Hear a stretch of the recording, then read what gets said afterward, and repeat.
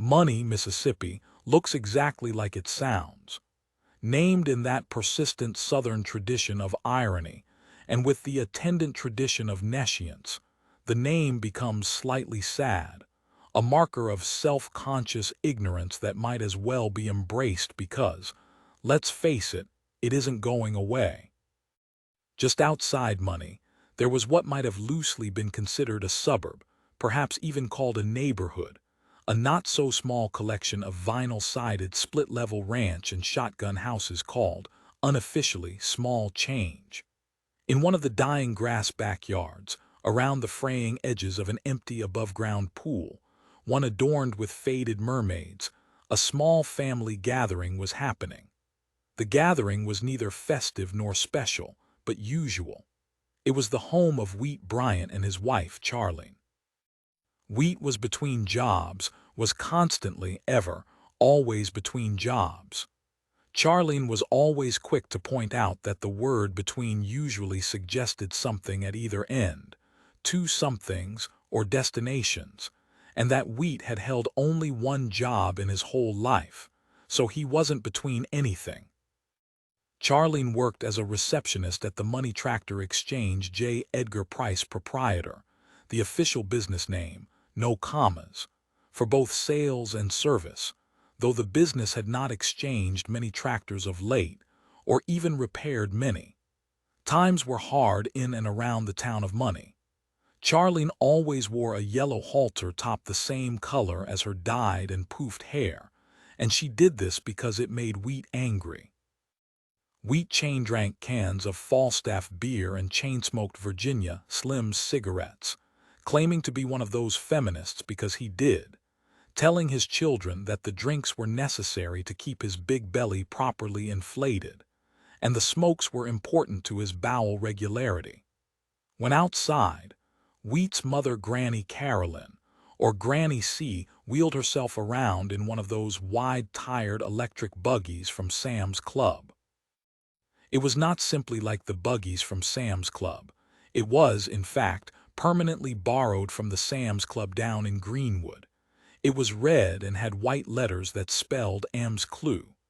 The hardworking electric motor emitted a constant, loud whir that made conversation with the old woman more than a bit of a challenge. Granny C always looked a little sad. And why not? Wheat was her son. Charlene hated the woman nearly as much as she hated Wheat, but never showed it. She was an old woman, and in the South you respect your elders. Her 4 grandchildren, 3 years to 10, looked nothing like each other, but couldn't possibly have belonged anywhere else or to anyone else. They called their father by his first name, and they called their mother Hot Mama Yeller, the CB handle she used when she chatted with truckers late at night after the family was asleep, and occasionally while she cooked. That CB chatter made Wheat angry, partly because it reminded him of the one job he'd had, driving a semi-trailer truck full of fruits and vegetables for the Piggly Wiggly chain of grocery markets. He lost that job when he fell asleep and drove his truck off the Tallahatchie Bridge. Not completely off, as the cab dangled over the little Tallahatchie River for many hours before he was rescued. He was saved by climbing into the bucket of an excavator brought over from Leflore. He might actually have held on to his job had the truck not held on, had simply and quickly plunged immediately and anticlimactically off the bridge and into the muddy river below. But as it happened, there was ample time for the story to blow up and show up on CNN and Fox and YouTube, repeated every 12 minutes and going viral. The killing image was the clip of some 40 empty cans of Falstaff beer spilling from the cab and raining into the current below. Even that might not have been so bad had he not been clutching a can in his fat fist as he climbed through the teeth off the excavator bucket. Also at the gathering was Granny C's brother's youngest boy, Junior Jr. His father, J.W. Millam, was called Junior, and so his son was Junior Jr., never J. Jr., never Junior J., never J.J., but Junior Jr. The older, called just Junior after the birth of his son, had died of the cancer, as Granny C called it, some 10 years earlier. He passed away within a month of Roy, her husband and Wheat's daddy. She considered it somehow important that they died of the same thing. "Granny C, ain't you hot in that ridiculous hat?" Charlene shouted at the old woman over the whir of her buggy. "What say?" "I mean, that hat ain't even straw. It's like a vinyl tarp or something. And it ain't got no breathing holes in it." "What? She can't hear you, hot mama yeller," her 10-year-old said. "She can't hear nothing, she's deaf as a post." "Hell, Lulabelle, I know that, but you can't say I didn't tell her about that hat when she up and keels over from heatstroke." She looked down at Granny C again. "And that contraption she rolls around and gets all hot too, that makes you even hotter," she yelled at the woman. "How does she keep living, that's what I want to know." "Leave my mama alone," Wheat said, half laughing. He might have been half laughing, who could tell? His mouth was twisted in a permanent lopsided sneer. Many believed he'd suffered a mild stroke while eating ribs months before. "She's wearing that ridiculous hot hat again," Charlene said. "Gonna make herself sick." "So, she don't mind, the hell you care anyway," Wheat said. Junior screwed the cap back onto his paper bag-wrapped bottle and said, "Why the fuck y'all ain't got no water in this pool?" "Damn thing leaks," Wheat said. "Got a crack in the wall from where Mavis Dill fell into the side of it with her fat ass. She weren't even tryin' to go swimming, just walkin' by and fell on it." "How did she manage to fall?" "She's just fat, Junior," Charlene said. "The load gets leanin' one way and that's the way it's gotta go. Gravity. Wheat can tell you all about that. Ain't that right, Wheat? You know all about gravity." "Fuck you," Wheat said. "I won't have that kind of talk around my grands," Granny C said. "How the hell did she hear that?" Charlene said. "She can't hear screaming, but she can hear that." "I hear plenty," the old woman said. "Don't I hear plenty, Lulabelle?" "Y'all sure do," the girl said. She had climbed onto her grandmother's lap. "You can hear just about anything, can't you, Granny C? Y'all is damn near dead, but y'all can hear just fine, right, Granny C?" "Sho' nuff, baby doll. So what you gonna do with this pool?" Junior asked. "Why?" Wheat asked. "You wanna buy it?" "I'll sell it to you in a heartbeat. Make me an offer." "I can put me some pigs in this thing, just carve out the bottom and stick them pigs in there." "Take it away," Wheat said. "I could just bring them pigs here, that would be easier, don't you think?" Wheat shook his head. "But then we'd be smelling your hogs. I don't want to be smelling your hogs. But you got it all set up and staked out so nice-like. Gonna be a lot of work to move it." Junior lit a skinny green cigar. "You can keep one of them hogs for yourself. How about that?" "I don't need no fucking hog," Wheat said. "Language," Granny C shouted. "If I want bacon, I go to the store," Wheat said. "And buy it with my money," Charlene said. "Bring them pigs on over, Junior, but I want to keep 2 of 'em, big ones, and you butcher 'em." "Deal." Wheat didn't say anything. He walked across the yard and helped the 4-year-old climb into her pink plastic car. Granny C stared off into space. Charlene studied her for a minute. "Granny C, you okay?" The old woman didn't reply. "Granny C, what's wrong with her?" Junior asked, leaning in. "She having a stroke or something?" Granny C startled them. "No, you redneck talking turnip, I ain't having no stroke. I swear a person can't reflect on her life around here without some fool accusing her of having a stroke. Are you having a stroke? You the one shows symptoms. How come you jumping on me?" Junior asked. "Charlene was staring at you first." "Never mind him," Charlene said. "What was you thinking on, Granny C?" Granny C stared off again. "About something I wished I hadn't done. About the lie I told all them years back on that nigger boy." "Oh Lord," Charlene said, "we on that again." "I wronged that little pickaninny, like it say in the good book, what goes around comes around." "What good book is that?" Charlene asked. "Guns and ammo." "No, the Bible, you heathen." The yard became quiet. The old woman went on. "I didn't say he said something to me, but Bob and J.W. they insisted he did, and so I went along with it. I wish to Jesus I hadn't. J.W. hated him some niggers. Well, it's all done and past history now, Granny C, so you just relax. Ain't nothing can change what happened. You can't bring the boy back." Deputy Sheriff Delroy Digby was driving his 12-year-old Crown Victoria squad car across the Tallahatchie Bridge when he received a call to go to small change. He pulled into the front yard of Junior Millam and saw the man's wife, Daisy, pacing and crying, gesticulating wildly. Delray had dated Daisy briefly in high school, and it had stopped when she actually bit his tongue. Then he went into the army and became a clerk in the quartermaster's corp.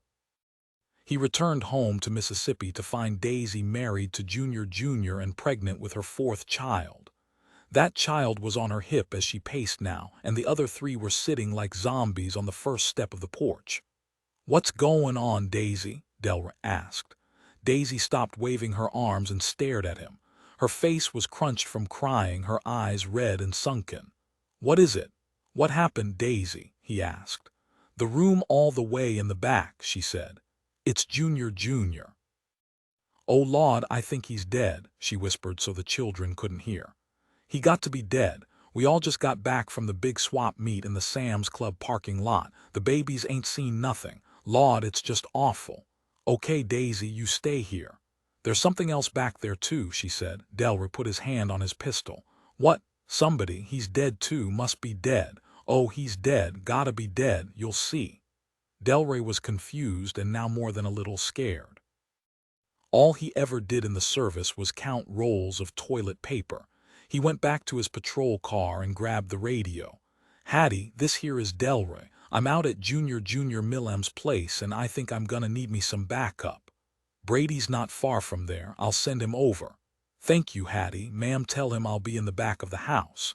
Delray put down the handset and returned to Daisy. "I'm gonna take me a little look-see. You send Brady back there when he arrives." "The room is just off the kitchen," she said. "Delray," she put her hand gently on his arm. "You know, I always liked you when we was in high school. I didn't mean to bite your tongue, and I'm awfully sorry about that.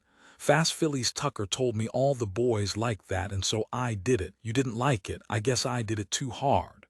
"Okay, Daisy." He started away and then turned back to the woman. "Daisy, you didn't kill him, did you?" "Delray, I'm the one who called the police." Delray stared at her. "No, I did not kill him. Either one of them." Delray didn't draw his weapon as he entered the house, but he kept his hand heavy on it. He walked slowly through the front room. It was dark because the windows were so remarkably small. There was a line of small bowling trophies on the mantel. The fireplace was filled with stacks of brightly colored plastic bowls, plates, and cups. The house was so still and quiet he got more frightened and pulled his pistol. What if the killer was still there? Should he go back outside and wait for Brady? If he did that, Daisy might think he was a coward.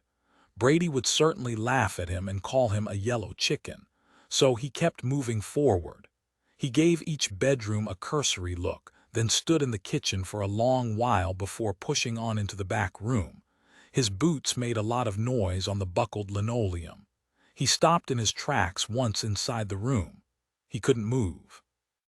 He had never seen two people so dead in his entire life, and he'd been in a goddamn war. Who or what he took to be Junior had a bloody, bashed-in skull. He could see part of his brain. A long length of rusty barbed wire was wrapped several times around his neck. One of his eyes had been either gouged out or carved out and lay next to his thigh, looking up at him. There was blood everywhere. One of his arms was twisted at an impossible angle behind his back. His pants were undone and pulled down to below his knees. His groin was covered with matted blood, and it looked like his scrotum was missing. Some 10 feet from Junior was the body of a small black man. His face was horribly beaten, his head swollen, his neck scarred and seemingly stitched together. He was not bleeding, it seemed, but there was no doubt that he was dead. The black man wore a dark blue suit. Delray looked again at Junior. The man's exposed legs looked strangely alive. Delray jumped a little when Brady appeared behind him. "Good Lord Almighty," Brady said. "God damn, is that Junior?" "I think so," Delray said. "Any idea who the nigger is?" "None." "What a mess," Brady said. Lordy, Lord Jesus, looky at that. His balls ain't on him. I see that." "I think they're in the nigger's hand," Brady said. "You're right." Delray leaned in for a closer look. "Don't touch nothing. Don't touch a goddamn thing. We got ourselves some kind of crime here. Lordy. 3 Godamnit, I hate murder more than just about anything, said Sheriff Red Jetty. It can just ruin a day.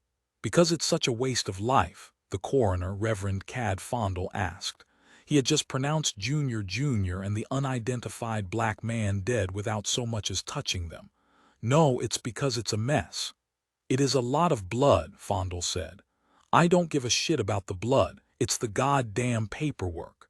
Jetty pointed at the floor. What you gonna do about Millam's balls there? Tell your boys to bag 'em. Can't see there's much point in suing them back on him, but the mortician can decide that with the family.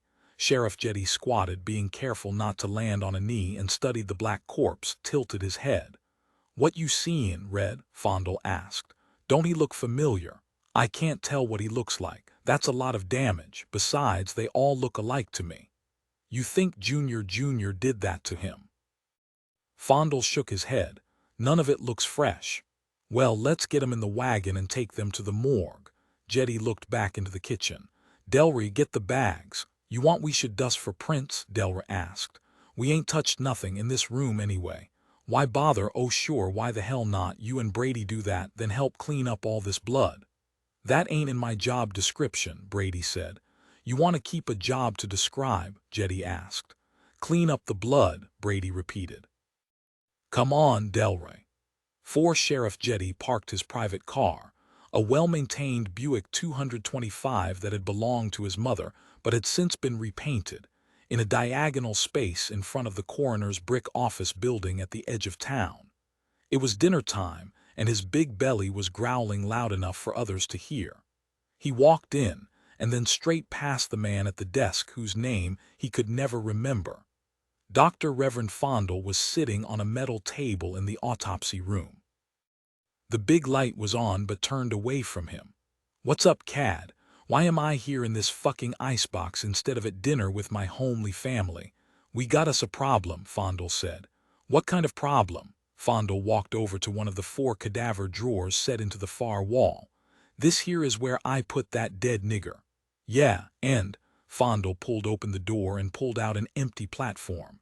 Jetty stepped closer and looked at the gleaming metal surface. There ain't nobody there. So you see it too, Fondle said.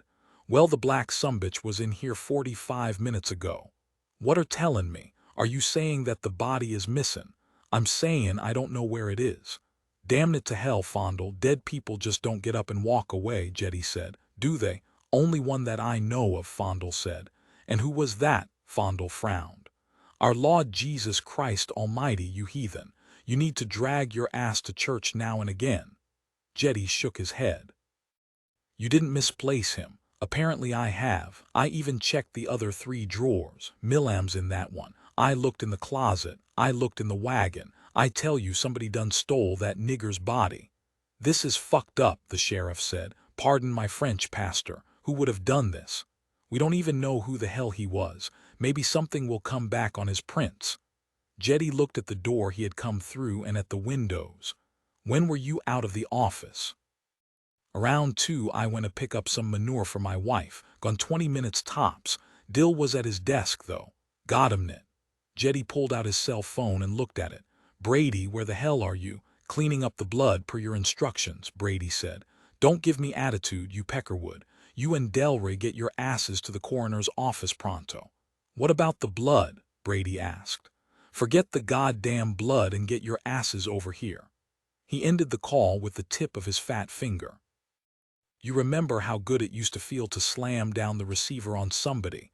I hate these little sissy phones. Get Dill in here. Fondle pressed the wall intercom. Dill, come in here, please. Dill a good man? Jetty asked. Yeah, I'm sure he ain't got no use for a dead nigger. Dill entered the room. Yes, Dr. Reverend, sir. You remember the body of that black man we brought in this morning? Fondle asked. Remember? What do you mean, remember? The body's gone, Sheriff Jetty said. Were you at your desk all day? Yep, even ate my lunch there, egg salad. Didn't get up to take a shit. I do that at 7 every night like clockwork. Then I watch a Maverick rerun before making myself a bowl of cream of wheat. Step out of the office for any reason. Nope. You're telling me that there was no time that somebody could have gotten by you and into this room. That's what I'm saying. Back door. Been stuck closed for 2 years, Fondle said. A damn fire hazard, Dill said. Where do you live, Dill? The sheriff asked. I live with my mama on the edge of change. Oh, you're Mavis Dill's boy, Jetty said. Dill nodded. How is she? He asked. Fat, happy, fat. Are you telling me that a body disappeared from in here? Looks like it, Fondle said. Any ideas? Jetty asked Dill. I didn't take him. Y'all say that back door is locked, Jetty said. Stuck, said Dill. Let's go look at it anyway. Jetty followed Dill and Fondle through a dirty, equipment-cluttered hallway. That switch is over here on this wall someplace, Fondle said. He reached behind a tall metal cabinet and found the switch, turned on the light. The fluorescent bulbs hummed and flickered. The back door was open, the lock clearly broken, one of the rusted-over hinges showing the threads of screws. Would you look the hell at that, Dill said. That there door ain't been open in 10 years. Jetty examined the lock. No key had been inserted into that rusted and dirt-covered hole. Who could have pulled this open? I mean, this thing was stuck solid, Dill said. That's a fact, Fondle said. I'll tell you who is at work here.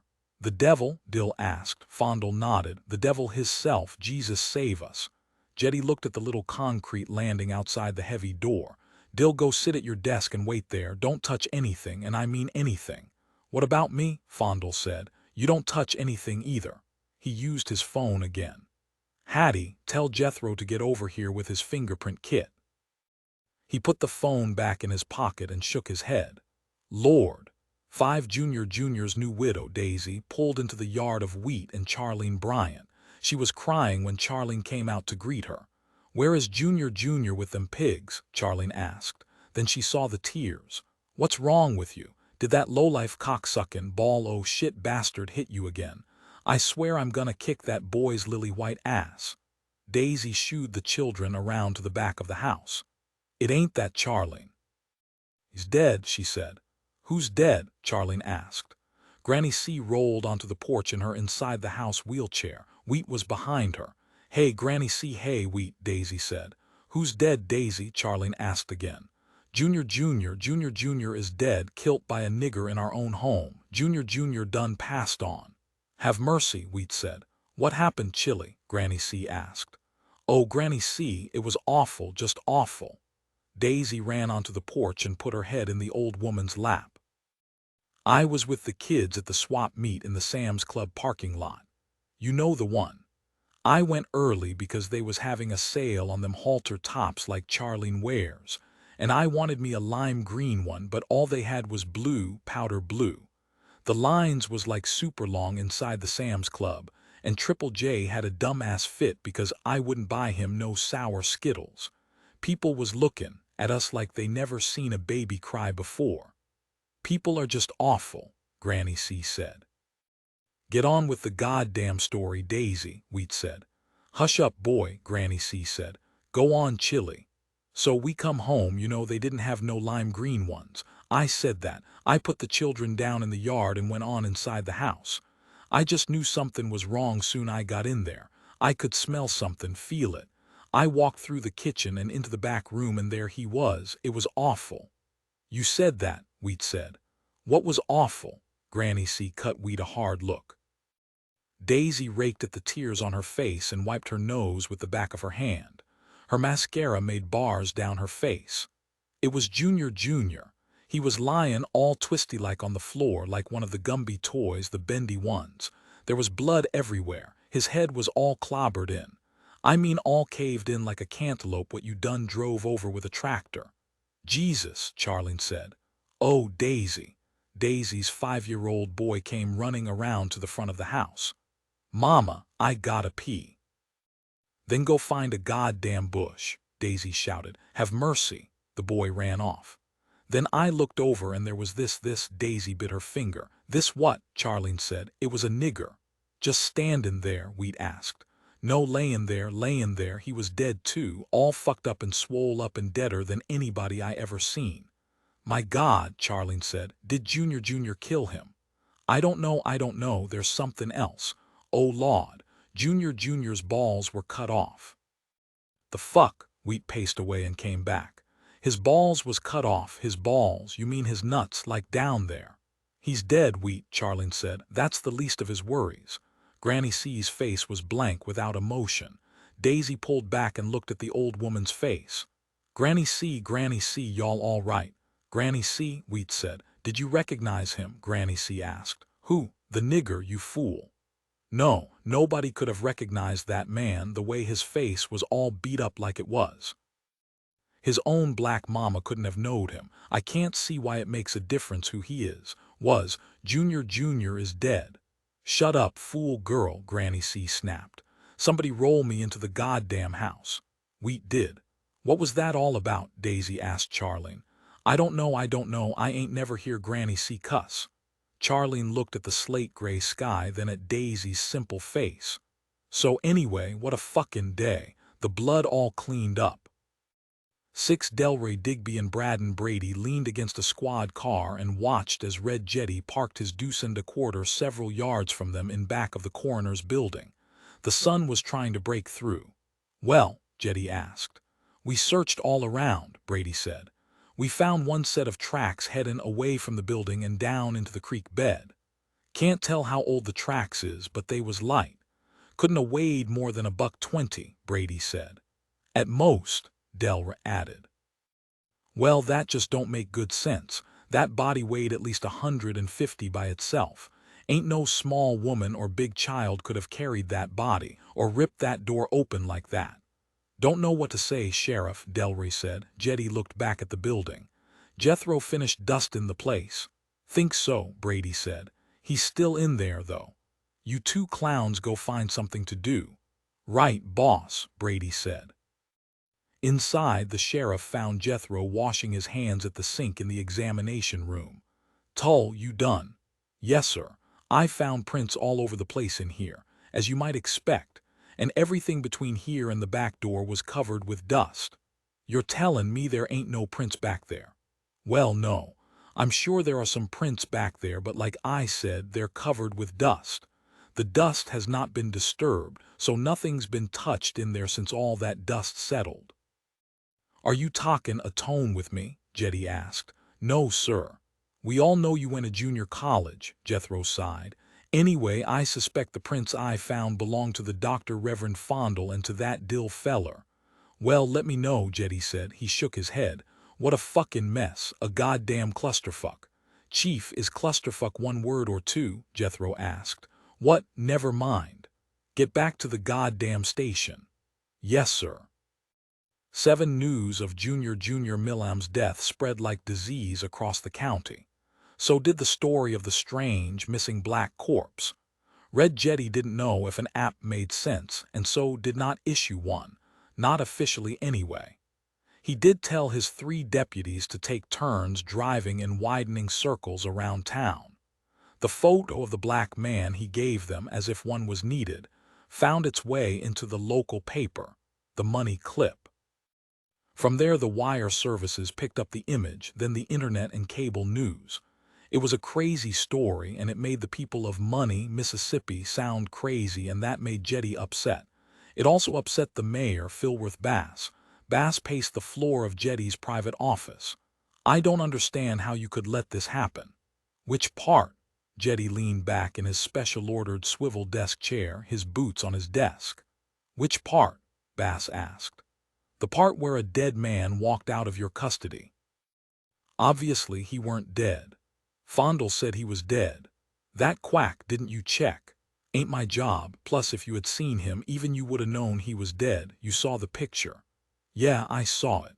I saw it along with every goddamn person in this goddamn country. He looked plenty dead, I'll give you that, but apparently he weren't. Yeah, well, ain't nobody seen him twitch or pass gas when they put him in the bag. Though he smelled something awful, smelled like a squirrel what died in a wall. If that man weren't dead, then I'm a red-skinned Indian. I'm getting calls from the Capitol, Bass said. They seen him. No, they keep asking if we need help, if the backwoods Peckerwoods on the Tallahatchie need help. What should I tell them? Tell them that the Peckerwoods is looking everywhere but can't find the walking dead Negro man. This ain't no joke. We're a goddamn national laughing stock. You sheriff, you're a clown in the eyes of state law enforcement, hell, national law enforcement. What do you have to say to that? Jetty smiled at the idle ceiling fan and pretended to blow smoke rings. Mr. Mayor, this here is the sovereign state of Mississippi. There ain't no law enforcement, there's just rednecks like me paid by rednecks like you. Well, that non-existent law enforcement is sending somebody to assist you in your investigation. The MBI, coming up from Hattiesburg, be here in the morning. Jetty put his feet on the floor, his elbows on his knees. Well, that's just fucking dandy.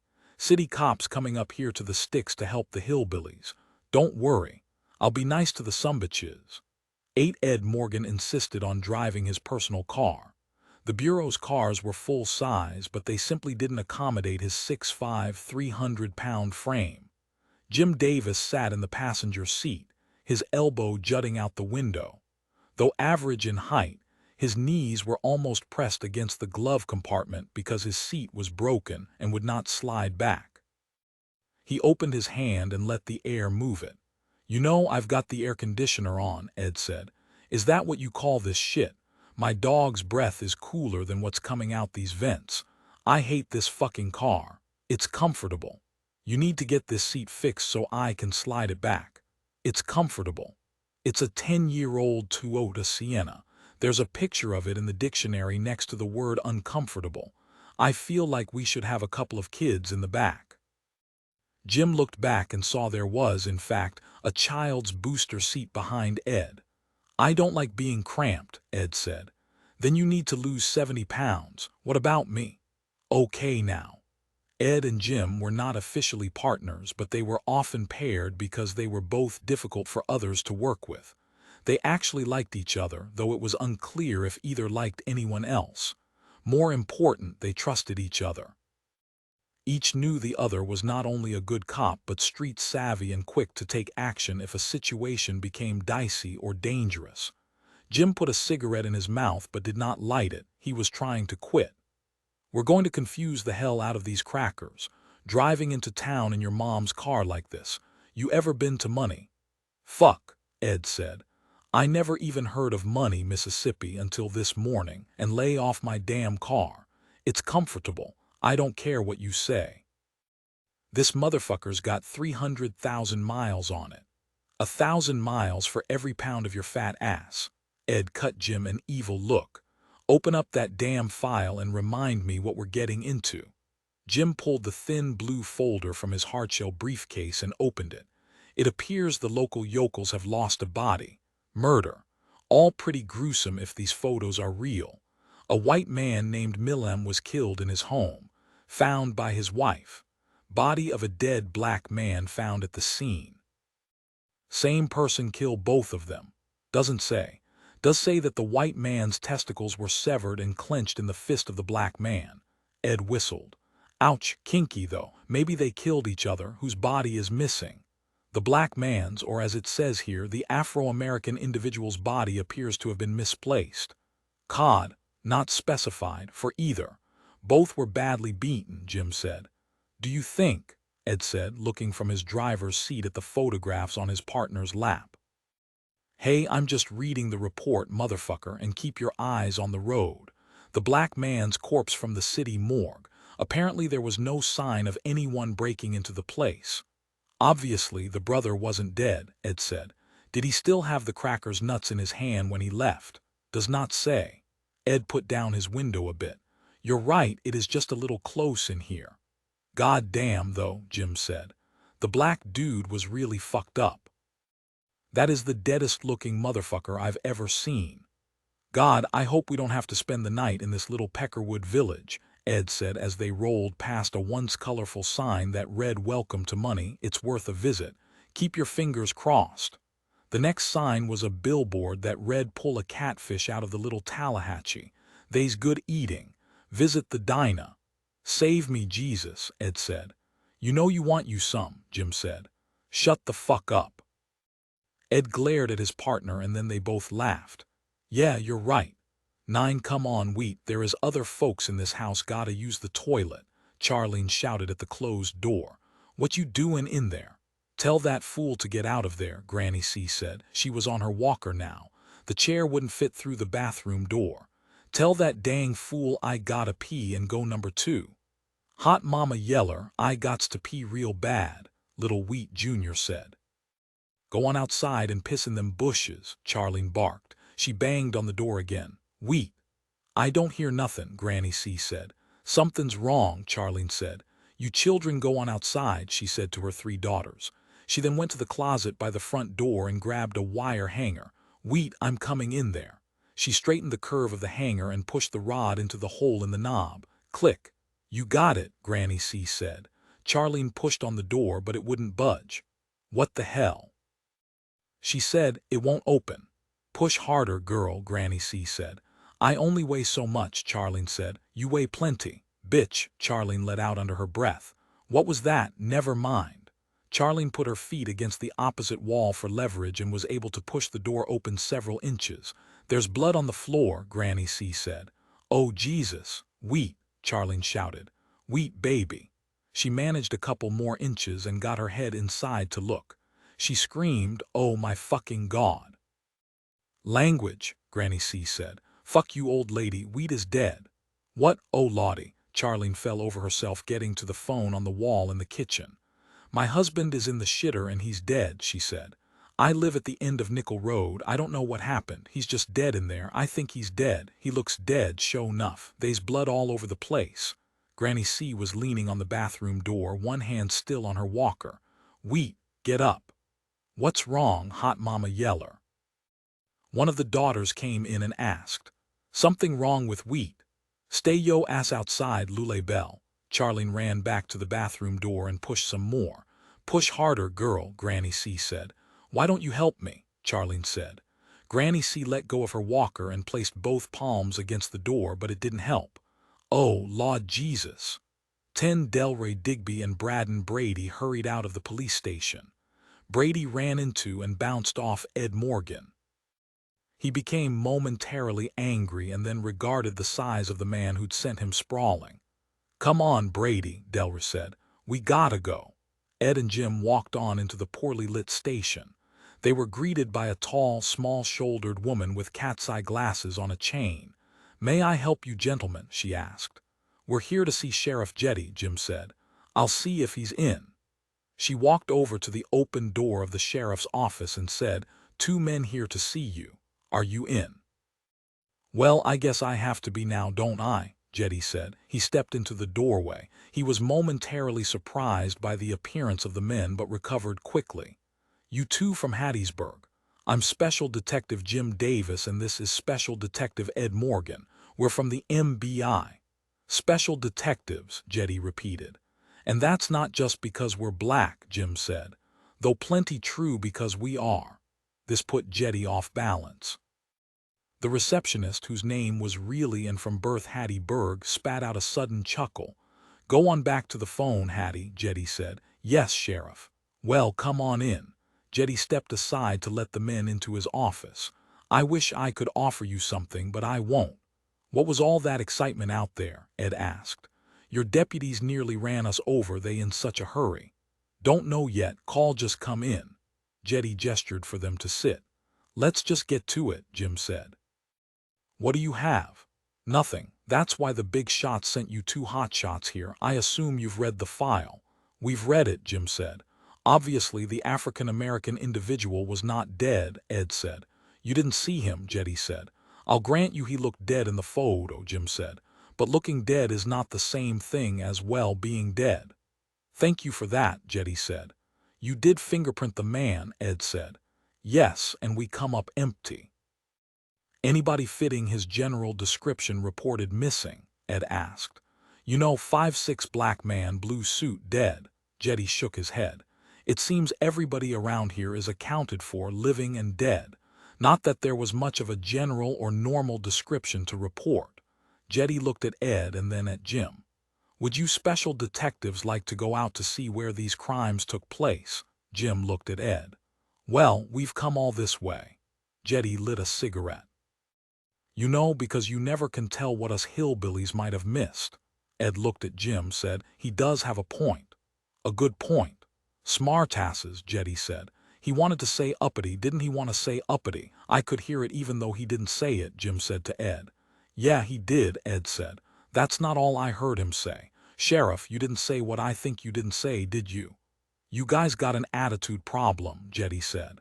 At the very least, Jim said. 11, he's in the bathroom, Charlene told the deputies. Granny C was now sitting on her wheelchair in the front room, crying, shaking, rocking back and forth. You think he's dead, Brady said, following Charlene. He's on the floor blocking the door and I can't budge him, Charlene said. He was in there for so long. At the door, Delray tried to get his head inside for a look. There's a lot of blood, but I can't see shit. Help me push, Brady. The deputies put all of their weight against the door. There was stiff resistance at first, then the door moved quickly, almost like Wheat's body just broke and fell over. The room smelled of shit and toothpaste. Delray stepped fully inside. Fuck me, he said. What is it? Charlene asked, pressing forward. Don't let her come in here, Delray said to Brady. Brady held Charlene back. What is it? He asked Delray. Fuck me, Delray repeated. Stop saying that and say something, Brady said. Is he dead? Oh yeah, he's dead, Charlene screamed. That caused Granny C to scream in the other room. What happened? Charlene cried. Jesus, Delray said. Come the fuck out of there and let me look, Brady said. Delray backed out and took Brady's place, holding Charlene back. Brady took a deep breath like he was going underwater and entered the bathroom. What the fuck? What is it? Charlene screamed. Call the sheriff, Delray, call him now. 12 Hattie called to the sheriff as he was leading the MBI agents out of the station. It's Delray, she said. He says you need to get out to Wheat Bryant's place pronto. He say why? No, but he sounded plenty excited. He getting shot at. I don't think so, Hattie said. Didn't say nothing about getting shot at. I didn't hear no gunfire. Jetty turned to Ed and Jim. Why don't you boys go down the street and grab some lunch? I gotta tend to something. You want us to come along? Ed asked. No, that's all right, Special Detective. I think we bumpkins can handle our situation, Jetty said. He sound a little sarcastic to you, Jim asked Ed. Little bit, Ed said. I wouldn't mind eating. Jim smiled at Ed. Here's my card, Ed said to the sheriff. Cell number is on it. Call us when you're ready for us. You can believe I'll do that, Jetty said. 13 behind the cash register in the diner at the near end of a long counter was a large photograph of a large white woman dressed in white pants and a white apron that looked like a tent. Her apron was embroidered with a big red letter D, and under that was embroidered Fat and Happy. The place was fairly full. A black couple nodded to the men as they entered. Ed and Jim sat at the counter and grabbed menus. A slender, smiling waitress came to them with a pot of coffee. Y'all want some of this, please, Ed said. Jim pushed his mug toward her. I take it that's Dinah, he said, nodding toward the photo. Naw, that there's Dolores. She opened this diner a long time ago, before I was born. She could fry a hell of a catfish, they say, couldn't spell worth a damn. Understood, Ed said. So what will you two sophisticates have, she asked. I think I will have to have the catfish, Ed said. Tell me, is it fried? Fried, it comes with a side of angioplasty. Ed and Jim laughed. Jim looked at the waitress's name tag, Dixie. For some reason, I don't think that's your name. And you be right, she said. Dixies get better tips than Gertrudes. Well, Gertrude, you seem appropriately out of place here, Jim said. I'm hoping we seem out of place too.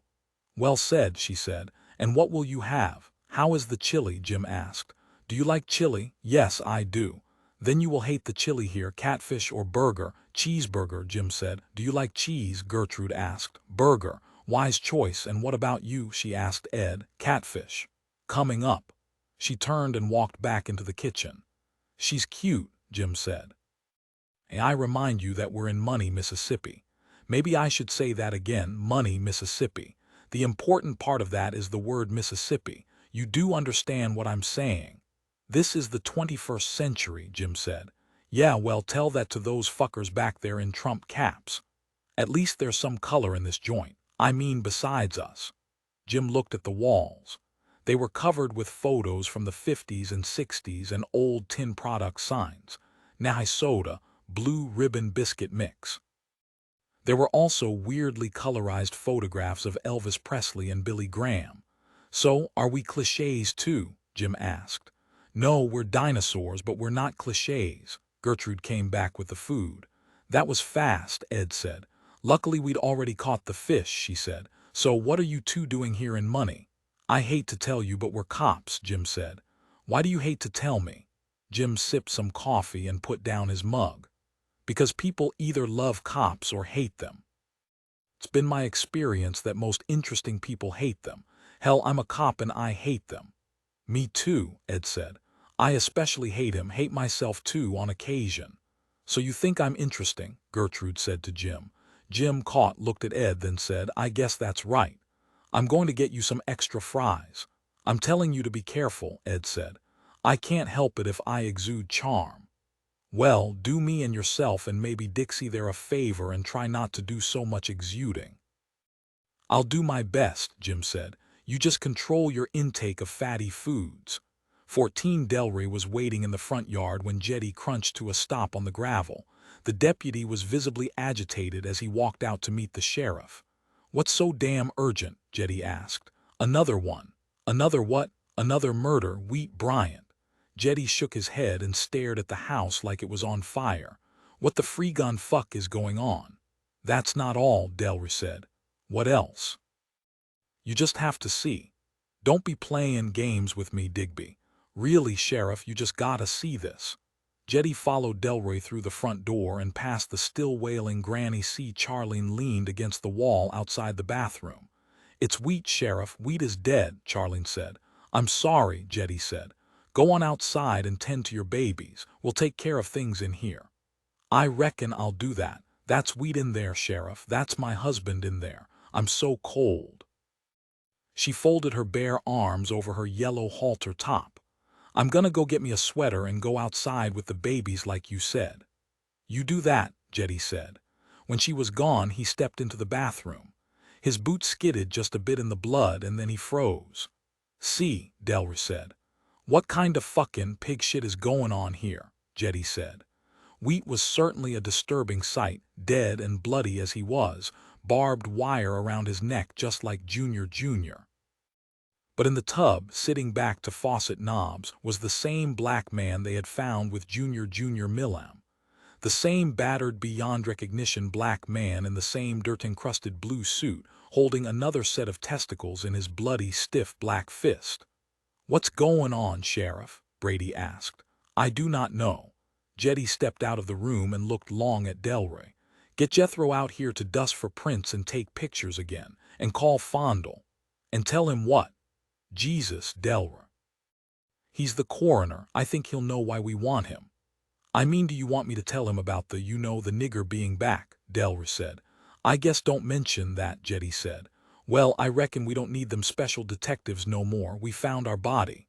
"Is that who we run into coming out of the station?" Brady asked. "City cops," the sheriff said. "Slicker than snot on a doorknob, smartasses, think we're just rubes." "Want us to show them the way out of town?" Brady asked. "Make sure they stay away." "Shut up, Brady." "How did that dead guy get here?" Delray asked. Jetty didn't answer. Damn it. The sheriff marched back into the house and to the bathroom. Delray and Brady were on his heels. "What is it, Sheriff?" Brady asked. "Did either of you check the nigger for a pulse?" "I didn't," Brady said. "You, Delray?" "Nope, scared to touch him." Jetty kneeled next to the tub, his knee settling into the blood on the floor. He put his fingers to the black man's throat. "Nothing. This man is ice cold." "He's really dead then," Delray said. "He's really dead." 15 Jim Davis put away his cell phone. "That was Sheriff Red Jetty of Money, Mississippi, calling to tell us that they have recovered the missing Afro-American individual's body and that our help is no longer required." "Did he say where they found him?" Ed asked. "Nope." "Did he say whether the man is dead or alive?" "Nope." "Do you want to swing by the station and check this out before we drive all the way back to Hattiesburg?" "Yep." Ed pushed his half-eaten pie away. "Me too." Jim put down a generous tip. "Bye, Dixie, thanks." "Y'all never did tell me your names," Gertrude said. "That's Ed, I'm Jim." Gertrude nodded. "Come back." "You're going to mess around and get yourself shot," Ed said once they were on the street. "She could have some crazy-ass husband or boyfriend. You know, a stupid redneck with a gun." "That's redundant." 16. The Dr. Reverend Fondle fell to arthritic knees and leapt into prayer when he saw the second murder scene, especially the dead black man. "Oh, God Jesus, I knows you have a plan, but us poor white mortals is scared to death down here with this strange nigger you keep sending. Is he an omen, oh Lord, a sign, or is he the devil? And should we dismember him and burn his body right away?" "Jesus God Almighty, it's clear that you ain't aimed to take the best of us, Jiven. You chose to take Wheat and Junior, but still we're all terrified down here. So a clear sign would be greatly appreciated. Thank you, Lord, for your time and consideration. Amen." "Are you done yet?" Jetty asked. "Yeah, I'm done." "Are you sure they're both dead?" the sheriff asked. "You did examine them this time, touch them?" "Yes, I did, and yes, they are dead." "Put them in the wagon so we can get out of here and leave this family to their grief," Jetty said. Delroy and Brady covered Wheat's body, face and all, and zipped him up tight out of respect for the family. Still, Charlene, the 4 kids, and Granny C stood and sat on the porch and cried as he was carried past them. They had only the one body bag and saw no reason to cover the black man, even though he was so gruesomely disfigured about his neck and head. The sight made the children and even Charlene scream in horror, but Granny C made no sound whatsoever. She froze there in her chair and stared off into nowhere like a mannequin, her lower lip slack, her fingers clamped around the cracked and split vinyl of her wheelchair armrests. "Granny C, y'all alright?" Charlene asked. Granny C, the children called to her. Charlene shook her. "Granny C, snap out of it." She slapped the old woman across the face. "Nothing." Charlene shouted out into the yard, "Reverend Dr. Fondle, Reverend Dr. Fondle." "Yes, it's Granny C, there's something wrong with her." Fondle climbed back onto the porch and examined the old woman, took her pulse and looked into her eyes. "Is she dead?" Charlene asked. "She's alive, unresponsive but alive." He looked at her pupils. "What do you call her?" "We calls her Granny C," Lulabelle said. "Granny C," Fondle said. "It's like she's in shock, but why wouldn't she be? Her son was just brutally murdered and castrated by a strange nigger who was not only presumed to be dead, but in fact was found dead just feet from her son's body." He paused and looked at Charlene. "You do see what I mean. Take her inside and put her in bed and see if she's better tomorrow." "Thank you," Charlene said. 17. "I told you I don't need you boys," Sheriff Jetty said when he walked into the station to find Ed Morgan and Jim Davis. "We found our missing dead man, and this time there ain't no question about him being dead." "Just for the purposes of our report," Ed said, "can you tell us where you found the body?" Jetty looked around the room. "Come into my office." Jim and Ed followed him in. "Close that door." Jim did. Jetty looked out his window, then closed the blinds. "We found him at the scene of another homicide, terrible just like the other one. He was gripping the balls of this victim just like last time." "You know that this man is the killer?" Ed asked. "Who else could it be?" He was holding another man's testicles in his fist. This time it was in a bathroom in the family's house. One door, no window, wife, children, and mother in the home at the time. "Did anybody see him enter the house?" Jim asked. "Number ain't nobody seen shit." "If no one saw him, why couldn't someone else have been there too, also unobserved?" Jim asked. "I don't know, special detective." "You know how this is going to go, Sheriff," Ed said. "We're going to drive all the way back to Hattiesburg just to have our superiors tell us to come back here and try to sort this out." "Actually, I don't have any superiors," Jim said. "You two are real funny," Jetty said. "So what are you telling me? You want to see the evidence?" "And the scenes," Ed said. "Why didn't you just say? One of the scenes has been cleaned up already, though none too good, I'm sure," Jetty said. "I'll take a look anyway," Jim said. "You're serious about this?" Jetty lit a cigarette. "You know this here is Money, Mississippi." "What are you saying, Sheriff?" Ed asked. This ain't the city, hell, this ain't even the 21st century. It's barely the 20th, if you know what I mean. It's your business, though. I'll have one of my deputies go with you. He picked up his phone. Hattie, tell Delroy to come in here. We'd prefer not to have your man with us, Jim said. No offense, we tend to work better alone. You do you? Jetty stared at them. Have you two been listening to me? This here is M.I. crooked letter I crooked letter IPPI. We don't need him, Ed said, but I like the song. The door opened and Delroy poked his head in. Never mind, the sheriff said. Go out and patrol something. Tell Brady to set up a speed trap at the bridge. Yes, sir. Hattie opened the door immediately after it had been closed. Reverend Dr. Fondle on the phone. Sounds upset. Jetty picked up the phone, listened, then put it down. What is it? Ed asked, looking at the sheriff's face. That was our esteemed coroner, Jetty said. Seems we've lost our Negro man again. 18 Charlene Bryant somehow managed to get her crying children to sleep that night. Granny C was still in her bed, staring blankly toward the cracked and peeling ceiling, muttering something over and over again that none of them could make out. Charlene washed her face and brushed her teeth at the kitchen sink. She could not yet bring herself to use the one bathroom. She'd had the kids pee in the yard, and now they were buried under quilts. She prepared herself to go back and scrub the tiles and tub with bleach, though she already knew that the grout would be forever stained pink. Not that it was clean, but at least it wasn't pink. Oh wait, what the fuck happened in there? She said. Kneeling like she was on the porch, somebody might have thought she was praying, she imagined, but she was talking to Wheat, even though he was dead. He probably heard her just as well when he was alive. Did that Negro man kill you? Did you kill him? Did you know him? Oh, why did he have your nuts in his hand? That's what I really want to know. Were you secretly funny and he was your lover? I won't judge you, just let me know. That possibility makes you a much more interesting person. I wish I'd knowed that side of you. Granny C looked like she knowed that man when they toted him out. She all froze up now. Did she know you was gay? She never let on if'n she did. It won't be hard carrying on without you, so don't worry none. I mean, you never brought home a dime and you never cleaned a dish or changed a shitty diaper. But still, you was a warm body in my bed. Not one I ever touched lately, but still, you was in it. I should have suspected you was gay by the way you like to watch that wrastlin' on the television. Is it true what they say 'bout them black men? Don't answer that. Oh, Wheat, where you at now? Oh, Lord, please take care of my Wheat, though I have my doubts whether he's even with you.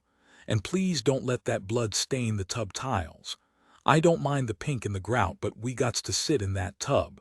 Amen. Turned out it was a prayer. She stood up and slapped off her knees. Bleach and brush in hand, she returned to the bathroom. 19 The Reverend Dr. Fondle paced the uneven sidewalk in front of his office, his head bobbling as he muttered to himself. He looked up to see Sheriff Jetty getting out of his car. The men from the MBI had followed the sheriff in their own car. Fondle started talking immediately. I examined that nigh, he checked himself. I even listened to that man's chest with my stethoscope. Not a sound, not a goddamn excuse me lawed sound. Jetty, you saw me do it. Then we put him in the truck. Brady and Delroy put him in the back of the wagon. Jethro closed the door. I didn't stop once on my way here. Dill was driving and I was sitting right beside him. Get to it, man, Jetty said. We opened it up, the wagon, Dill and me, and what do you think we found? Fondle asked. Well, what do you think? Just say it, Jetty said. Just one bagged body. I even looked in the bag to see if they wasn't two of them inside it, but no, there was just one dead body, a dead white body. The black man is missing again. And you didn't stop? Jetty asked. Fondle shook his head. And your deputy was behind me the whole way. He can tell you we didn't stop. Jethro, the sheriff called. Sheriff, you was behind the van the whole way. Yes, sir, most of it anyway. A freight train separated us for just a minute or so, but it wasn't a long one. All right. Fondle, these men are from the MBI, Jetty said. They come up from Hattiesburg to help us find our missing body. Jetty looked at Ed and Jim. They tell me they is special detectives. Well, I hope so, Fondle said. "Show us the truck," Ed said. "It's right there," Fondle pointed. Ed and Jim walked away from Fondle and Jetty to the old Ford Econoline van. "This is some crazy shit," Jim said to his partner. "You're right about that," Ed said. "And I got to say these inbred redneck motherfuckers scare the hell out of me," Jim whispered. They stared at the van, the inside of it, the doors under it. Jim closed and reopened the doors, examining the mechanism and the hinges. The rear doors not only stuck and had to be yanked open but shook the whole truck and were loud with creaking and clunking. No way anybody got into this without the driver or passenger knowing. Plus the deputy was following. "Sheriff Jetty," Jim called. Jetty walked over. "Did you get photos of the black man at the second crime scene?" Jim asked. "Are you sure it was the same man?" "It was the same man," Jetty said, irritated. "Jethro, grab your camera and show these special detectives the pictures of the scene." "Yes, sir." Jethro trotted to his car, opened the rear door, retrieved his digital camera case and brought it over. "Show them the pictures," Jetty said. Jim and Ed looked over Jethro's shoulder as he fumbled with the camera. "Sorry, that was my girlfriend." "Congratulations," Jim said. Jethro scrolled through the pictures. "That there is Wheat Bryant. You can see he's dead, throat's kinda ripped out by the barbed wire. That must hurt like hell, don't you think? Blood on the floor, the toilet." "Very thorough," Ed said. "Thank you," Jethro said. "And here he is right here." Ed nodded to Jim. "Same man." "What y'all thinking?" Jethro asked the detectives. "I just want you to know I ain't like a lot of folks around here." "Is that right?" Jim asked. "I went to junior college." "Good for you," Ed said. "Know what I think?" Jethro said. "I should hope not," Jim said. "What?" "Don't mind him," Ed said. "Tell me what you think, Jethro." "Jethro, right?" Jethro looked back to see if anyone was listening in. "I think we're all suffering from mass hysteria around here. You see, there weren't no black man at either crime scene. We're just so afraid of black people in this county that we see them everywhere. I mean, there's black men all around, but not dead ones, not like this dead one."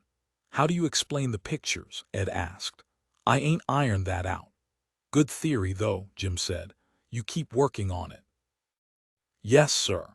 The detective watched Jethro walk away and join Jetty and Fondle. "What are we doing with our lives?" Jim asked. "Beats me." Inside, Dill had already learned who the two black men were and seemed willing to help. He also didn't seem impressed one way or the other by the fact that they were black or from the MBI. He appeared, more than anything, to be delighted to have someone not from money to talk to. "The son of a bitch is a fucking ghost," Dill said. "That's all there is to it, a fucking ghost." "Why do you say that?" Ed asked. Dill gave him an incredulous look and then deemed the question unworthy of any answer. Jim pointed with an open hand down the hallway. "Why would a ghost need to push the door open?" "You an expert on ghosts?" Dill asked. "Point taken," Jim said. "Did you go to junior college too?" Ed asked. 3 years at Auburn. Jethro thinks that junior college is college. Hell, some people think that Auburn is college. "I came back to this godforsaken shithole of a town because of my mother." "Sick?" Ed asked. "She's fat, too fat, it takes a toll." Dill looked at Ed's girth. Ed cleared his throat. "Have you ever seen a ghost?" Jim asked, sort of changing the subject. "I mean in real life." "Yeah, yesterday and today. Before that, nope." "Who discovered the body missing?" Ed asked. "Fondle," Dill said. "What do you think of Fondle?" Jim asked.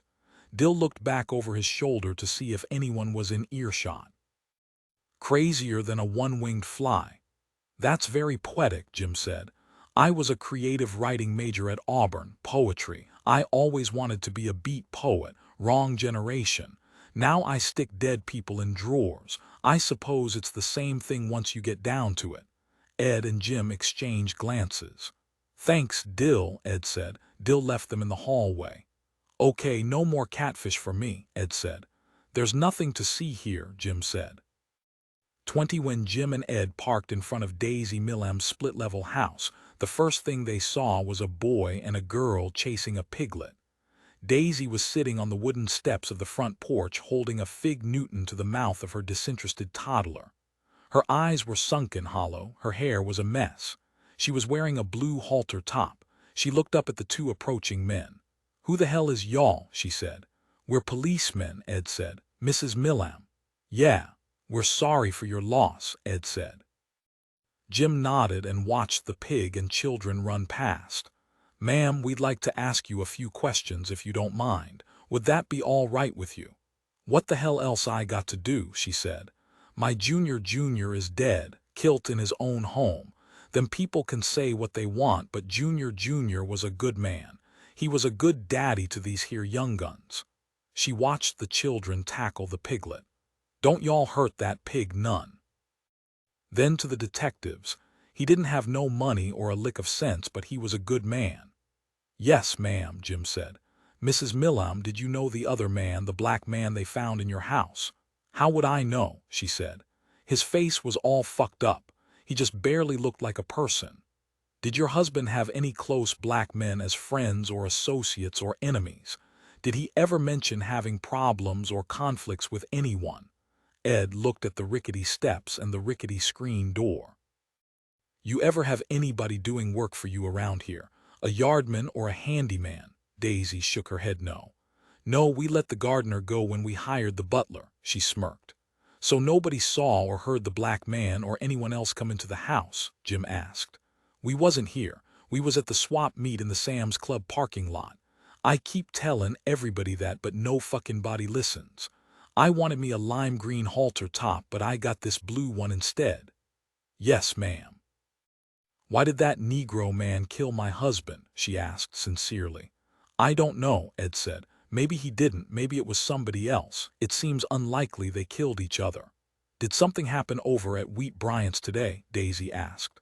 "Somebody called all hysterical, but I couldn't pay no attention because of the baby. Every time I go into the house I feel like I'm gonna lose my mind." "Mind if we go in and take a look?" Jim asked. "We'll be careful not to disturb anything." Daisy laughed. "Disturb anything, disturb away. Won't make no difference. Funny, though," she said. "What's that?" Ed asked. "I ain't never had no colored people in my house except for the man from the satellite TV, and in 2 days 3 of y'all come in." "Yes, ma'am," Jim said. The screen door was every bit as loud as Ed imagined it would be. The house was clean, cluttered with bright plastic toys. Against the far wall of the front room were stacks of T-shirts, bright white. "The report says it happened in a room way back off the kitchen," Jim said. He led the way.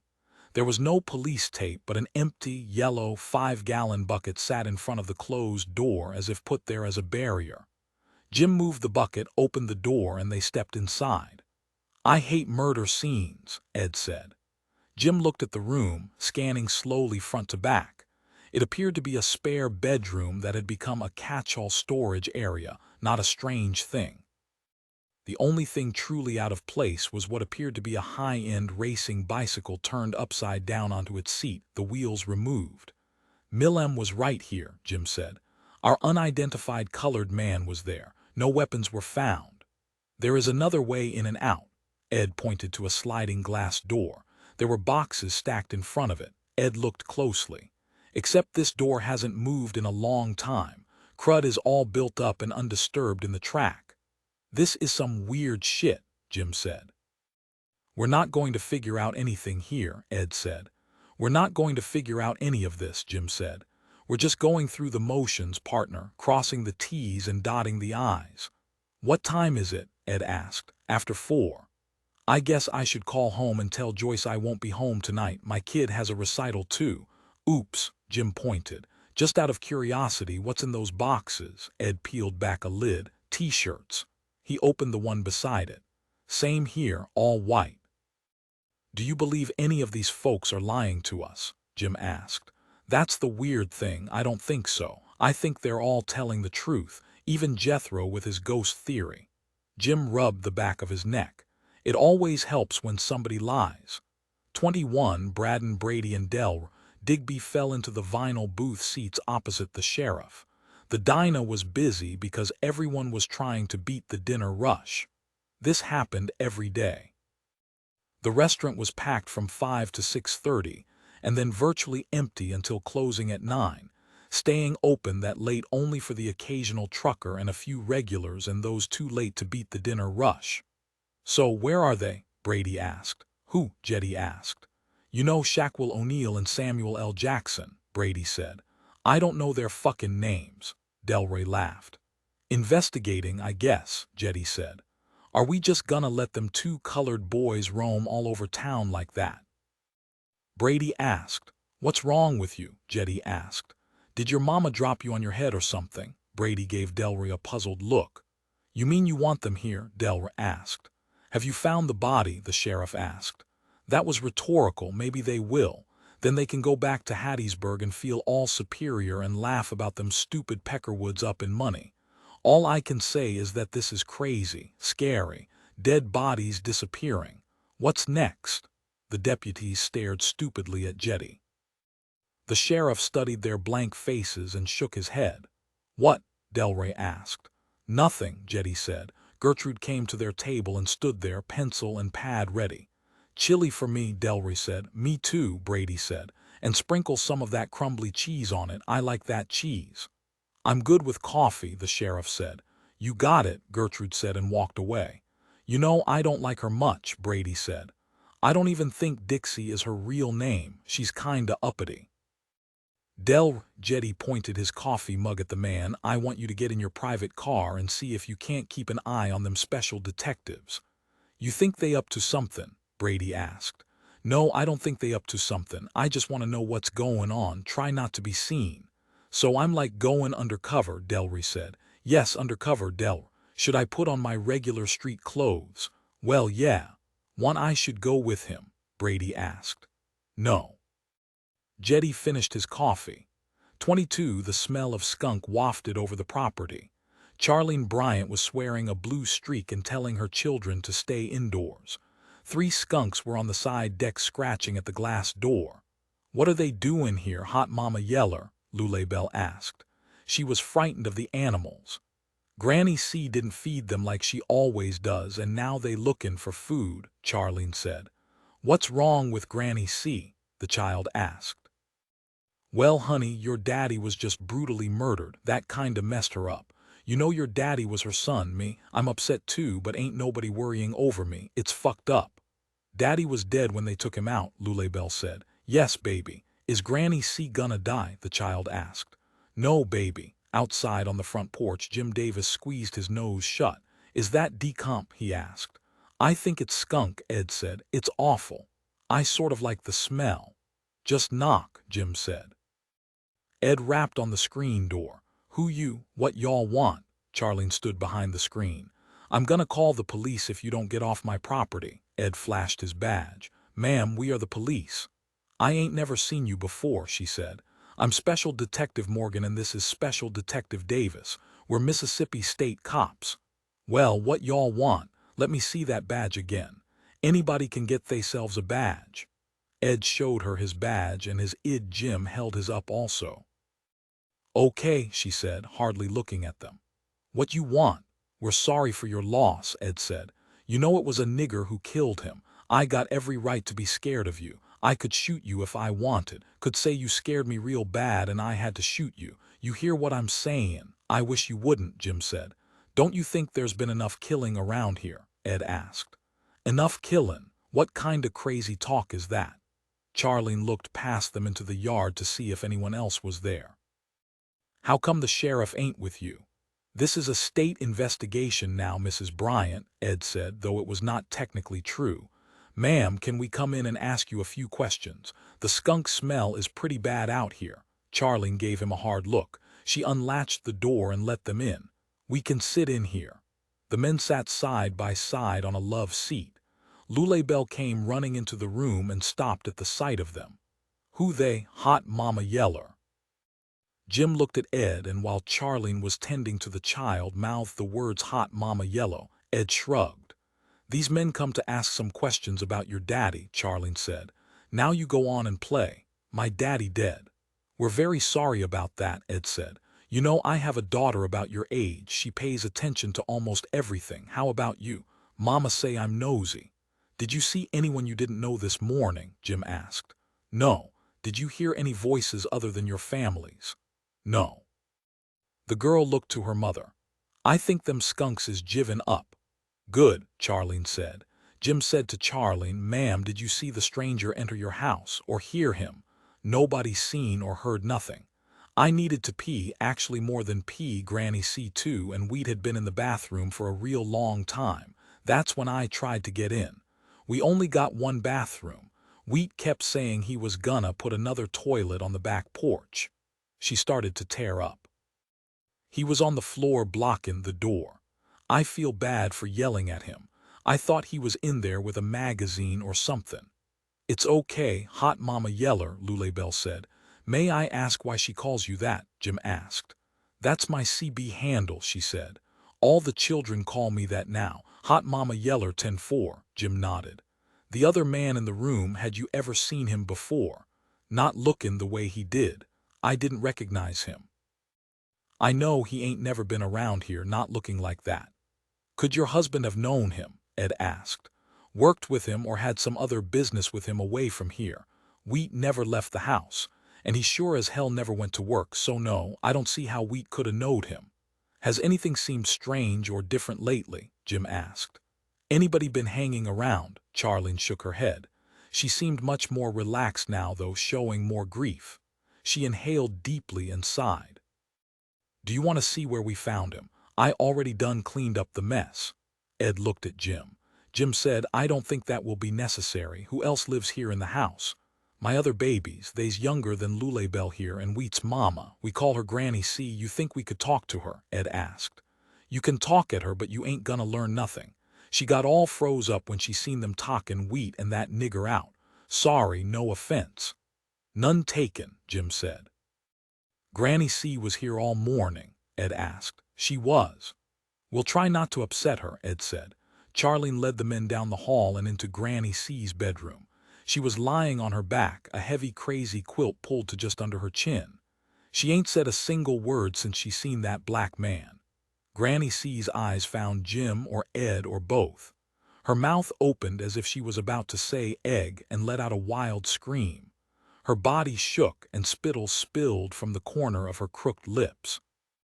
Charlene tried to settle her down. The old woman's arms flailed and her screaming became the word sorry. She repeated it, holding the last sound for several seconds. "We'd better leave her alone," Jim said. As soon as they were out of the room, the old woman became quiet. Charlene came out to them. "That was just weird," she said. "Didn't you think that was weird? She always been crazy, but not like this." "I think we've taken up enough of your time," Jim said. Ed knelt to address Lulabelle. "You keep on being nosy, okay?" "Okay."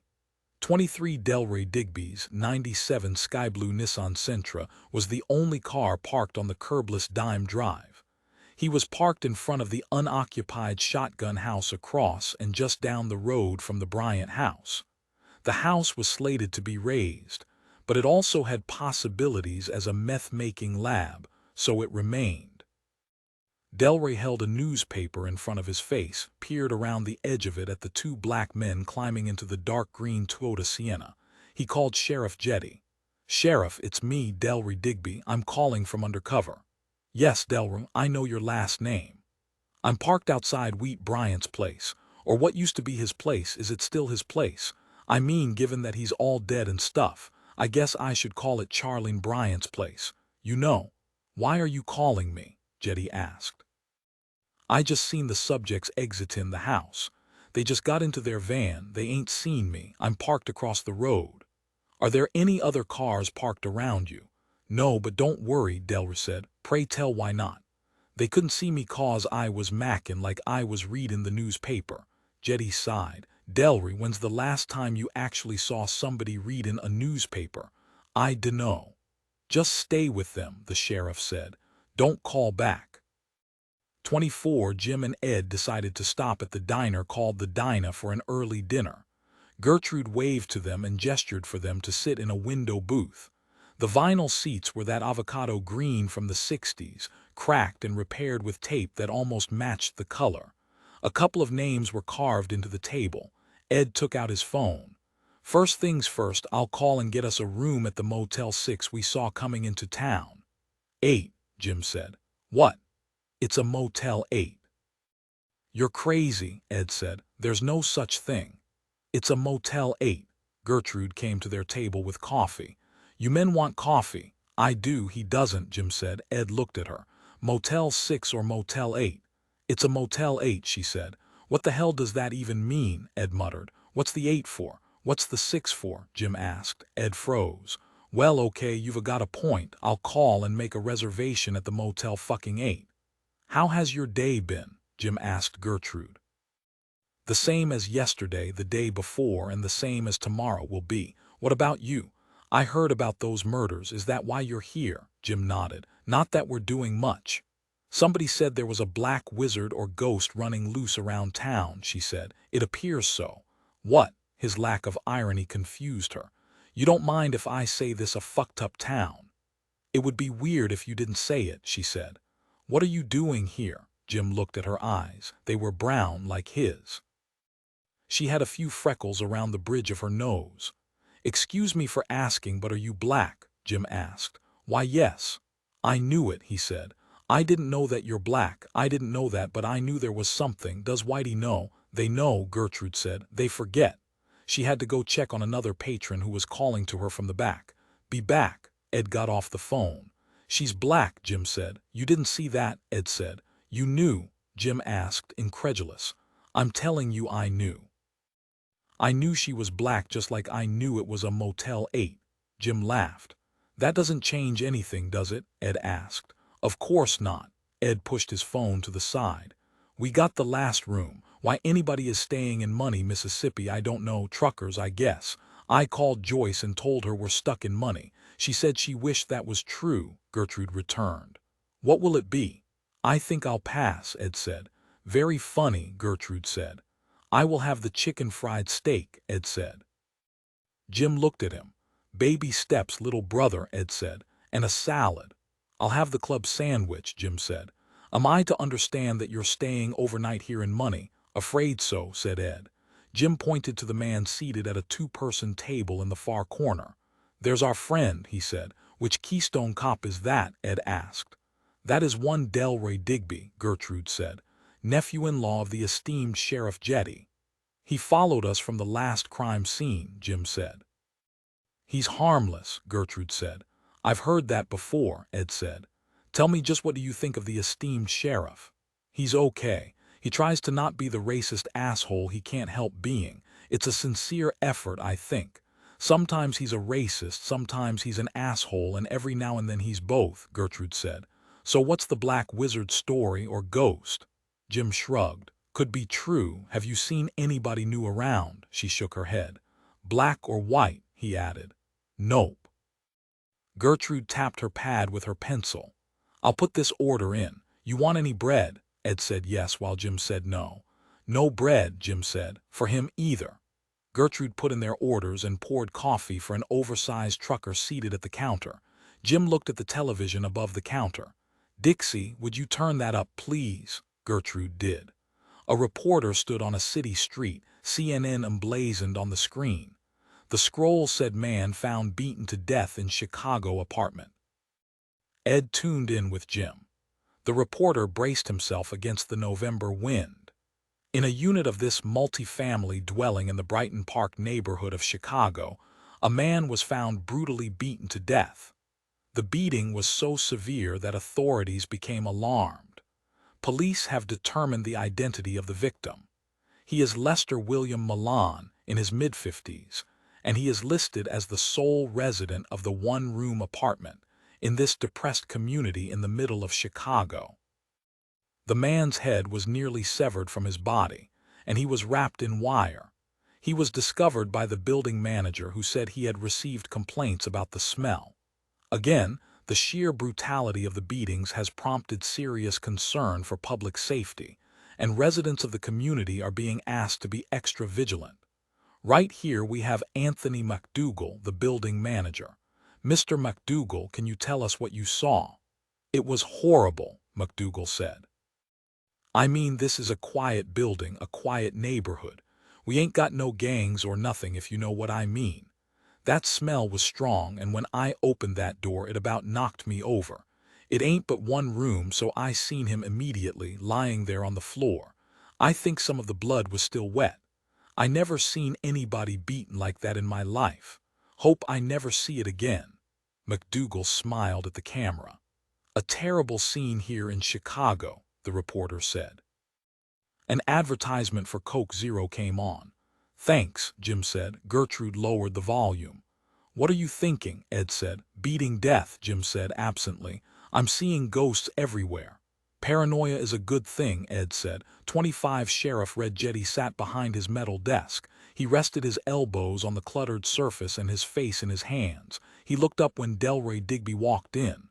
"What is it?" the sheriff asked. "I'm here to make my report," the deputy said. "Go ahead." Delray pulled out and flipped open a little notebook. "I observed the two subjects leaving the Bryant house at 5:12. I then followed them at a safe distance so they wouldn't see me to the diner. Dixie waited on them and they ordered food. The big one had the chicken fried steak and the other one, well, I don't know what he had. They ate and then went to the Motel 8. So, you're here to report that you ain't got nothing to report." Delray said nothing. "Let me see that little notebook," Jetty said. Delray handed it to him. The sheriff, without looking at it, dropped it unceremoniously into the waistcoat beside his desk. "You want me to wait outside the motel?" Jetty regarded him for a second. "Yeah, sure, you can wait there in case they leave in the middle of the night." "Really?" Jetty nodded. He watched the man leave. Hattie came in. "You really gonna make him spend the whole night in his car?" she asked. "I don't know," he said. "Maybe I should. I'll call him in a while and tell him to go home." "You okay, Red?" "No, I hate this crap. I hate this job. I hate them fancy state police. I hate my dumbass deputies. I hate this dumbass town." "Do you hate me?" Hattie asked. "Not yet, but you're next. It's nice to be included.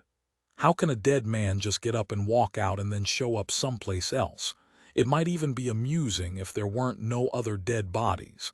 Did I mention that I hate dead people, especially dead, disappearing Negroes?" "Lots of people talking about a black ghost," Hattie said. "Who?" "Just about everybody in town." "Jesus. Should I be scared?" the woman asked. "Who the fuck knows, Hattie? I got me 2 dead crackers in the morgue and a dead nigger running around maybe killing people and getting himself killed over and over again. What is anybody supposed to think? Will you drive me home?" "Yes, Hattie." 26 Jim and Ed asked the desk clerk at the Motel 8 where they might hear some black music. Well, they started by asking about mere music. After a couple of recommendations, the question became more specific. The man stroked his little Pekingese dog while he considered the question. He directed them to a juke joint in the bottom. "It used to be called Black Bottom," the man said. "Now we just call it the Bottom. Anybody will know what you're talking about. Nobody ever heard of no place called White Bottom." "I think that's fair to say," Jim said. "What's your dog's name?" "Oh, he ain't got no name." "Why's that?" "I don't like names," the man said, looking down at his pet. "How do you call it?" Jim asked. "Call it." Now the 2 detectives sat outside the juke joint, constructed of cinder blocks and noise. "Signs of life," Jim said. "Got the photo?" Ed asked. "Yep." They walked across the gravel parking lot to the bar. They had shed their blazers but still looked alarmingly like police. "Did we start looking like this before or after we became fucking policemen?" Jim asked. "Got me, but it's damn hard to wash off, that's all I know." They walked in to find earth, wind, and fire blasting from an actual jukebox. The lighting was fairly bright, brighter than taverns are usually. Several couples danced in the middle of the floor, others sat at tables, and several men and a couple of women sat at the bar. Everything stopped when they entered. Everything except the music. Jim and Ed stared back at the staring faces. "Yes, we're cops," Jim said loudly. "And we don't like it either. Everybody carry on, have fun, break the law if you like." A couple of people laughed, then others.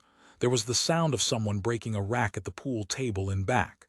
The dancing and chatting started up again. At the bar, the tender, who looked very much like Isaac Hayes, said to Jim, "Hey, that was pretty good." "Nice crowd," Ed said. "This ain't nothing," the man said. "You should see us when we're open." "What do you want to drink?" "Beer," Ed said. "Any kind." "Jameson for me," Jim said. "Ice, sure." "Have you heard about the murders?" Jim asked. "Yep."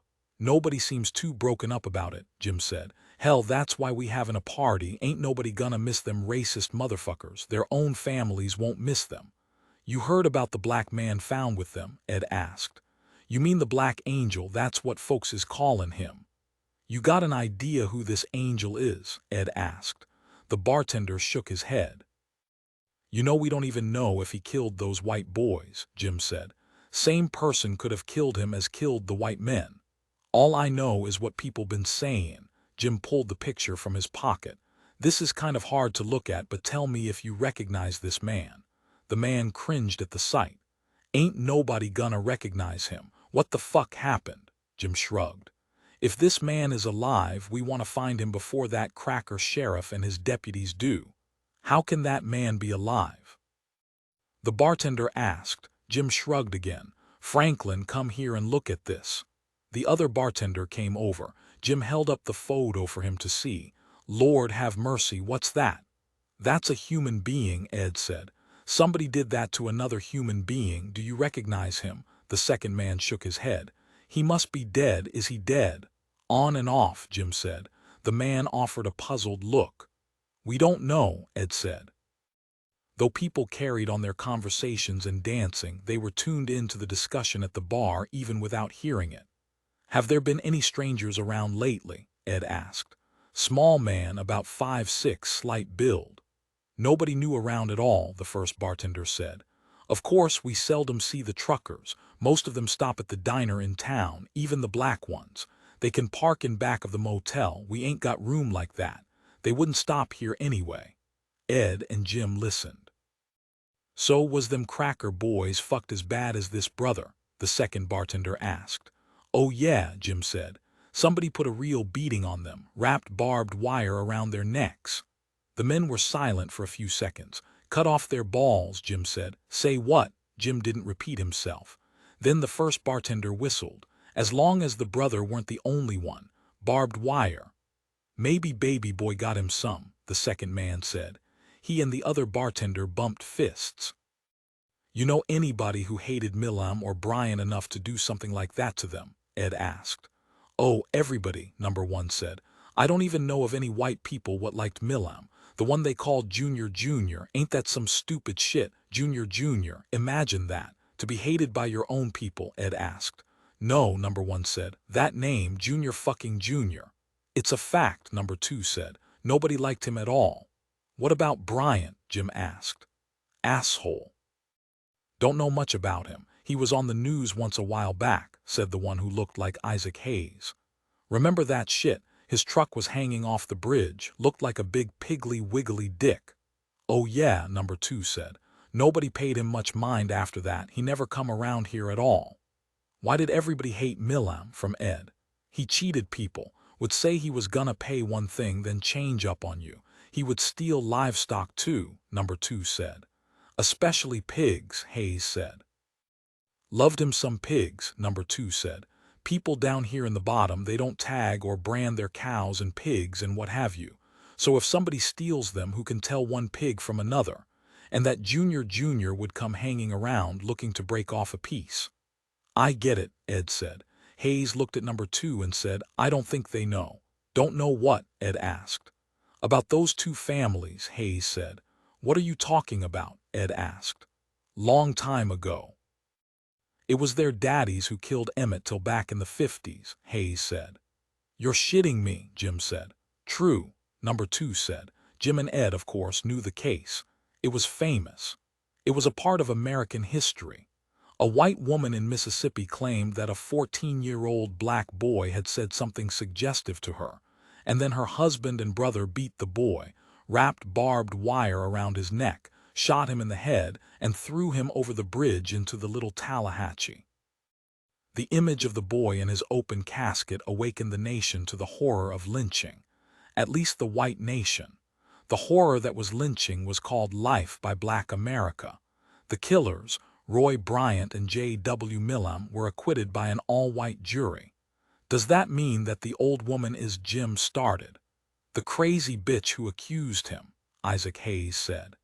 Years later, she finally told everybody that the boy didn't say nothing to her, didn't even whistle. Can you believe that shit? She didn't say a word then, but all them years later, too late for that boy. Jim nodded. Wheat Bryant's father, that Roy Bryant, owned a store way back when, but he lost it, number 2 said. He was bitter as hell after that. You'd think he was the one got lynched the way he hated us. That was a bad man, but the real bad one was that J.W. Millam, Klan through and through. We know that boy weren't the only one he killed. Know what he said years after the trial. Tell me, Ed said. That nigger boy is dead. I don't know why he can't stay dead. Can you believe that shit? Number 2 said. My granddaddy told me that back in the 1910s, you could find a hanging black man at the end of every turned row. Jim studied the photograph and then looked at his partner. Man, this just keeps getting better. 27, at the funeral home, a rather new establishment named the Easy Rest, occupying a building that used to be a Dairy Queen. Charlene Bryant waited while Daisy Millam took care of business with Otis Easy, the mortician. Charlene thumbed through the popular mechanics magazines and tried to eavesdrop. She looked at the science magazine instead of people. She hated them intellectual elites in people. She strained to hear Daisy's voice. She could hear only the deep rattle of Otis Easy's baritone. Easy sat behind his massive oak desk and smiled with all the teeth a person is supposed to have, and then some. Daisy was seated opposite him in a chair that was noticeably lower than the man's. Though she was nearly 5'10", she looked like a child sitting there. Her side of the desk was lined with ornate tissue box covers. The oak paneling made the room dark, in stark contrast to the thin, pale man with the deep voice. He looked every bit the part of a funeral director, with his long fingers that seemed to caress the air as she spoke. If he walked into a strange house and no one was yet dead, someone soon would be, Daisy imagined. What an awful thing to find your loved one like that, Easy said. It must have been terrible, horrible, saddening. Oh, it was, Mr. Easy, Daisy said. We're going to do everything we can to make all of this as manageable and as easy as possible, he said. Oops, I just said my name, didn't I? I didn't do it because I'm vain, I promise. Didn't this used to be a Dairy Queen? Daisy asked. The building, I mean, wasn't this the Dairy Queen? Yes, it was. It's worked out quite nicely for us. The kitchen became our embalming room, and of course there was already a giant freezer. Can't have anybody going bad. Easy looked around the room and smiled. I came here when it was a Dairy Queen, Daisy said. All the high school kids came here. She looked out the partially stained window behind Easy. The soda fountain was right up against that wall behind you. Yes, it was. What a wonderful memory you have. You ain't from money, are you? I wish I was, Easy said, but Daisy didn't bite at his joke. But no, ma'am, I'm from Biloxi. Your little town needed a mortician, and here I am to fill that need and a few holes. That's an industry joke, and I prefer mortician to funeral director. It sounds more professional and, well, it is more precise. I deal with more than mere funerals. I deal with death passing on the transition. What kind of service are you imagining for the departed? Easy asked. For the who? Your husband. Oh, most people think they want something simple, but then I remind them that this is the last thing they're ever going to do for the deceased. The deceased. Your husband, the dead man. Junior Junior. Yes, Junior Junior. That is an interesting name, isn't it? Repeated like that, I mean, Junior Junior. Ain't it? Daisy said. I always thought so too. That's why I named my boy Triple J. She adjusted her blue halter top. The back of the wooden chair was pressing the blue fabric knot into her spine. She sat up straight. I think our gold package is rather nice.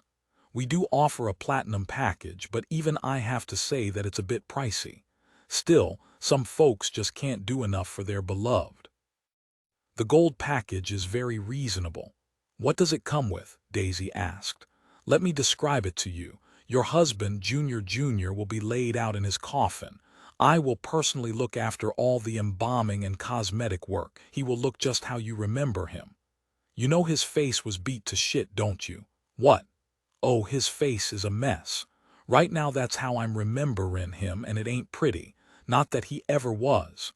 Easy leaned back. I haven't seen him yet, but I'm certain I can make him look like he used to. You have photographs. Sure I do, but like I said, he wasn't no great shakes to start with. Nobody ever called him handsome, Daisy said. It may take me a little extra time if what you say is true, but believe me, I can do it, Easy said. Junior used to always say that time is money. So what is this extra time gonna cost? Easy sighed. It may cost you a little more. Just how much is this gold package? Let me finish describing it for you. You and your children will come into the chapel and walk down the center aisle, escorted by my ushers, of course, and then you'll see him, Junior, lying there in his elegant casket, and he will look alive. He will look like he might just sit up. That might scare the kids, Daisy said. I mean, I done told them they daddy's dead. They seen death before pigs, skunks, dogs, and ain't none of them looked like they was gonna rise up or nothing. Easy took off his glasses and rubbed his temples. What I mean to say is they won't be able to see that he's been beaten. Well, that sounds all right. Anyway, the organist will be playing sweet church music. You can even choose the songs he loved in life. Junior just loved Sweet Home Alabama. But this is Mississippi, Easy said, wishing he hadn't. Yeah, and Junior hated Alabama, but he loved that song. How come there ain't no Sweet Home Mississippi song? Easy went on. Then everyone else, family and friends, will be seated behind all of y'all. I will get up to the lectern and say a few words, and may I say I am very, very good with words, and then some other people will speak, your pastor, you, relatives, friends, whoever you want to say something. You think we could get Archie Manning to say something? Junior loved Archie Manning. The football player, yes. Did your husband know Archie Manning? Not a bit. Mrs. Millam, it has to be somebody you know. I don't know you and you gonna talk, Daisy said. I suppose that's true. Forget all this describin'. How much is this gonna cost? The gold package is $8,000, Daisy asked. Easy nodded. We do offer financing. What else you got? We have a silver package, he said. Daisy shook her head. Something that ain't metal. Or that kind of metal. What about tin? You got a tin package, aluminum, wood. How much are you looking to spend? $1,000. $1,000, Easy repeated. He looked at her. Okay, we'll make it happen. Now the casket. What, you mean the box ain't included? No, ma'am. How much is your cheapest one? May I remind you that the dearly departed is going to be in this box for eternity, Easy said. By eternity, I do mean forever. Daisy stared at him. We do have a pauper's coffin. We sell them to the county for unidentified and unclaimed corpses. How much? $400, Daisy whistled. $300. I can live with that. I guess Junior will have to as well, Easy said. Damn straight, Daisy said. I have someone waiting, Mrs. Millam. I am very pleased that the Easy Rest is going to see you through this. He stood up. Yeah, right, Daisy said. Sylvia out there will help you with the paperwork. Outside Easy's office, Daisy looked at Charlene in her yellow halter. What was it like? Charlene asked. Creepy, Daisy said. Good luck. 28 Red Jetty took a bite of toast and put it back on his plate. He sat at the table with his wife Agnes. His dog, an American foxhound, stood beside him, his long snout resting on Jetty's leg.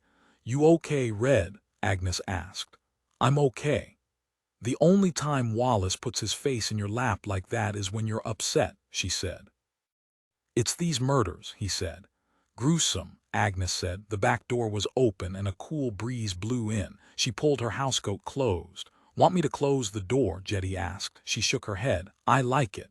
2 men in 2 days, the sheriff said. I hate to hear about anybody getting killed, Agnes said, but nobody liked them boys very much. Still, I don't know who would up and kill both of them. It's so strange, Jetty said. What is? Their names, them families is all tied up together. Maybe it was one of them domestic squabbles, Agnes said. She looked up at the sound of a car pulling into the yard. Who could that be? She asked. I have a feeling that's my undercover man. Delry appeared on the other side of the screen. Morning, Aunt Agnes. Come on in, Delry, she said. Want some coffee? Yes, ma'am. There's some bacon on the table. If you want eggs, you're gonna have to make them yourself. Coffee is enough, Aunt Agnes, thank you. You sure are polite, Agnes said. Your mama done a good job, then she ought to have. She's my sister. And the Air Force. What is it, Delray? The sheriff finally spoke. I followed them boys to the juke joint in the bottom. I sat outside for an hour and I fell asleep. When I woke up, the place was closed and this note was on my windshield. He handed a piece of paper to Jetty. Jetty read it aloud. We'll be at the motel if you need us. Sorry, Sheriff. Who are you two talking about? Agnes asked. State sent up a couple of real hotshot special detectives to help us bumpkins out, Jetty said. Colored detectives, Delray added. Agnes gasped. Red, you must feel just plumb awful. I do. I got to thinking, Delray said. Jetty looked at him. What if there was two different black men, not the detectives, but the one we keep finding dead? What if there was two of them, twins? They was so beat up who could really recognize them?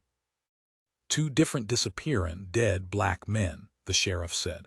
How is that any better, Del? How does that help? Hell, that's worse. That's two dead men we can't keep track of, but you keep on thinking. Should I keep following them boys? Delray asked.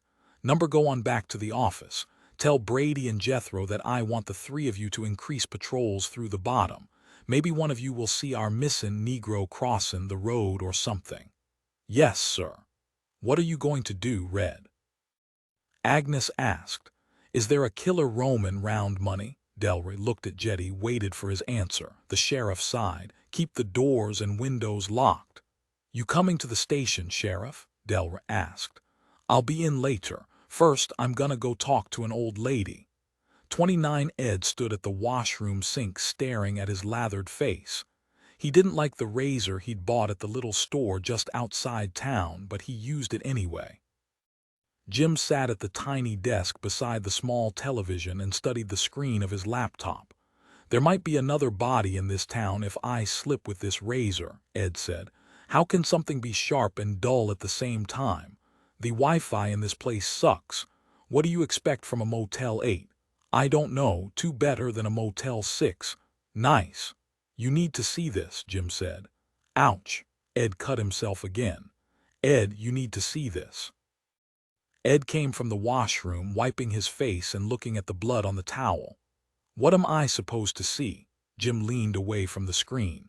There was a photograph of a face that just barely appeared human attached to a body in a coffin. That's Emmett Till, Jim said. He then held up the photograph of the missing or disappearing black man. Fuck me, Ed said. 30 Charlene was out. The children were somewhere but not at home, and so Granny C was in the house all by herself. She managed to come out of her comatose state while the family was away at the swap meet. As she came back to consciousness, she found grief for the passing of her son. Weed had been no prize by any stretch, but he was her only child. No parent should have to bury her child, she thought, and then she thought back to long ago. There was another mother in Chicago who had buried her child, and Carolyn Bryant knew all too well that she herself was to blame for that loss. She felt the emptiness of her house change, perhaps starting with an odor, a sickly sweet smell. She pulled herself up and leaned against her cheap walker. Outside, the sunny day had become overcast. She felt something blow through the house, not a normal wind. Something small, a fork, a spoon, maybe a knife fell on the floor in the kitchen. Who's there? She called out. There was no answer. She inched her walker forward toward her bedroom door. The door was not closed. It was never closed all the way. It wouldn't close all the way. The wood had swollen and was so tight against the jamb at its hinges that there were 3 final inches the door could never cover. She thought she saw something move past those 3 inches. A shadow. Who's there? She pulled the door open. The hinges complained. Wheat was always saying he was going to spray some WD-40 on the hinges, but he never did. Where was Charlene with the children? Lulabelle and Tammy were in school, but the younger ones should have been left there with her. But she had been all coma-like in bed. Another sound. From the kitchen again. Carolyn Bryant moved as quickly as her 85-year-old legs and walker would take her across the front room to Wheat and Charlene's bedroom. She got inside and closed the door, locked it with the eye hook that had been placed high enough for the kids not to reach. She could barely reach it herself. She paused to catch her breath. She reached behind the armoire and grabbed Wheat's double-barreled 12-gauge, pulled a couple of shells from the top drawer of the bureau and loaded it. The clack of the barrels engaging made her feel better. Now there were footsteps out there. They moved from the kitchen and down the hall toward her. She rested the cold barrel of the shotgun on the cushioned crossbar of her walker and leaned her back against the windowsill. "I don't know who you is, but if you come through that there door, there's gonna be two of you. You gonna be sorry as hell," she shouted. Her gown was soaked with sweat and maybe urine. She took a long, deep breath and prayed, Lord, please forgive me for what I done. I tried to be good all my life since I lied on that black boy. I knowed I was gonna have to pay for it someday, but why my Wheat, my sad, dumb baby. I been having them dreams again, so I just knowed he was common." There was a loud crash in the front room. She pulled back one hammer and then the other. "Is that you, Charlene? I don't want to shoot you, whoever you are, if you don't need shooting. But if you do, I will, I swear on the blonde head of the little baby Jesus." The front screen door opened and slammed. She knew the sound well. Was it someone leaving or arriving? Charlene. Her liver-spotted finger trembled against the trigger. She had never seen or heard this weapon fired, but she believed it would work. It stank of gun oil because Wheat used too much and cleaned it every night while he watched Wheel of Fortune. He loved shouting, "Buy a vowel, you stupid bitch." The footsteps approached the door of the room. She pressed her finger more firmly against the trigger. The doorknob wobbled and started to turn. "Who's there?" The door strained against the latch. "Say something," she shouted. "I know who you is, I know who you is." "Mrs. Bryant, it's me, Sheriff Jetty." "Thank Jesus," Granny C said. "Thank you, Jesus." Red Jetty sat at the kitchen table while Granny C stood at the electric stove heating water for Sanka.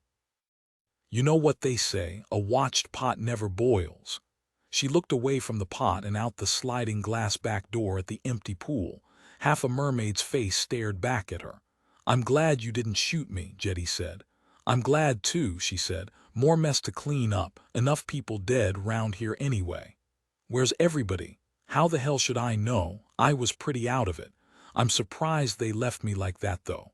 What you make of that?" She poured water into the mugs over the powdered coffee, handed one to the sheriff. Jetty looked at the face of Dolly Parton on his mug and stirred the coffee. "She probably had some funeral business to take care of," he said. "Couldn't leave the young ones here unsupervised." "I suppose that's true, but to leave an old woman in a big old house all by her lonesome." "Why was you holding that shotgun, ma'am?"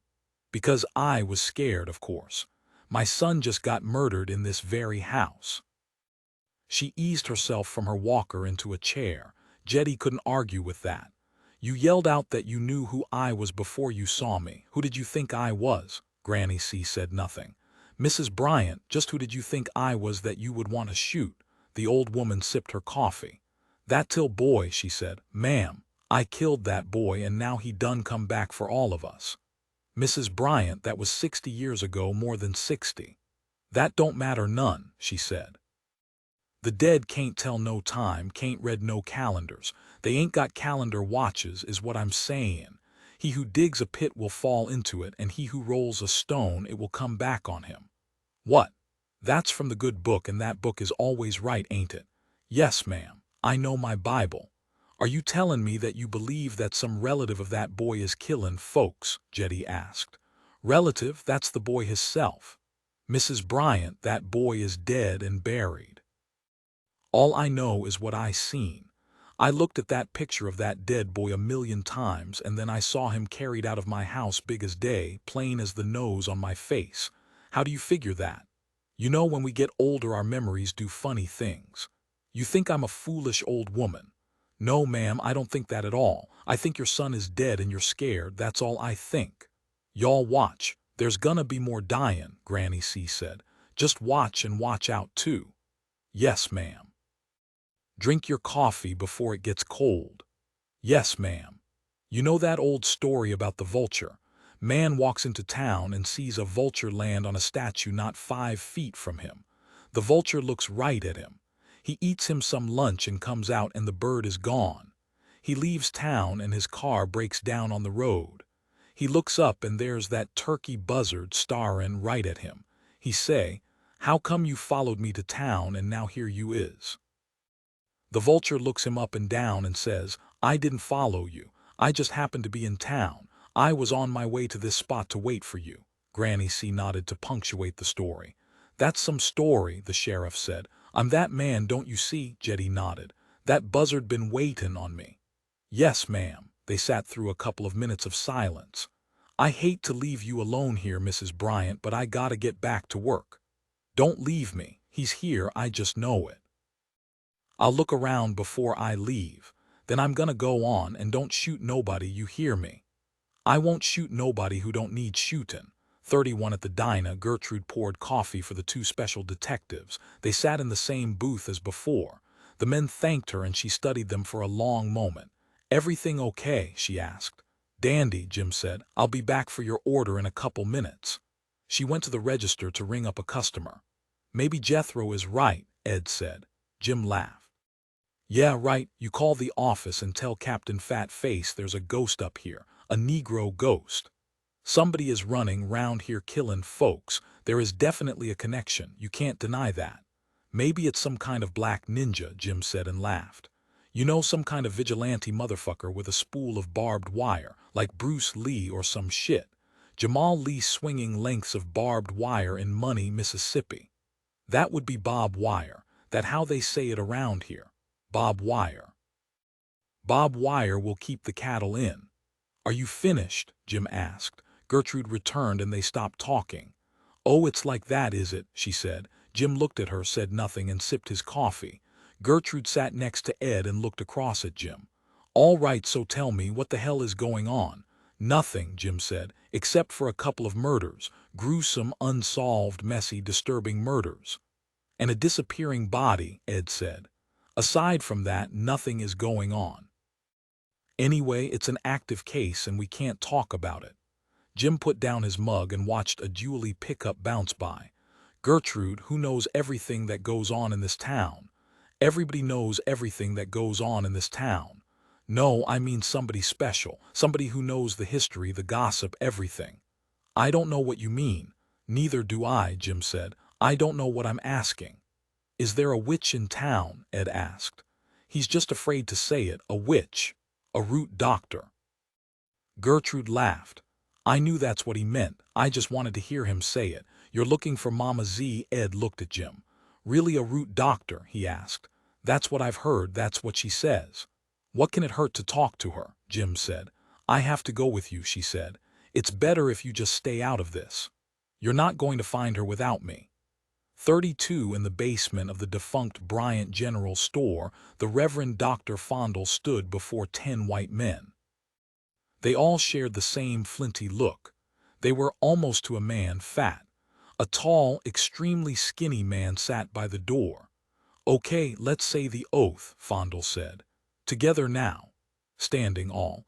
I have done past the yellow dog and stand here a member of the grand invisible empire. I vow to protect the God-given rights of the white race from all aliens, be they black, yellow, red, or Jew. I pledge to follow to the letter the orders of my superior, the Grand Dragon of the majestic order of Knights of the Ku Klux Klan, as passed down through the duly elected Grand Kleagle of my chapter. Rocka Rocka Shuba Day, we is the clan of the USA." They sat at Fondle's gesture.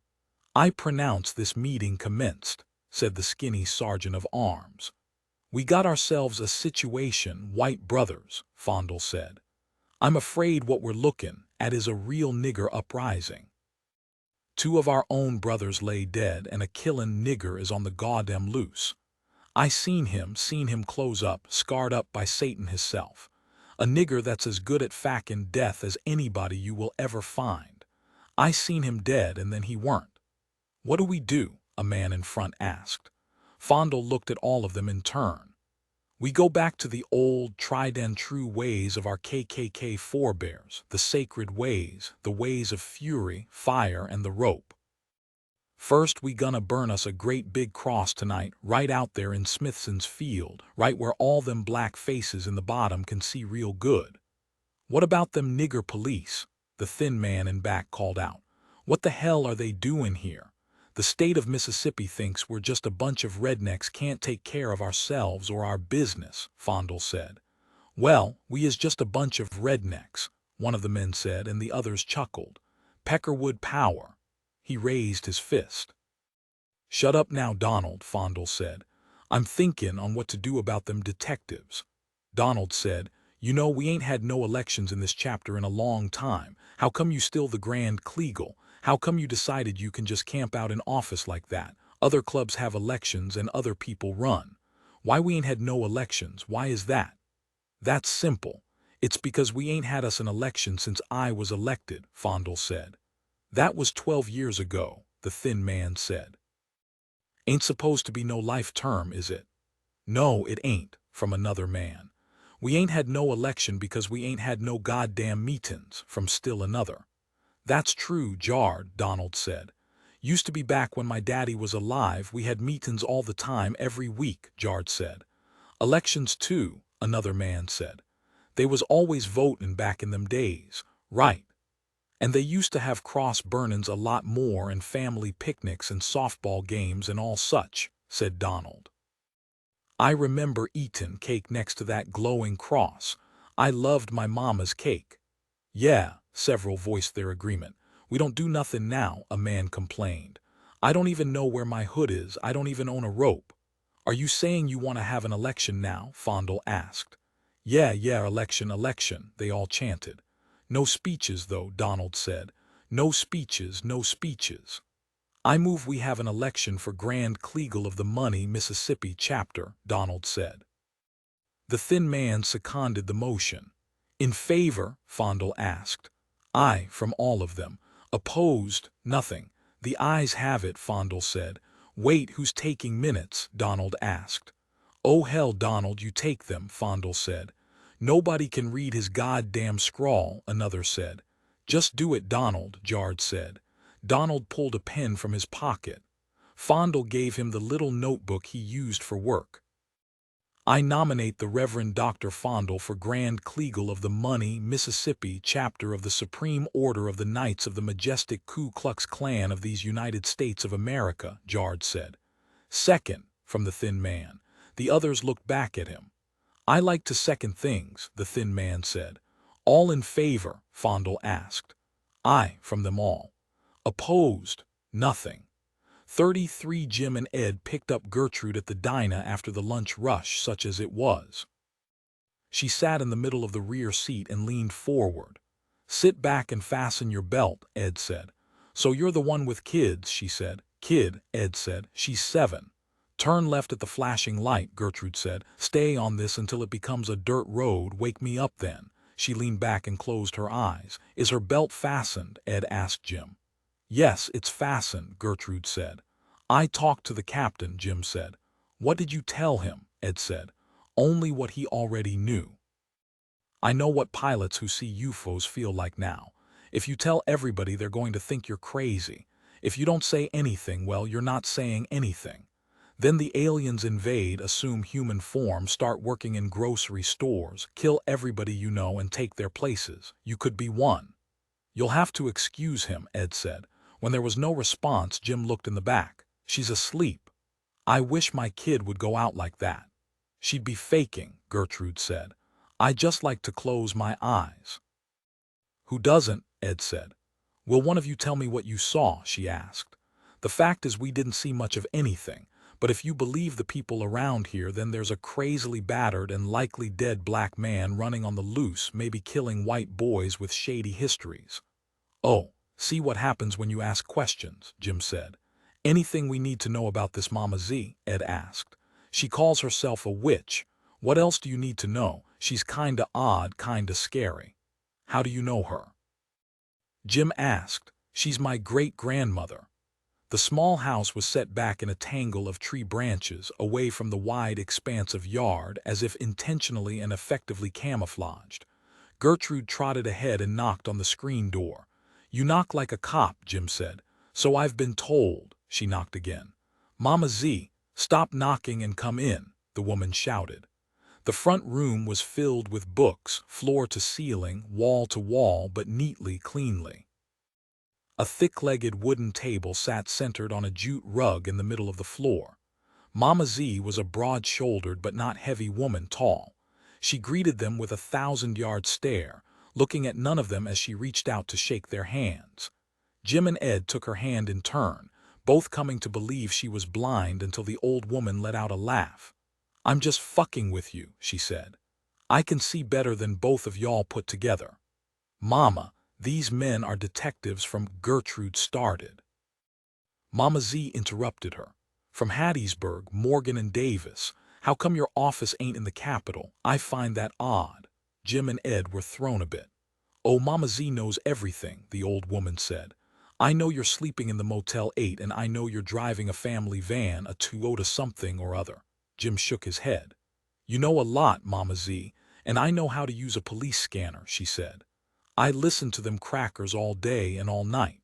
I know what's going on because I listen. It pays to listen. Them idiot deputies don't burp or fart unless they talk about it over the radio. They like talking on the radio. Sit down." They sat at the table with Mama Z. "Make some tea for our guests, girl," she said to Gertrude, and slapped her rump as she walked by. "I got to feed her and put some meat on those yellow bones. She's my great-granddaughter, so I can boss her around like that. Lord knows nobody else can. She's a damn pistol." "So, you know why we're here," Ed said. "You're looking for whoever killed those white boys." "Pretty much, ma'am," Ed said. "We're trying to figure out what's going on with a certain seemingly dead black man who keeps showing up and disappearing. Do you know who he is?" "I have no idea," Mama Z said, "but I know what's troubling you, and I didn't hear that on the scanner." "What's that?" Jim asked. "The connection between Wheat Bryant and that Milam." "That's right," Ed said. "You've already figured out about their daddies," she said. Roy Bryant and Robert Milam were the worst of the worst. They were Klan all the way through to the bone, and so was them stupid boys of theirs. "Do you know anything about this black man who keeps showing up and disappearing?" Jim asked. Gertrude came from the kitchen with a tray of cups and a teapot to hear her grandmother say, "I don't believe in ghosts." "I didn't know that," Gertrude said. "Very funny," Mama Z said. "I thought you were a witch," Jim said. "Yeah, but not that kind." She poured tea for herself and sipped it. "I saw on CNN that a white man was killed in Chicago." "We know about that," Ed said. "They say the man was killed last week," Mama Z said. "Okay," Jim said, leaning forward. "They got his name wrong on the television, said it was Milan, but I'm suspecting it was Milam. That would be Junior's brother. I know because Robert had a son named Lester William. They called him LW shit," Jim said. "You got that right," the old woman said. "Somebody is exacting revenge." "I wonder why now?" Gertrude asked. "That poor boy was lynched 65 years ago. Maybe the spirits have had enough," Mama Z said. "You just said you don't believe in ghosts," Ed said. "I have never claimed to always be right." The old woman put down her cup and tapped her fingers on the table. "I'll tell you what, though, if the spirits are out for revenge, there's going to be a lot more killing around here. Those spirits are going to have a field day around here. Every white person in this county, if they didn't lynch somebody themselves, then somebody in their family tree did. If you believe anything, you can believe that." "How do you know that?" Jim asked. "The police scanner. Come with me," the old woman said, and stood, pressing against the table to find her full height. They followed Mama Z down a short hallway lined with family photos and into another room. The room was filled with chest-high file cabinets all the way around, shorter ones under the single window. "What's this?" Ed asked. "The records," Mama Z said. "These are the records. Tell them, child," she said to Gertrude. "This is almost everything ever written about every lynching in these United States of America since 1913, the year Mama Z was born." "Wait," Jim said. "That would make you 105, she said. Every lynching? Ed asked. Damn near, Mama Z said. I used to go to the libraries all over the state and read every paper. Now I use the internet. You should know I consider police shootings to be lynchings. No offense. None taken, Jim said. Why do you do this? Ed asked. Because somebody has to. When I die and this place is made known, I hope it will become a monument to the dead. Gertrude's eyes welled up. Jim Davis and Ed Morgan, who had seen nearly everything, been shot, seen death and pain, had killed in the line of duty, fell silent. They stood there and looked at the gray fronts of the cabinets. Jim counted in his head. There were 23 of them. The drawers were like those in a morgue. Ed put his hand on the cabinet near him. Are there any more relatives of Bryant and Milam? He asked. I think I heard of another Milam boy, but I don't know for sure, and I certainly wouldn't know where he is, Mama Z said. Of course there is Carolyn Bryant, though she doesn't look it, she's still alive. Yeah, we met her, Jim said. That didn't go well. She was a little, shall we say, distraught. Of course her son had just been murdered in her house. That makes even a racist distraught. Have you seen or heard about any strangers around town? Ed asked. Black or white? Mama Z shook her head. Wrong question, she said. Death is never a stranger, that's why we fear it. Is that supposed to be some kind of witchy thing to say? Jim said. I ask because it sounds important, but I don't get it. I like this one, the old woman said to Gertrude. You might talk to Deacon Wright. He was a boy then, and he was with Emmett Till in that store. I doubt he knows anything. And then there's Betty Smith. Who's she? Jim asked. Her older brother, Lamar, was shot dead in front of the Brookhaven courthouse just before Emmett arrived here in Money. There was a lot of hate in this state back then, maybe more than there is now. Lamar was a farmer, and he was already working for civil rights around here. Nobody ever talks about him. Shot dead. My daddy took me down there, and I saw where his blood had soaked into the ground. New sidewalk there now. Why do you think we need to talk to her? Ed asked. If you want to know a place, you talk to its history, Mama Z said. 34 Red Jetty pulled over and turned off the engine of his squad car. He was on the Tallahatchie Bridge. From there he could see the burning cross. He remembered the cross burnings from his youth. His father had taken him to a few Klan rallies, but his Catholic mother had protested. He had never seen an actual lynching, and he was glad of that, but his father had either seen or participated. That thought made him sad, but also made him understand, as much as he could, why there was such tension and friction between him and the man. His mother finally ran away to Detroit with a man he never got to meet. He knew only that he sold meat saws. The flames sent black smoke into the dusk sky. Even from that distance the cross looked sad, not for political or social reasons, but because it was so obviously poorly constructed. The crossbeam was already collapsing, and the flames lost all enthusiasm, lapped at the air around as if exhausted. All the kerosene in the county wasn't going to keep that fire burning. Sadder than any of it was the fact that not a single masked member of the terrorist exercise was unknown to anyone in the town. It was a long-running joke in Money, Mississippi, that the way to discover who belonged to the Klan was to wait at Russell's dry cleaning and laundry. 35, the children were finally tucked into their beds in the Bryant house. They had taken turns crying themselves to sleep, but not one of them understood what had happened. How could they? Charlene's CB radio sat on the sill above the kitchen sink. She sat on a high stool in front of it, the receiver near her mouth when she was speaking and nestled in her lap when she wasn't. This is Big 1040. I'm on that 518 headed north toward Money. Hot Mama Yeller, you out there so I can holler at you, baby girl. Come back, crackled through the speaker. Charlene fumbled with the receiver, pressed the button, and said, Here I am, Big 1040, come back. How you doin', baby doll? I was sure sorry to hear about your man. Just awful, come back. Yeah, it's been just terrible. There was a lot of blood, but I got most of it cleaned up. You still driving that anteater, come back. I'm a Kenworth man to the BB bone. I sure wish I had time to stop and pay my respects, hot Mama Yeller, but I'm hauling a load of farm-fresh eggs and milk and the Frigidaire is dicey. Come back. Next time, where you been, come back. Lord, I had me a good time down in Yazoo City.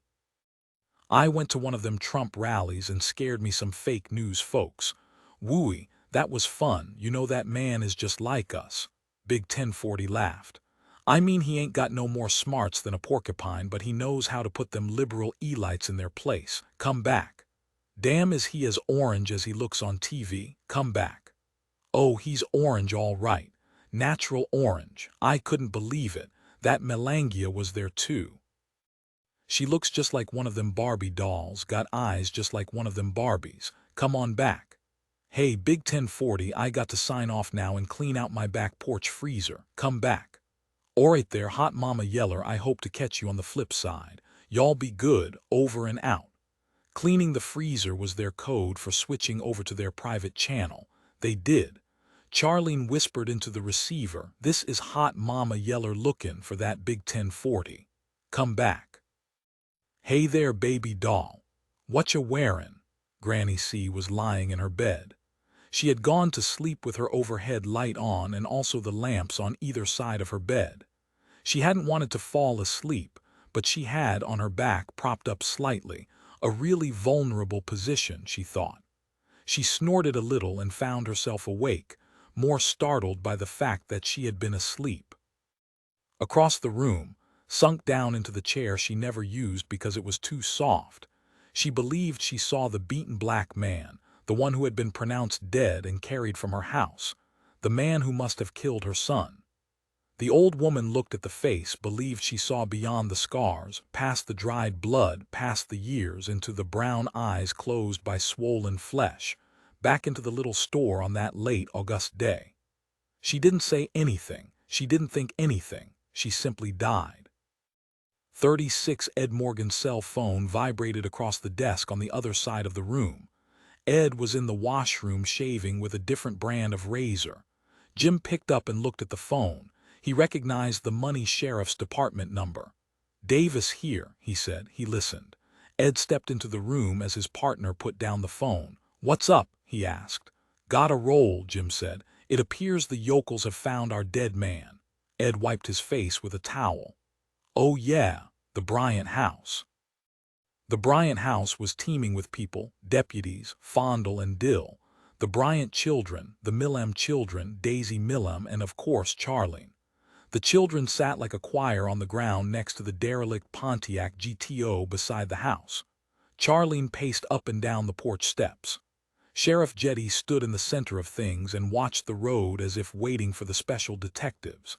His face did not change expression as the two men approached him. His mouth was a flat line, as were his eyes. What you got, Sheriff? Ed asked. You tell me, Jetty said. Come on. He led them up the steps past the pacing Charlene. She didn't register them at all. Jethro stood in an interior doorway. He was staring at something in the room. He didn't turn his head as they approached. You can go outside now, Jethro, Jetty said. Okay, Sheriff. I told him to watch without looking away. We're gonna keep eyes on him at all times, Jetty said. Ed and Jim stopped cold. In an upholstered chair sat the battered black figure from the photographs. Photographs from the recent crime scenes and a funeral 60-plus years past. Ed and Jim stepped closer. He's dead, Jetty said. Of course, he was dead the last 2 times I seen him also. How long you reckon he'll stay dead this time? Jim reached over and placed his index and middle fingers against the man's neck anyway. His skin was ice cold. There was no life there. Jetty gave Jim a look as if to say, see. Ed looked across the room and then pulled Jim's sleeve. There was Carolyn Bryant. Jim looked at Jetty. You might as well feel her neck too, the sheriff said. What did the coroner say? Ed asked. He said she's dead. He don't know why we expect her to stay dead. It seems white people know enough to die and stay dead. I'll call the office, Ed said and left the room. So what do you want to do? Jetty asked. I can't keep a man staring at this boy all day. What else does he have to do? Jim said. Ed came back into the room. We're going to take custody of the male deceased, he said. The male deceased, Jetty repeated.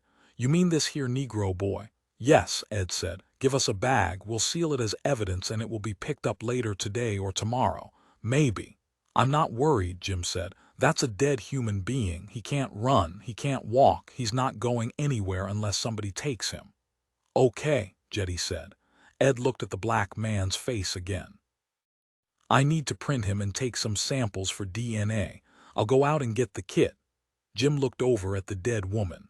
What do you think, Sheriff? Jetty looked but said nothing. She caused a lot of pain, Jim said. What are you talking about? You know what I'm talking about, Jim said. Red Jetty looked out the window, sighed slightly. Did you see the cross burning last night? He asked. That was a cross, Jim shook his head. I didn't know what that was. I thought it was a car fire or something. Ed returned with his kit. Ed, Jim said, that fire last night was a cross burning. No shit, the big man said. You mean like a KKK cross burning? Jim looked to Jetty for an answer. The sheriff nodded. I wish I had known, Jim said. I forgot to be scared. Yeah, that's too bad, Jetty said. Jim smiled. Maybe next time. 37 Damon Nathan Thruff was an assistant professor at the University of Chicago. He held a Ph.D. in molecular biology from Harvard, a Ph.D. in psychobiology from Yale, and a Ph.D. in Eastern philosophy from Columbia. He was 27 years old.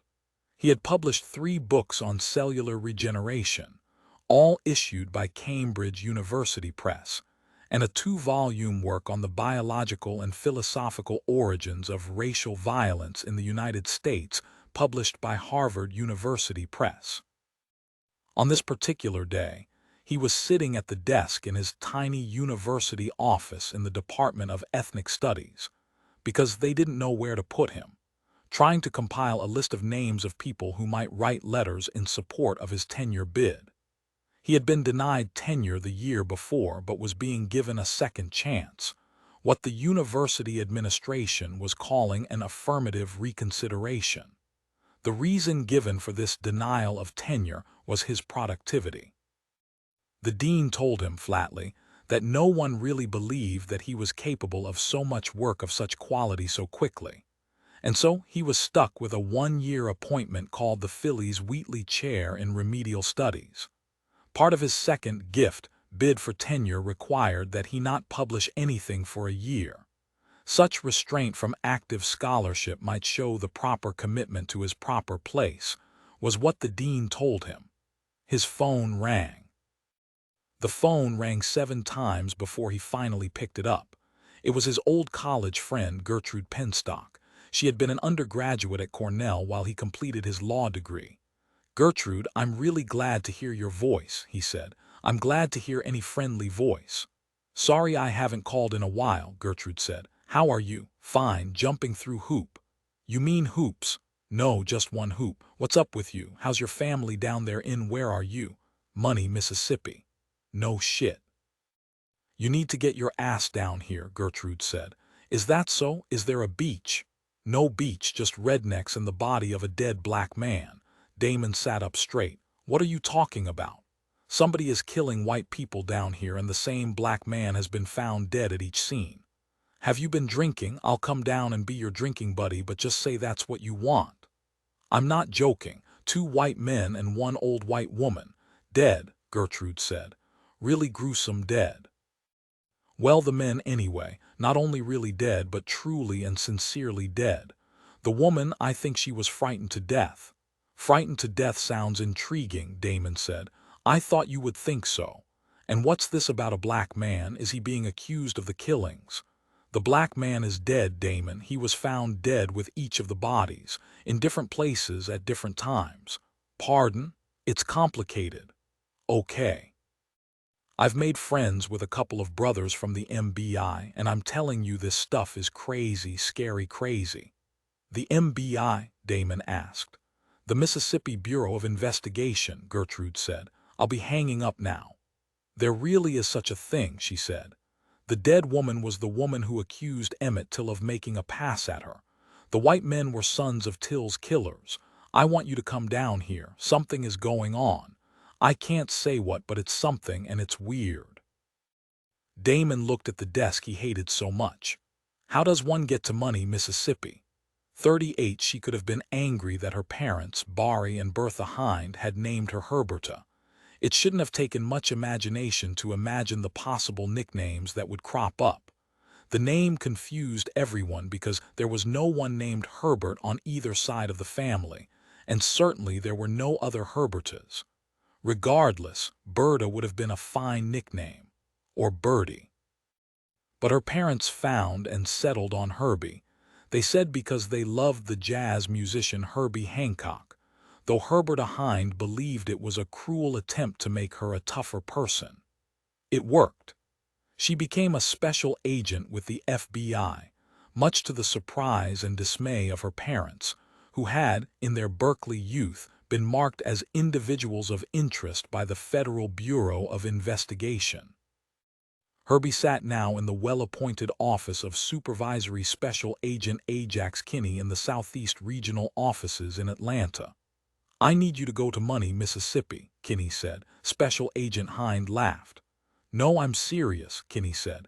"There's no such place," Hind said. "There is, Herbie, and you're going there. There have been 4, possibly more, homicides that might be hate-related." "Hatred is often a factor in homicide," Hind said. "Not that kind of hatred," Kinney said. "Racial hatred. You know, when one group really doesn't like another group. Sometimes they dislike them to death. You're going to Mississippi to check it out. It's a messy one. Seems there's a disappearing dead black corpse. Actually disappearing and reappearing. Come again. I'm not sure what the story is. Whatever it is, I know you're expert in it. That's your job. Go do it. Be your usual charming self, set the local clowns straight, then come back here and do the requisite paperwork that proves we were there." Kinney pushed the case file across the desk to Hind. "Money, Mississippi," she said. "Money, Mississippi," Kinney repeated. "I hate you, Ajax," she said. "I think I've always hated you. Sometimes at night I wake up just to remind myself how much I hate you. I know you do. Now go home, pack a bag, get your ass to Money, Mississippi, and get to work." "How does one get to Money?" Hind asked. "First you go to Hattiesburg," Kinney said. "That should be fairly easy. It's written big on the map." "What's there?" she asked. "The MBI, the Mississippi Bureau of Investigation," and she was never heard from again. Kinney watched Agent Hind walk to the door. "And don't scare the hillbillies too bad. They're not used to a black woman with a Glock. I'll do my best. When I come back here, I want you to remember that I carry a weapon." "I never forget," Kinney said. "Sometimes I wake up in the middle of the night just to remind myself that you carry a gun. And it's a SIG, not a Glock." Hind cracked the dossier and stopped cold, turned back to Kinney. "Did you see this picture? The one of the black man?" Kinney nodded. "This is horrible." "Yes, it is." "Does he look familiar to you?" she asked. "Yes, he does." 39 Jim Davis and Ed Morgan parked in a diagonal space in front of the coroner's office. The Reverend Dr. Fondle was standing in front of the building conversing with Sheriff Jetty. Deputy Brady smoked a cigarette just yards away. He gave the 2 black men as hard a look as he could manage as they approached. The look was such a cliché that Ed and Jim looked at each other and laughed. Brady spat out his cigarette, stomped on it, and stormed off toward his patrol car. "Good morning, Sheriff," Jim said. "Is our suspect still in custody?" "As far as I know," Jetty said. He looked to Fondle. "Is that black fella still in his drawer?" "As far as I know. I ain't looked," Fondle said. "Well, let's go have a little look-see," Jim said. The 3 men followed Fondle through the lobby, past Dill at his desk, and into the examination room. "He's in 3, Fondle said. Ed stepped to the drawer and put his hand on the handle, paused. He looked at Jim. "Do I open it?" Jim looked at Jetty's face. "Yeah, open it." Jim stepped close, leaned over to peer into the drawer. "Go ahead." When Ed pulled the door, he and Jim let out screams. Fondle ran for the door.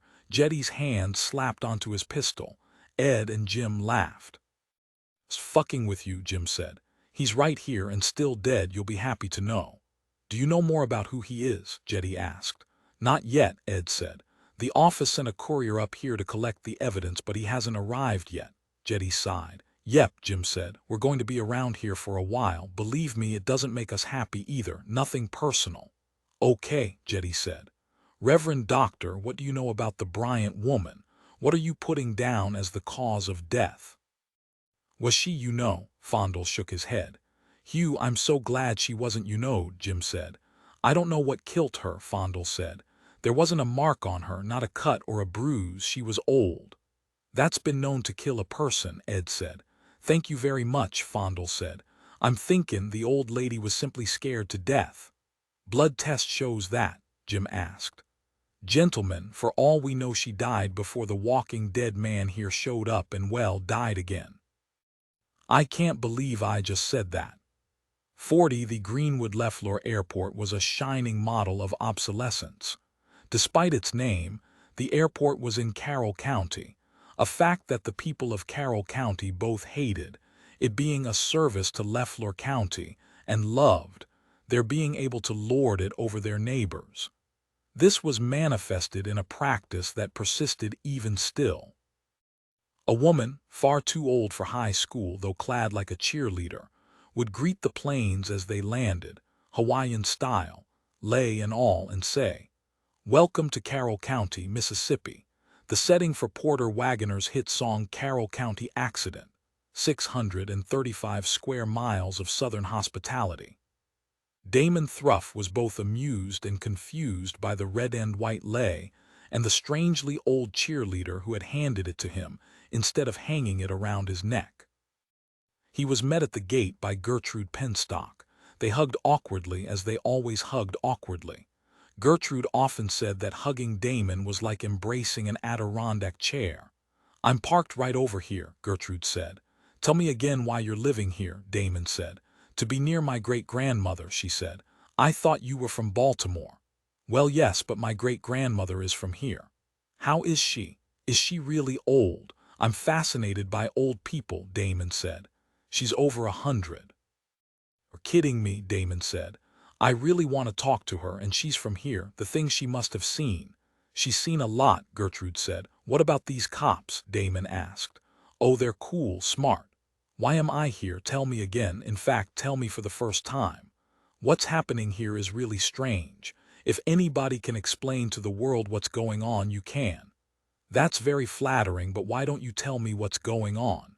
Gertrude filled him in during the drive up to Money. Damon stared out at the passing landscape, the tar paper shacks, the dirt lanes that branched off the highway, the skinny cows. "I'm hungry," he said. "I wonder what that cow tastes like." "Since when do you eat meat?" Gertrude asked. "I figured, what's the difference? I was probably only going to prolong my life for a few minutes at best. And also, how many cows would I be saving? In fact, when you think about it, since no one's going to raise domestic cows for fun, and since they're too stupid to exist in the wild, then I'm really helping to save the species from extinction." "That's warped reasoning," Gertrude said, "but reasoning nonetheless."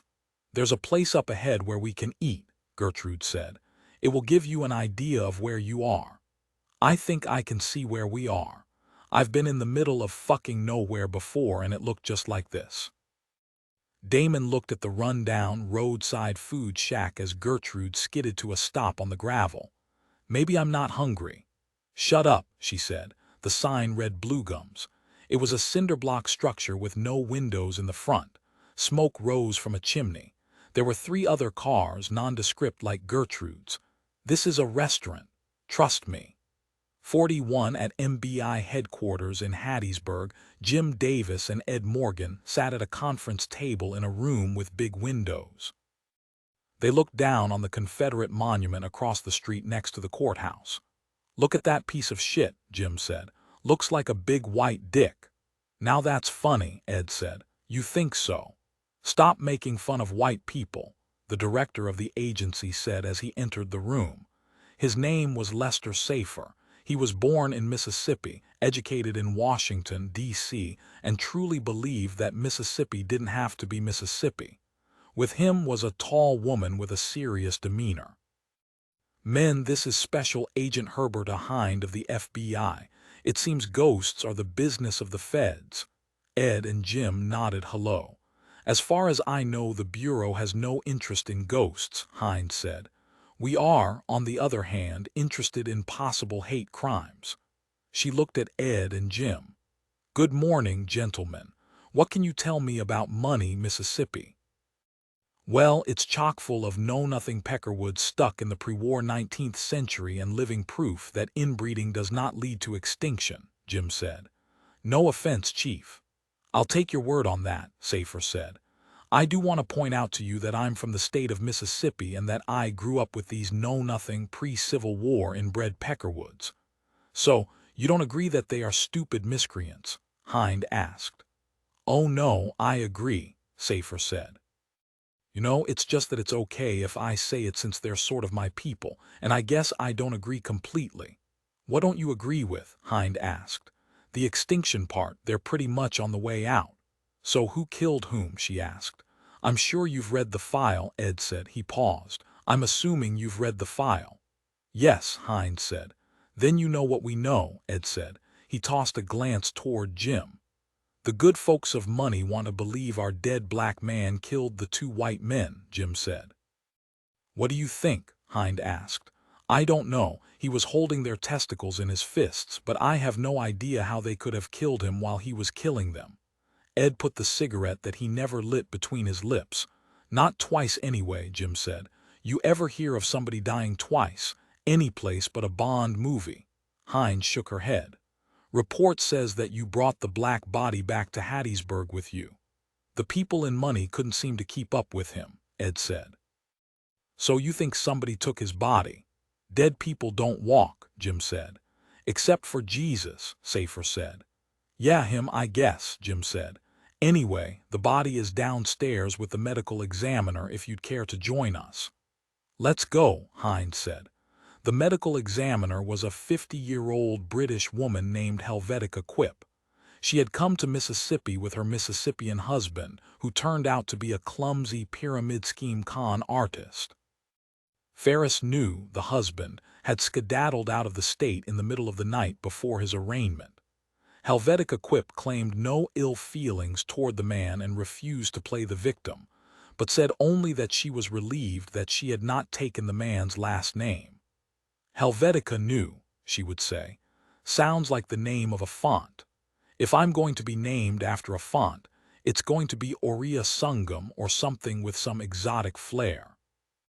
Talk to us, Helvetica, Jim said as they entered the examination lab. Guess what? The DNA turned up nothing because your sample was no good, she said. How is that possible? Ed said. I did it by the book. You didn't do it wrong, Helvetica said. But there's no blood in this guy. He's full of a mixture of formaldehyde, glutaraldehyde, methanol, and some solvents I didn't bother to identify. Jim, Ed, and Hind looked at her. Embalming fluid. This man was embalmed. They stood silently while this sank in. Okay, but are you saying there is no DNA to be had? Jim said. I didn't say that, Helvetica said. I had plenty of tissue to work with, and I got a hit. This man was in the database. He was arrested for carjacking and kidnapping 12 years ago in Illinois. That doesn't make any sense, Ed said. It gets better, Helvetica said. He died in prison. The Big Muddy River Correctional Center, to be precise. How is unclear. But he was severely beaten about the face and head. She paused. And it gets better. Mr. Hemphel's body, that was his name, Robert Hemphill, was, as we say, donated to science. Donated to science, Hind said. You know, medical school, some lab somewhere, I don't know, that's where I lose him. He was picked up by Ace Cadaver Supply of Chicago, that's all. So it's not the body of Emmett Till? Ed asked. They all looked at him. Somebody had to ask, he said. It's not Emmett Till, Quip said. 42, the Dr. Reverend Cad Fondle was sitting in his living room with his wife, Fansel. Fansel was a big woman, big enough that she hardly ever moved from her corduroy recliner, which was stuck in recline. There was a half-a-meat lover's pizza and 2 beers on the fold-out tray between her recliner and her husband's. They were watching television, switching back and forth between Fox News and professional wrestling. They's right, Fansel said. That Obamacare don't work worth a hill of puppy shit. We done bought in, causin' we had to, and I ain't lost nary a pound. Fondle took long pull on his beer. Well, the country's done with that experiment. Smart-ass uppity sumbitch. You know he thinks he's better'n us. That Hannity is cute, Fansel said. If I could get my hand anywhere near my vajayjay, I'd rub me one out just watchin' him. You can't reach it, so shut up. How did the cross burning go the other night? Fansel asked. It's called a lightnin', a cross lightnin'. It ain't right to burn a symbol of our Lord Jesus H. Christ. I would think you knowed that by now, Fansel sighed. What's the H for? What? The H in Jesus H. Christ, what's it for? She picked some pepperoni from a crease in her house dress. Fondle paused to regard her with his head cocked. Why, it stands for heaven, that's right. Jesus heaven Christ, that don't make good sense. What would make sense to you? Fondle asked. I don't know, she said. Herschel, maybe. Why? It's a nice name, and it's a name. Heaven ain't no name. It's the name of a place, so it's a name. In fact, the place is named after our Lord, Fondle said, his eyes narrowed. Why ain't the place just called Jesus or Jesusburg? Shut up and eat. Tell me about that boy, Fansel said. That black boy what keeps showing up dead, how come he done that? Could be he weren't dead, hell, I don't know. You know what they be sayin', she said. What's that? That he's the ghost of that boy Robert Bryant and J.W. killed all them years back. They say he come back to get revenge. I guess he got it. Hush yo mouth, woman, ain't no such thing true. How you explain it then? Fansel pointed a fat finger at him. And don't you tell me to shut up. You got stuff coming to you. Fondle started to tell her to shut up, but didn't. Instead, he grabbed his new reader's Bible from under his la-z-boy and opened it. He held it open there in his lap while he pointed at the wrestlers on the television screen. Big Bob Burgess is goin' kill that little nigger.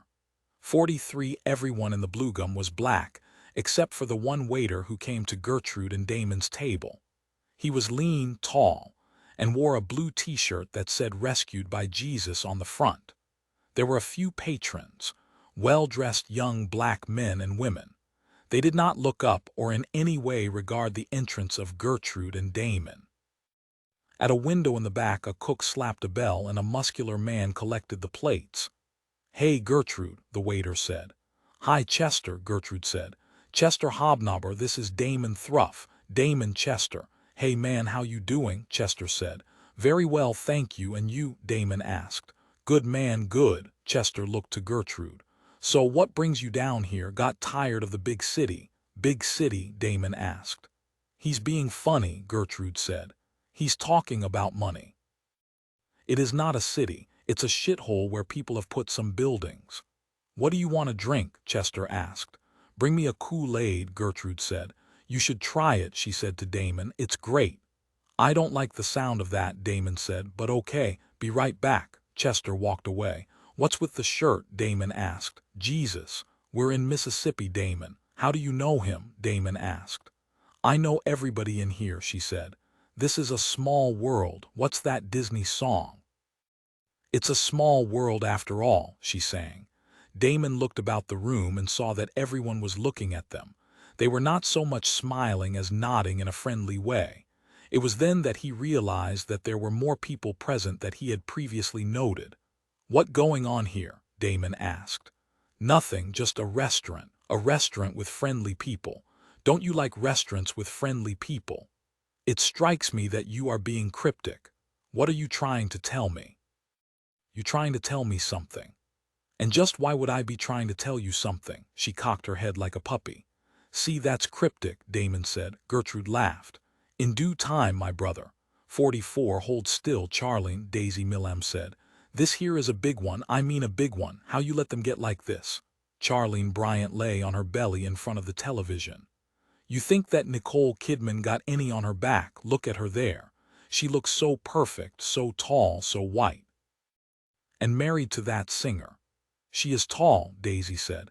"Triple J, you get down off that china cabinet right now.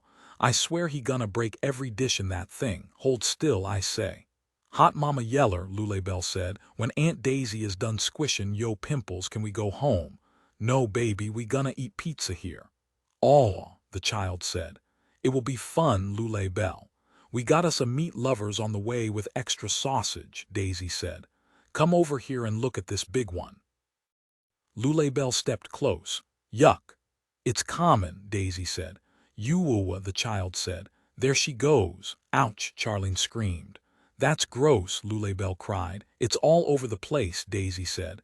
"Lulabelle, go get me a bunch of paper towels and wet one of 'em." "Daisy," Charlene said, "did you ever get all that blood cleaned up? 'Cause I sure didn't. That grout's gonna be pink forever." "It's in the cracks," Daisy said. "I found something when I was cleaning up, though." "Was it a little cross?" "Why, yes it was. How did you know?" Daisy asked. "I found one too, and I know wheat ain't had no little cross." "You think that nigger left them crosses for us to find? You think maybe he was a Christian man?" "Niggers usually is. I wonder why he left them crosses." "You got yourn?" Charlene asked. "Got it right here," Daisy said. "I put it on a chain round my neck. Looks just exactly like mine. I keep it in my little pocket here in my jeans. They's pretty little crosses." Daisy nodded. "Makes me feel good to rub mine through my jeans." "Here are the paper towels," Lulabelle said. "Took you long enough," Charlene said. "Now let me clean up all this pus. That pizza gonna be here any minute." "Mama, Triple J is playing in the back room," one of Daisy's children reported, breathless. "Lord have mercy," Daisy said. "That boy ain't got sense enough to piss out of a boot with the directions wrote on the heel. Lulabelle, come over here and wipe that shit off your mama's back." "Okay, Aunt Daisy." "Hold still, hot mama yeller," the girl said. 45 Ed Morgan sat in the back of the black Cadillac Escalade. Herbert Hind drove and Jim Davis sat in the passenger seat. They were cruising along the highway toward Money, past shacks sitting off the ground on squat brick pillars, past spent cornfields and sad-looking, rib-bare cows. Jim rubbed his hand across the black dash. "Don't you think this vehicle is a bit of a cliché?"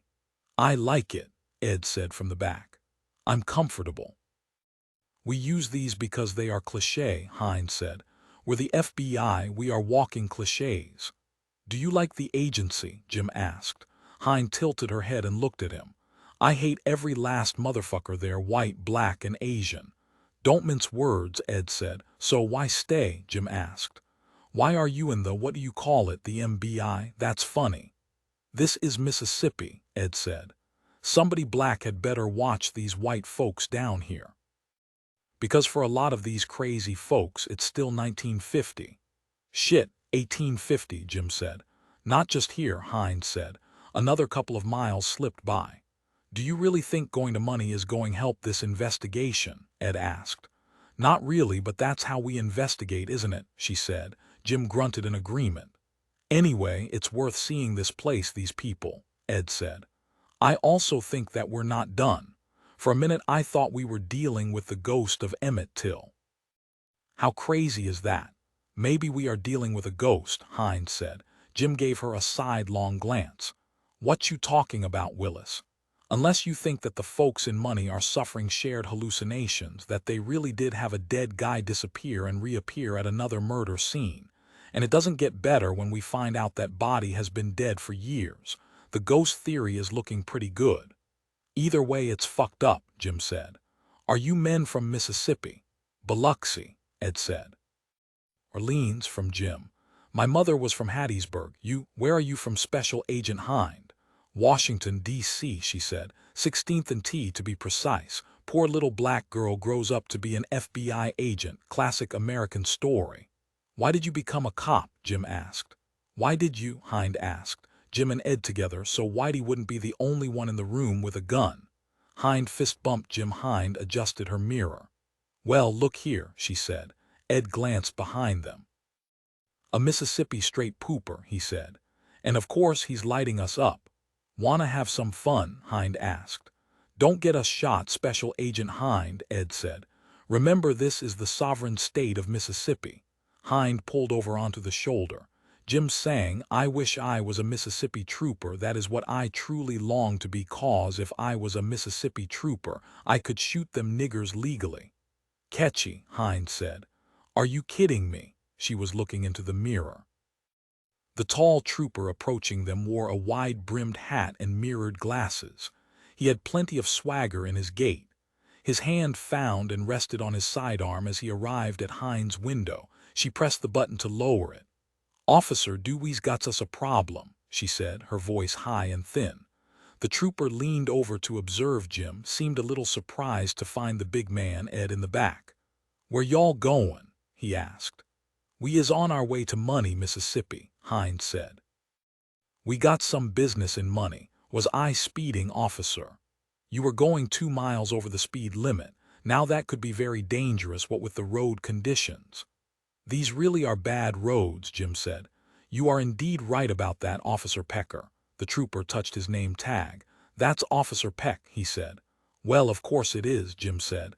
"Officer Peck, how could I make such a silly mistake? Must be my eyes." The trooper was confused by the tone of it all. He studied Jim and Ed again.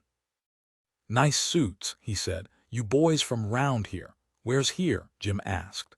"The state of Mississippi, boy." The trooper was tightly wound and quite apparently displeased. "Oh, Mississippi," Jim said. "That would be a no. License and registration." "But Mr. Officer Peck, sir, this here is a rental car and they ain't give me no registration," Hines said. "Okay, y'all some funny darkies. Well, out of the car, both hands on the window here." He pointed at Jim. "You put your hands on that dash." To Ed he said, "Hands on the headrest in front of you." "Mind if I put my badge away first?" Ed asked. "What?" the trooper said.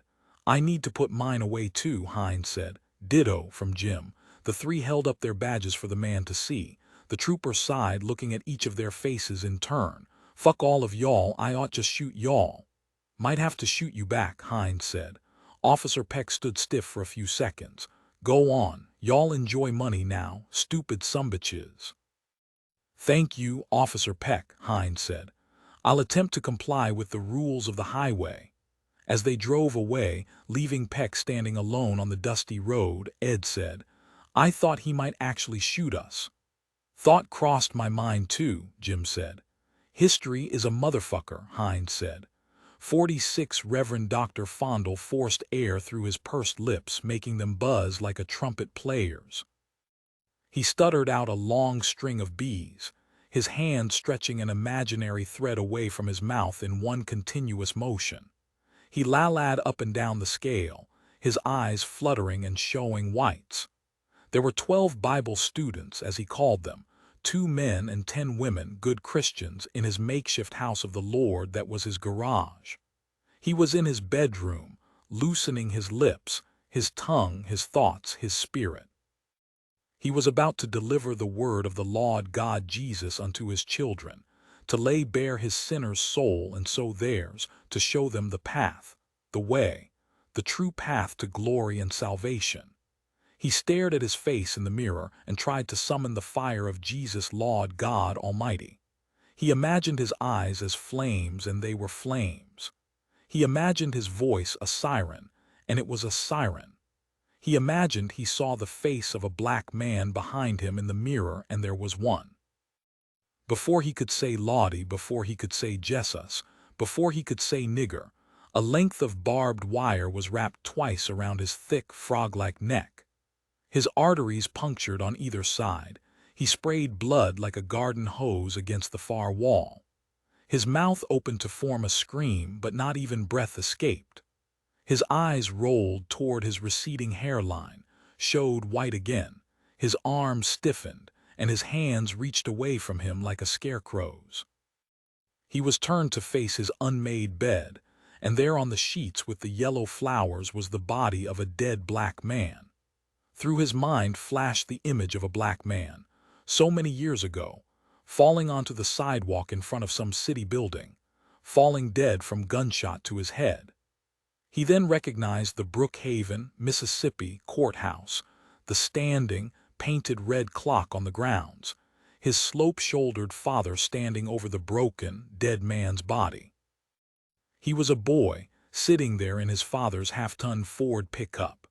He watched as his father spat tobacco-tinged spittle on the lifeless man. Back in his room, in his present, he felt his trousers settle around his ankles, the barbed wire being pulled taut to keep him on his feet. He saw the glint of a large, curved blade. That was the last thing Reverend Dr. Fondle saw in this world. The last sensation was not pain, but the feeling of a sound, the wet, almost clean parting of skin and fat and muscle. His last thought, if he was capable of one, might have been that those other brown people were onto something with that notion of karma. Whatever, there was no time to ask his Lord God Jesus Almighty for forgiveness. 47. The only person in the Money Police Department building was Hattie, the receptionist dispatcher. She was visibly shaken, even whiter than she had been minutes earlier. Her big hair looked fragile and her eyes were red from near crying. Still, she managed to be surprised to find Ed, Jim, and now Special Agent Herbert Hine standing in front of her. "Where is everybody?" Ed asked. "Oh, it's awful, just awful," Hattie said. "What is just awful?" Hind asked. Hattie cut her a sour look. "I don't know you. I know these here boys because they was here before, but I don't know you. I'm FBI Special Agent Herbert Hind." "Lord have mercy, they's coming out of the woodwork." "Will you tell us just what is so awful?" Jim asked. "It's the Reverend Dr. Fondle," Hattie said. "The coroner," Ed asked. "Yes, he's dead. Somebody killed him in his bedroom while he was dressin' to go to meetin'. That's all I know." "Is the sheriff there now?" Ed asked. Hattie nodded. "Give us the address, Hattie." "The sheriff ain't said he want you out there," Hattie said. "Why don't I just shoot you?" Hines said. "How about that?" Hattie gave them the address. 48 was that good food or what? Gertrude asked. "I know you didn't take me there for the cuisine," Damon said, "so please finish filling me in." "Later," she said. "Get in the car." "Why am I scared?" Damon asked. "What? I'm scared and I don't really know why, but you do, I think, know why I'm scared, I mean." "Get in the car." Damon did. Gertrude started the car and proceeded to pull onto the highway. "Let me ask you a question," she said. Damon looked at her. "Have you ever been called a nigger?" "No, as a matter of fact, you—" "Not personally," she said. "What's that mean, not personally?" Gertrude attended to the road, seeming to make a point of not looking at her friend. "Every time anybody gets called a nigger, I get called a nigger." "What is that, a bumper sticker slogan?" "Yeah, you like it, I've got more. How about this one, once you go black, you die, or dead is the new black?" "I wish you would just tell me what's going on," Damon said. "I want you to meet someone." 49. It was not uncommon for snow to fall so early in Duluth, Minnesota, but the intense weather was unexpected, starting mid-morning and becoming immediately heavy. It caught the road crews short-handed. Parents struggled to find ways to collect their children from early dismissal. The storm promised to be a big one. Taggart Muldoon didn't have to worry about any of that. He just filled his refrigerator with new food, and it was his wife's week with the kids. If it was hard on her to get them home, then fuck her. He actually said that out loud to no one. Next week, when the snow was gone, he would take his daughter for the 20th time to Judy Garland's house, where the actress had been born. There was not much else to do. When he was by himself, he liked to go look at the big ships. He wondered if the lake was going to freeze around the edges. He'd been recently laid off from the meatpacking plant and needed things to see. Those fucking Hispanics had come and scooped up the jobs. The plants would hire them, fire them before they had to give them any benefits, and then bring in a new batch. Fucking greaser wetbacks, he thought. They should all be run out of town, out of the country, just like his grandfather had helped get the niggers out of town back in the good days of 1920. "Muldoon!" A man's voice called to him. He was startled because he had been alone in the house. At least, he believed he was alone. "Who's that?" he said. Liam Murphy had been a detective on the Duluth police force for nearly 10 years. 5 before that he'd walked, then driven a beat in the small city. In all that time, as detective and beat cop, the most gruesome thing he had ever seen was the shooting of a snow leopard that had escaped its enclosure at the Lake Superior Zoo. The cops that cornered the animal panicked and fired some 100 bullets at the cat, hitting it 3 times. The poor animal had seemed mostly confused by the noise. But here, he was in a typical and depressing Duluth duplex staring down at 2 bodies. That of one Taggart Muldoon, dead from an apparent beating or from bleeding out, his testicles having been removed and now held in the hand of the second victim, an unidentified black male. Muldoon's neck had been slashed by what must have been a large blade, his head nearly severed from his body. The concave linoleum floor of the kitchen was a lake of blood, strangely only the blood of the white man. A television was switched on. The Vikings pregame show was on. "I didn't even know it was Thursday," Murphy said. "Well, what do you think, Murph? Run it for me," said Detective Wesley Snipes, no relation and white, sipping coffee from a Starbucks cup.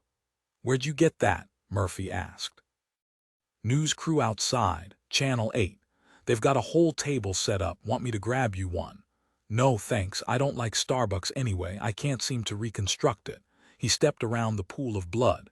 "It appears as if there was a struggle, but look at that guy." He pointed to the black man. "He can't weigh more than $140, and Muldoon here must go 250 or 60. So maybe he was a tough little guy," Wesley said. "You know, maybe he had a punch like George Foreman or something." "And they just managed to kill each other," Murphy said, but it was more a question. He knelt beside the black man's body. "It could happen, double knockout, kapow. While he's slicing off big man's nuts. Well, there's that. And there is no blood coming out of this guy. His face looks like it was not even touched, but he's dead." "He is that," Wesley said. "Tell Ernie I want pictures from every angle and look around. I want to know how that guy," he pointed to the black man, "got in here. I want to if Muldoon knew him, was dating him, was screwing his girlfriend, was doing his taxes." "What about the testicles?" Snipes asked. "What about them?" "I don't think they were sliced off," Wesley said. "You don't?" "No, I think they were snatched off, like some kind of martial arts shit. You know how they can rip a man's throat out." "You watch too many movies," Murphy said.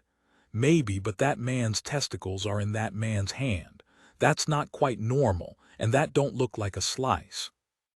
It looks like a rip." "I can't argue with that," Murphy said. "Muldoon has an ex-wife and 2 kids, Snipes said. I already sent somebody from family services over to break the news." "We'd better go talk to the ex," Murphy said. "That's all we ever do," Wesley said, "talk to exes." "Yep, and do you know why? Because the ex is always guilty. Guilty of something anyway." 50 Carbon County Deputy Sheriff Ray Carney was having lunch at the new Burger King restaurant on the business route of Interstate 80. He didn't like the burger because it didn't taste like beef. It might have been meat, but it wasn't beef.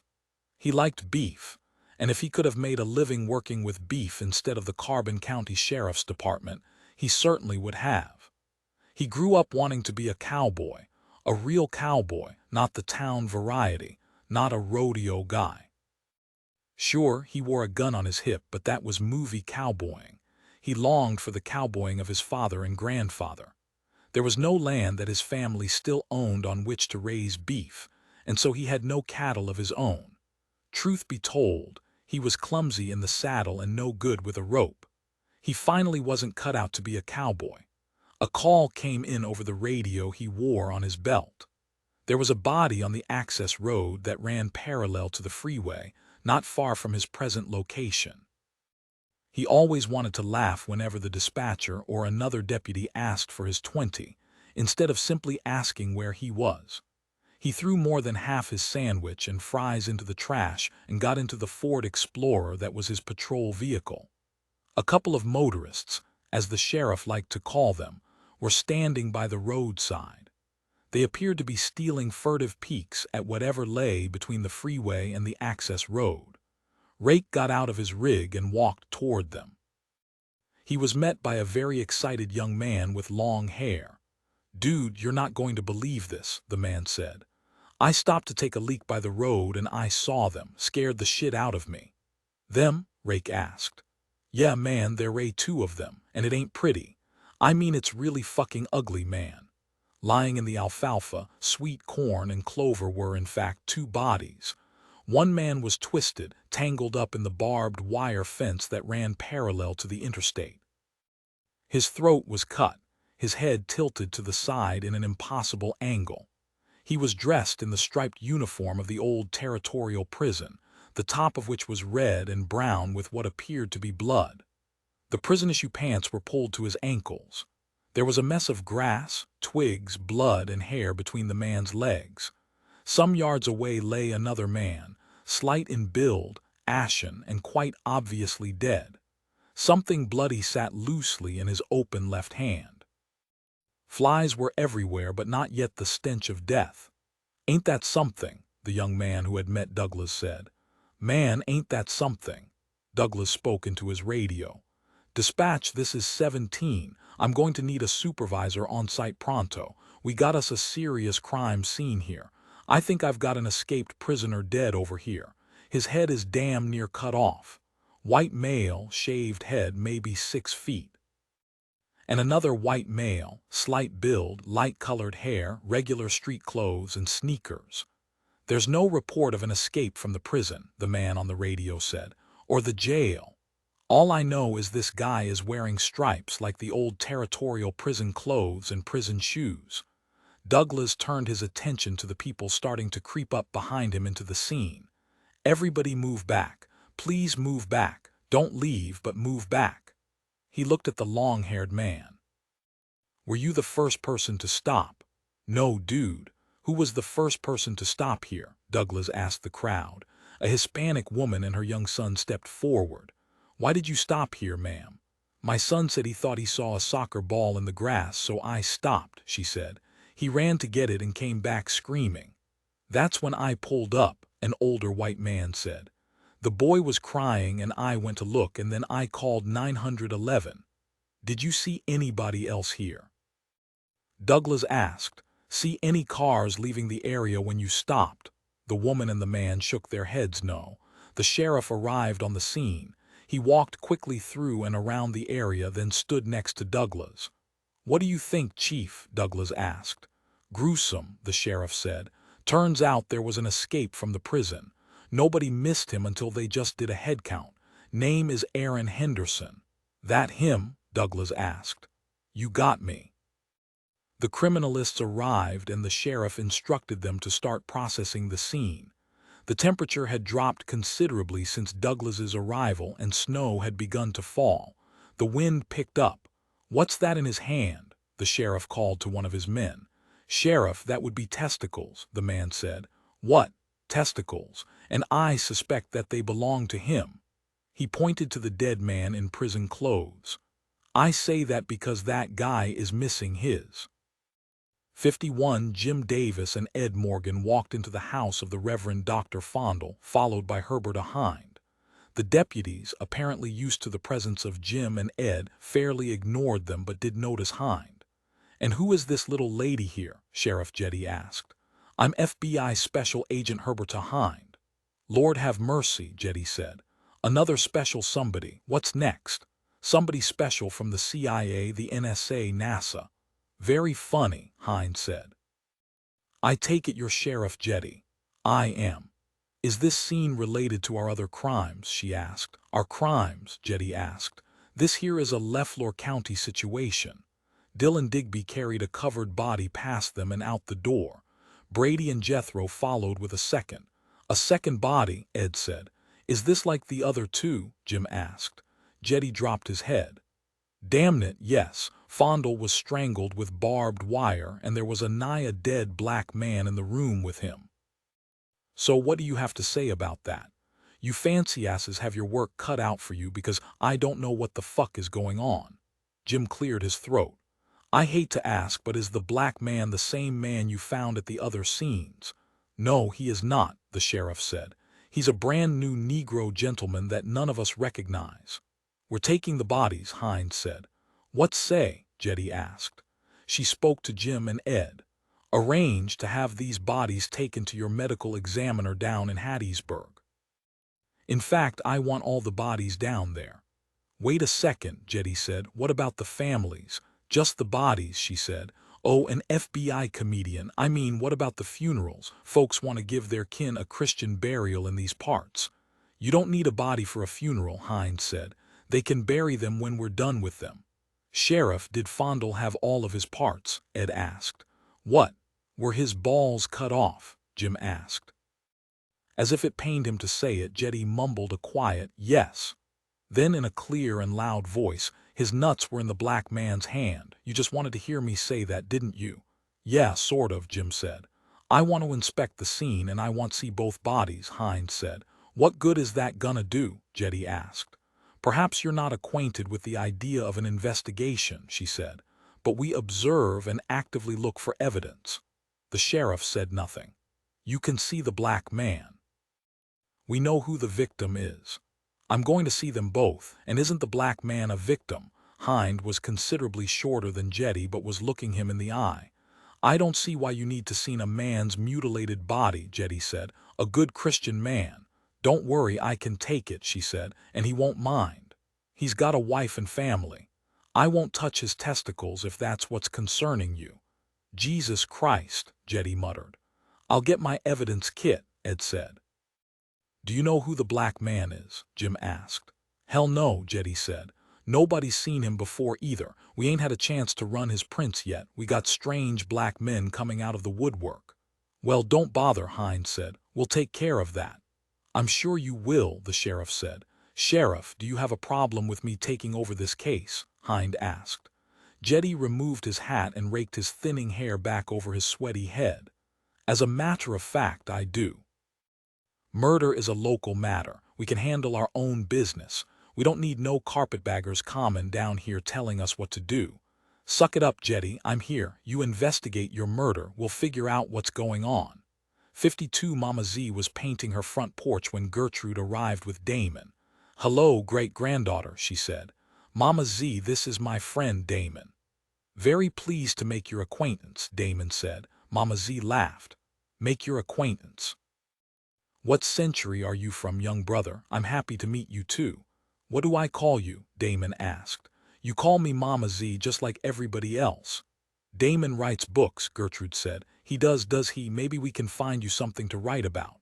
"I don't understand," Damon said. "What do you know about lynching?" Mama Z asked. "Some. I wrote a book about racial violence." "I know," the old woman said. "I have a copy in the house. It's very," she searched for the word, "scholastic." "I think you're saying that like it's a bad thing." Mama Z shrugged. Damon looked at Gertrude as if for clarification, only to see her shrug as well. "Scholastic," he repeated. "Don't take it the wrong way," Gertrude said. "Your book is very interesting," Mama Z said, "because you were able to construct 307 pages on such a topic without an ounce of outrage." Damon was visibly bothered by this. "One hopes that dispassionate, scientific work will generate proper outrage." Nicely said, Mama Z said. "Wouldn't you say that was nicely said, great-granddaughter?" "I would," Gertrude agreed. "There are a lot of strange things happening in Leflore County, Damon," Mama Z said. "Other places too, not only Mississippi, supernatural things." "Really now?" Damon smiled at Gertrude. Gertrude nodded. "Do you like the color?" Mama Z asked. She stepped away from the railing of her porch. "It's black," Damon said. "I know what color it is," the old woman said. "I asked you if you like it." "It will be difficult to see in the dark," Damon said. "That's very true, my boy, very true. I want you to remember that." "What are you talking about?" he asked. "Gertrude, take Damon inside to the library and show him the records." "Come on," Gertrude said. "There's something inside that you have to see. Do you want some tea?" "No tea. I just want to catch up here and understand. Supernatural? What's supernatural? What kind of bullshit is that? What are the records? Why is she acting so creepy? Who paints a porch black?" Damon followed Gertrude through the front room. He looked at the shelves. "She has a lot of books." Gertrude led him into the library and gestured for him to regard the array of filing cabinets. "What am I looking at?" Damon asked. "These are the records," she said. "There is a file here for nearly every person lynched in this country since 1913. Damon was gobsmacked. He looked from wall to wall. That old woman compiled all of this. He stepped forward and ran a hand along a cabinet. "Open it. Read." "Why 1913? Mama Z was born in 1913. Shortly after her birth, her father was lynched. He was a voting rights activist. His is the first dossier." "How many are there?" Damon asked. "I don't know." "How did she do all of this?" She's not like the rest of us, Gertrude said. 53, is this guy's name really McDonald McDonald? Orange County Lieutenant Detective Hal Kai said. He stood in the wide foyer of a massive home in Huntington Beach. Criminalists walked and crawled past him. Uniformed cops stood at every door. Yeah, that's his name, his partner Darrell Ho said. He looked at his notes. No relation to the restaurant. Pretty well off, though, Hal said. Somebody said he's old money. Doesn't look like old money. Look at this place. Looks like a restoration hardware catalog. Pottery Barn, Darrell said. Anyway, so Moneybags bought it, Hal said. Oh, you gotta see this. Darrell closed his notebook. Scenes upstairs. They've been processing the rest of the house but haven't touched that room yet, except for some pictures. M.E. was in there, of course. Let's see it. Hal followed Darrell up the sweeping spiral staircase. They didn't pause outside the door but stepped right in. Holy fuck, Hal said. He walked across the room and leaned over the body of a white male, mid-60s, receding hairline, pajama-clad and throat slit. God, that's fucking deep. Katana. Good call, Darrell said. It's under the window. Who found him? Housekeeper. He lives alone. Can you believe it? House this big. She found him and ran downstairs to call 911. Uniforms came and they found homeowner here, and Darrell directed Hal's attention across the room. Hal turned around to see another body. Nai Hal, he said. Without leaning over, he could observe the face of a dead Asian man, perhaps 40 years old. What are you doing here, Benden? Look in his hand, Darrell said. What's that? Man, look at the blood. Those would be testicles, and they're not his. Hal turned back to look at the white man. He saw that the man's pajama pants were open and covered in blood. I thought that was blood from his throat. Some of it probably is, but homeboy here ripped his cojones off. At least that's what it looks like. Little fella did it with a big sword, Hal said. But who killed him? M.E. has got to figure that out. I'm just a regular dude with a badge, a pistol, and handcuffs. No identification on the Asian, Darrell shook his head. I've seen enough, Hal said. Call them in here and get this place processed. He looked at the scene. I can't play it out, you, Darrell shook his head. Nope. 54, the first dead black man was still secure in his stainless steel drawer in Hattiesburg, and the second was on his way. FBI Special Agent Herbert Hind and MBI Special Detectives Ed Morgan and Jim Davis sat in what had become a familiar booth to the two men. Gertrude delivered 3 glasses of ice water to them and said hello. Gertrude, this is Herbert Hind, Jim said. She's from the FBI. Fat Boys Incorporated, Gertrude joked. Federal Bureau of Intimidation, she collected herself. Sorry, pleased to meet you. Hind smiled as much as she ever smiled. Nice to meet you too, kid. Your name tag says Dixie. That's my stage name. I see. Do people call you Herberta or Berta? Gertrude asked. Hind studied the young woman for a long second. My family called me Herbie. The 4 were silent for a while. I'll get your coffee, Gertrude said and walked away. So what do we do now? Jim asked. I think we follow the body, Ed said. Is there a chain of possession of this cadaver that was used by the killer? I think that's right. Believe it or not, my office isn't allotting any more manpower, pardon the expression, to our investigation. Personally, I am not surprised. However, I have asked that your agency loan you to me, and they said yes. Well, okay, boss, Jim said. So my question remains, what's next, Special Agent Hind? Herbie, she said. Really? Jim asked. I can take it if you can, she said.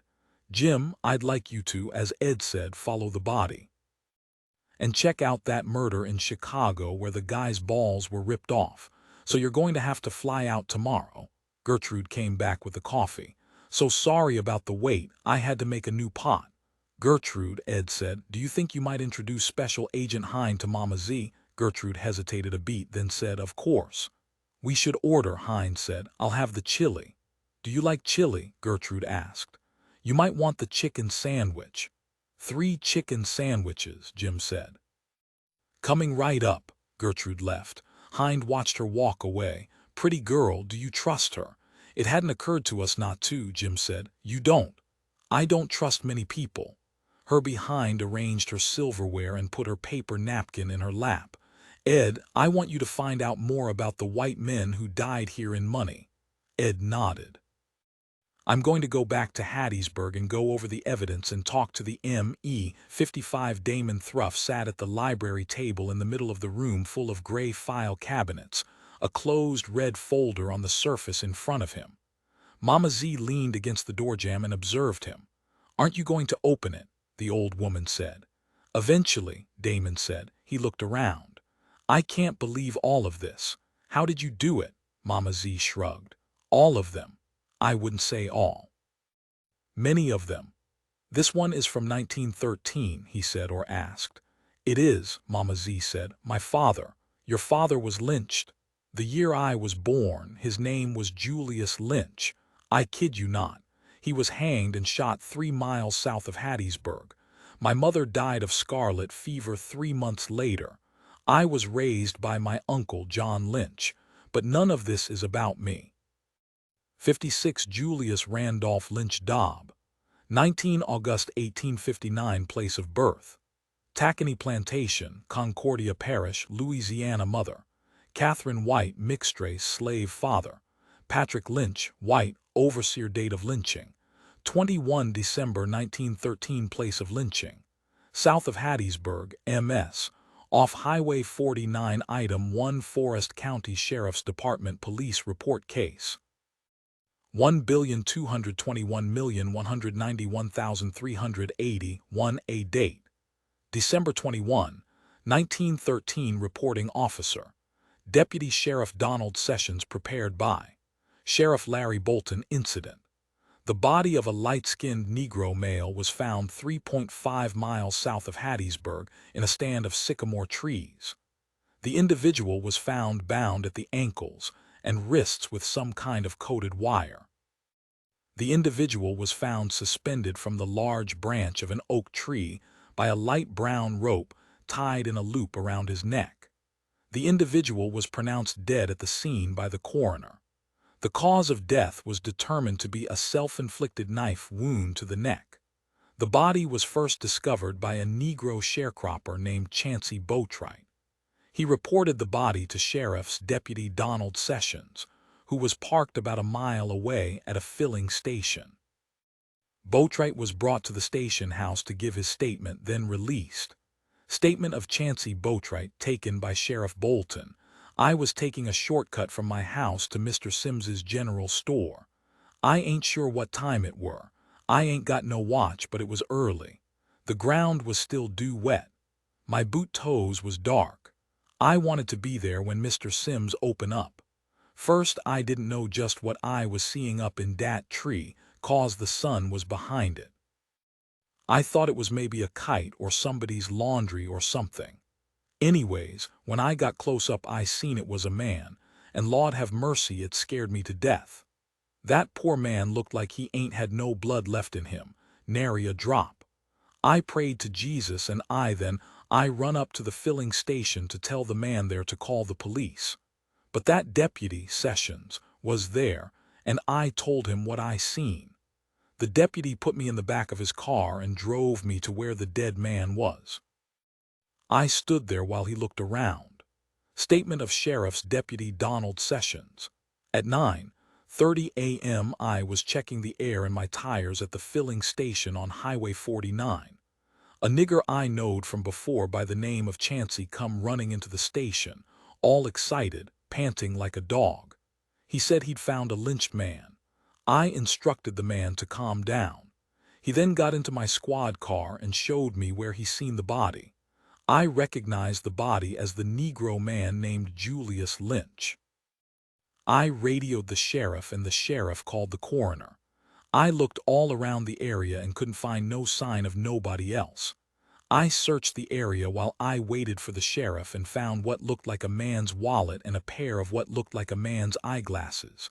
The wallet didn't have no ID or money. Notes: the body of Julius Lynch was claimed by his brother, John Lynch. The body was picked up by the Pierce Funeral Parlor. No one was interviewed. No suspects were identified. No one was arrested. No one was charged. No one cared. 57 Helvetica Quip nursed a cup of chamomile tea while she sat at the stainless steel desk in the autopsy room in the basement of MBI headquarters in Hattiesburg. Special Agent Herbert Hind drank Coke from a can and held a slender, unlit cigarette between the fingers of her other hand. "One seldom sees a cigarette these days," Helvetica said. "I hold them but don't smoke them. Not anymore." "My father smoked cigars," Hind said. "He was a janitor at the White House." "You mean 1600 Pennsylvania Avenue? Yes, that must have been interesting." "You might think so, especially because he was there during the Nixon administration, but he claimed it wasn't all that interesting. He said Kissinger was polite, believe it or not. John Dean was nervous." "Wow, Nixon." "My father worked nights. He said Nixon was always in the Oval Office. He often had to clean around him as he slept at his desk." Hind finished her soda and tossed the empty can in the nearby wastebasket. "He said that Nixon saw him more than 1,000 times and never said hello." "Racist?" Helvetica asked. "Drunk, oblivious, who knows?" "I didn't know my father." "He left when you were a kid?" Hind asked. "No, he lived in the house my entire life, but I never knew him. He was an anesthesiologist, and you would have thought he simply put himself to sleep every day. I can't even remember the sound of his voice. I think he put me to sleep, and that's how I ended up marrying someone as remote as he was." "Want to hear something funny?" Hind nodded. "I fell in love with my husband's southern accent. Can you believe that? A Mississippi accent." Hind laughed. "Well, Dr. Quip, I'm sure he fell in love with your exotic British accent." "My accent doesn't seem to impress people down here." Hind considered this for a while. "My father hated that I ended up working for the Bureau." "Why was that?" "He didn't trust white people." "Yet he worked at the White House," Helvetica said. "Even he liked the irony." The computer behind Helvetica dinged. "It seems we have a hit, ladies and gentlemen." She opened a screen and studied it. "The DNA of our second cadaver belongs to a Mr. Gerald Mister. Good name. It seems Mr. did a couple of years in Cook County Jail. Released quite a while ago. Died last year. Get this, his body was taken to Acme Cadaver Supply of Chicago, same as our other body. I guess that's our next move." "Just what is going on, Special Agent Hind?" "I don't know, Dr. Quip, I don't know. I sent Davis to Chicago." 58 It was extremely cold in Chicago, at least for Jim Davis. Jim was from New Orleans, and his body reminded him of this fact when the Chicago wind slapped him around. He thought he dressed properly, putting a wool overcoat over his wool suit coat, but he was wrong. Jim drove his rental car to the Brighton Park Precinct Station and walked into the overheated building. He stepped up to the desk officer. "I'd like to speak with Detective Sergeant Daniel Moon." "And who the hell are you?" the fat cop asked. "Special Detective Jim Davis of the Mississippi Bureau of Investigation," he said. He hated the way that sounded. "Oh, really?" the man said. "I'm part of an interstate task force working with the FBI. Officer, may I have your name?" The man retreated into his body and reached for the phone. "I'll call Detective Moon. Have a seat over there." Jim sat in a chair against the wall next to a woman in handcuffs. He nodded a hello to her. "I'm being booked for prostitution," she said. "Sorry to hear that," Jim said. "Are they tough on that up here?" "If you walk the streets," she said. "They don't care if you work the internet and go to hotels and such." "Is that right?" "Oh yeah, unless the guy at the hotel spots you and don't like you. That's what happened to me." "Sorry to hear that." Jim peeled off his overcoat. "Son of a bitch," she said. "All because I would give him no cut." "Is that customary?" Jim asked. The woman stared at Jim for a second and grew grim. "You know what, fuck you," she said. Jim nodded, let his head rest on the wall behind him. "Who are you to judge me?" the woman said. Without opening his eyes, Jim said, "Listen, sugar, I'm from New Orleans, Louisiana. Down there you can sell pussy to your heart's content as long as you don't roll somebody, so be cool." "Agent Davis," a man said. Jim opened his eyes to find a tall Asian man standing next to him. "I'm Moon, come on back." Jim sat in the chair in front of Moon's desk. Moon sat on the edge of his desk. So you're interested in the Millam murder? You observed the scene, Jim more said than asked. It was the worst thing I've ever seen. Was there barbed wire? Jim asked. There was, Moon said. Jim pulled a folded manila envelope from his overcoat pocket.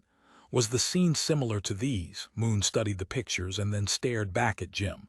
What the fuck is this? What's going on? Your scene looked like these. Moon looked back at the pictures. Pretty much exactly. Except there was only one body. Was there any sign that another body had been there? Jim asked. What do you mean? Did you find anything strange? Jim caught himself. Besides the obvious, anything that bothers you. The criminalist did find some dark fibers that we can't account for. There was no sign of a struggle, but the killer must have shed them. Lab said they were rotten. Would you mind showing me the scene? Moon looked at Jim and then again at the photographs. Yeah, I'll drive you over there. Thanks, detective. This is all pretty ugly, you know, Moon said. Yes, I know. You want to tell me what's going on? I wish I knew. 59 Ed Morgan was less clear on his assignment than was his partner. He was charged with learning as much about the 4 white victims as possible. The initial problem, as Ed saw it, was that the 3 men and 1 woman were so unremarkable that there was little to uncover about them. They were simple in the strictest sense, and not in a good way. It came as no surprise that in a town of such size that they would all know each other. In fact, Carolyn Bryant, Wheat Bryant, and the Millam they called Junior were related by blood. The coroner, Fondle, was the odd piece, and so Ed decided to start with him. He went to the man's house, knocked. Fancel Fondle called for him to enter. He found her filling a recliner in the living room. I apologize for disturbing you in this time of grief, ma'am, but I'm investigating the death of your husband, Ed said. You ain't no goddamn deputy, she said. No, ma'am, I'm not. I'm from the Mississippi Bureau of Investigation down in Hattiesburg. I've been assigned to the case. From Hattiesburg, she appeared momentarily impressed by that fact. Yes, ma'am, Ed decided to go with it. Your husband being a government official, the Bureau has taken extra special interest in the circumstances of his sad and untimely demise. Fuck you, she said. Excuse me, ma'am. I may be fat and white, but I ain't stupid. I apologize, Mrs. Fondle. So they sent you. I'm a special detective, ma'am. Well, sit yo ass down. The only other chair in the room was another recliner, not quite matching, a vinyl one beside hers. It made an embarrassing noise as Ed sat on it. Sorry, he said. Everybody makes that sound when they sit there, she said. You know you could stand to lose a little weight yo own self. Yes, ma'am. I apologize if I ask some of the same questions you've already answered, Ed said. Oh, that's all right, she said. She was younger than her husband, perhaps 40, but who could tell through the weight and rough life? She was slightly cockeyed. You're actually nice, she said. For a Negro, you sound educated. Are you educated? Yes, ma'am. Tell me, do you know of anyone who would have wanted to hurt your husband? Fancel Fondle laughed softly. Probably a whole mess of folks wanted him hurt but not dead. He weren't well liked. I see. He thought being coroner made him something special, and people around here didn't take to that. He weren't no real doctor, you know that. She took an unwrapped mint from a bowl on the table by the arm of her chair and put it in her mouth. But they called him doctor anyway. Was he a reverend? Ed asked. I suppose you could say that. I don't know what makes somebody a preacher. He didn't go to no school for it. He did preach. He weren't no damn good at it. Always got the scriptures all wrong. Maybe he was good at comforting people, Ed said, because his mother always taught him to find something good and to say something nice. I wouldn't say that, Fancel Fondle said. He was kinder an oaf. I think that's the word. He always said the wrong thing. Anybody hate him? Nobody in particular, but plenty of 'em in general, she said, shaking her head. He sure hated enough folks. Who did he hate? He hated colored people, she said. Sorry, Ed shrugged. Lots of folks round here hate coloreds. He was just one of them. It doesn't sound like you liked your husband very much. Just why did you marry the man? This is Money, Mississippi, Mr. Detective. Leflore County, Mississippi. My husband weren't much to look at or talk to, but he had him a steady job. I didn't finish high school, I can't sing a lick, and I don't look good with my clothes off. I was just trying to have a life. Mine. He was sorry he'd asked the question, realized it was one he shouldn't have asked. Give me a couple of names of people he hated. He hated Red Jetty, she said. Oh, Red wouldn't have knowed it. Cad never hated him to his face. He was kinda scared of Red. Why did he hate him? Ed asked. Because of Red's daddy. Red's daddy. Fancel Fondle studied Ed for a long moment. Red Jetty's daddy quit the clan way back when Cad's daddy, Filbert, was Grand Kleagle. Cad's daddy just hated that, called him a traitor and all sorts of unsavory names. Anyway, a bunch of folks walked out of the clan with him. That's what really upset him, that he took a mess of folks with him. Some of that hate got passed. Why did Jetty's father walk out? Ed asked.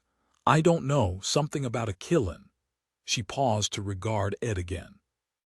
I'm sorry to talk about this with you. It's okay, ma'am. Something about a nigh black man getting killed. She loaded a couple more pieces of candy into her mouth. This is why I'm fat. Are you saying that your husband's father killed a man? I don't know, maybe, yes. Do you think a lot of people knew he killed a man? Ed asked. It was one of them secrets what everybody knows. She paused, pushed the candy bowl away from her. Exceptin' for my cleaning woman, Sadie, you the first colored person ever been in this here house. Is that right? You're nice. Was your husband a member of the Ku Klux Klan, Mrs. Fondle? She didn't answer. Can't hurt him now, Ed said. Yes. The woman looked ashamed. I'd better be going, ma'am. Thank you so much for your time. Cad wasn't real nice to anybody, colored or white, she said. Yes, ma'am. I don't guess that makes too much of a difference to you. She shook her head. No, ma'am. 60 Damon Thruff read dossier after dossier, name after name. At first he was terribly careful to return a file precisely back into its place before selecting the next one. The first 20 or so were sequential, but now he was taking them willy-nilly from any drawer, from any cabinet. And no longer was he bothering to return them, but rather many remained on the table, open to the air and light. What was most unsettling was that they all read so much alike, not something that one wouldn't expect, but the reality of it was nonetheless stunning. They were like zebras. He thought not one had stripes just like any other, but who could tell one zebra from another? He found it all depressing, not that lynching could be anything but. However, the crime, the practice, the religion of it, was becoming more pernicious as he realized that the similarity of their deaths had caused these men and women to be at once erased and coalesced like one piece, like one body. They were all number and no number at all, many and one, a symptom, a sign. Mama Z came into the room and set down a plastic tray with black tea and little cookies. Damon looked at the woman and then at the dim light outside the window. Is it dusk already? He asked. Dawn, the old woman said. I've been at this all night, she hummed an affirmation. You did all of this? Damon asked. Mama Z poured the tea. Yes.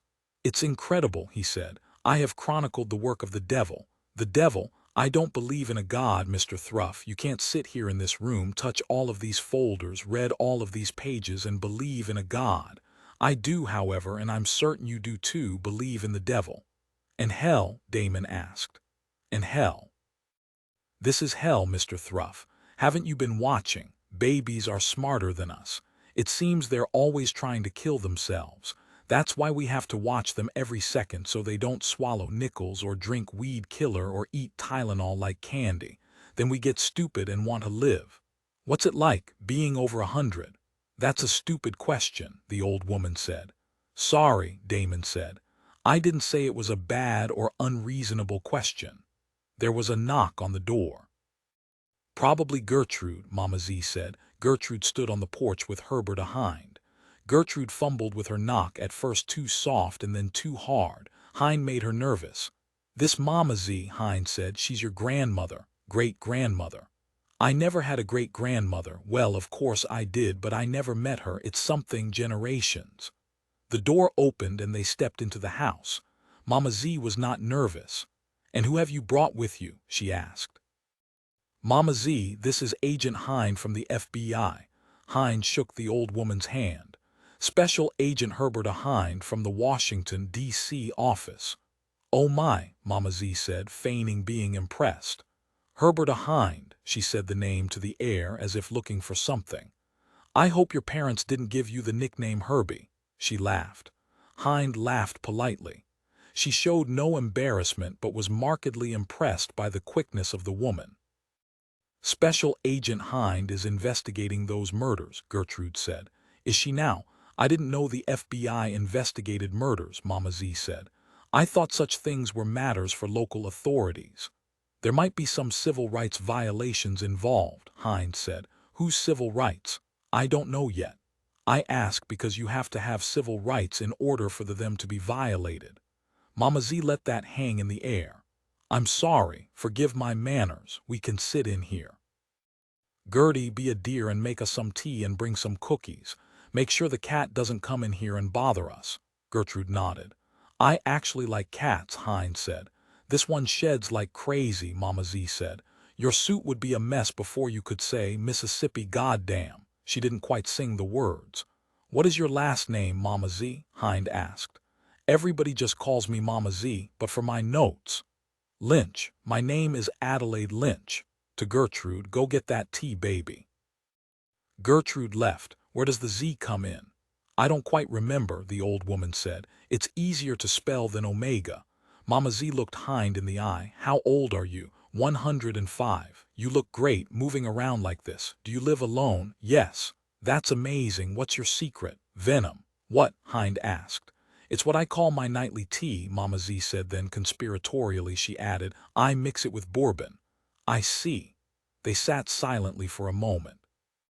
"I'm told you know about almost everything that goes on in these parts," Hind said.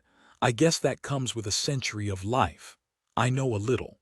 "Do you know about the body of the black man that turned up at 3 different murder scenes?" "You are direct, aren't you?" "There's really no other way to ask that," Hind said. "I heard about it. Confusing, confounding. Would that be the correct word? It all sounds kind of magical, doesn't it?"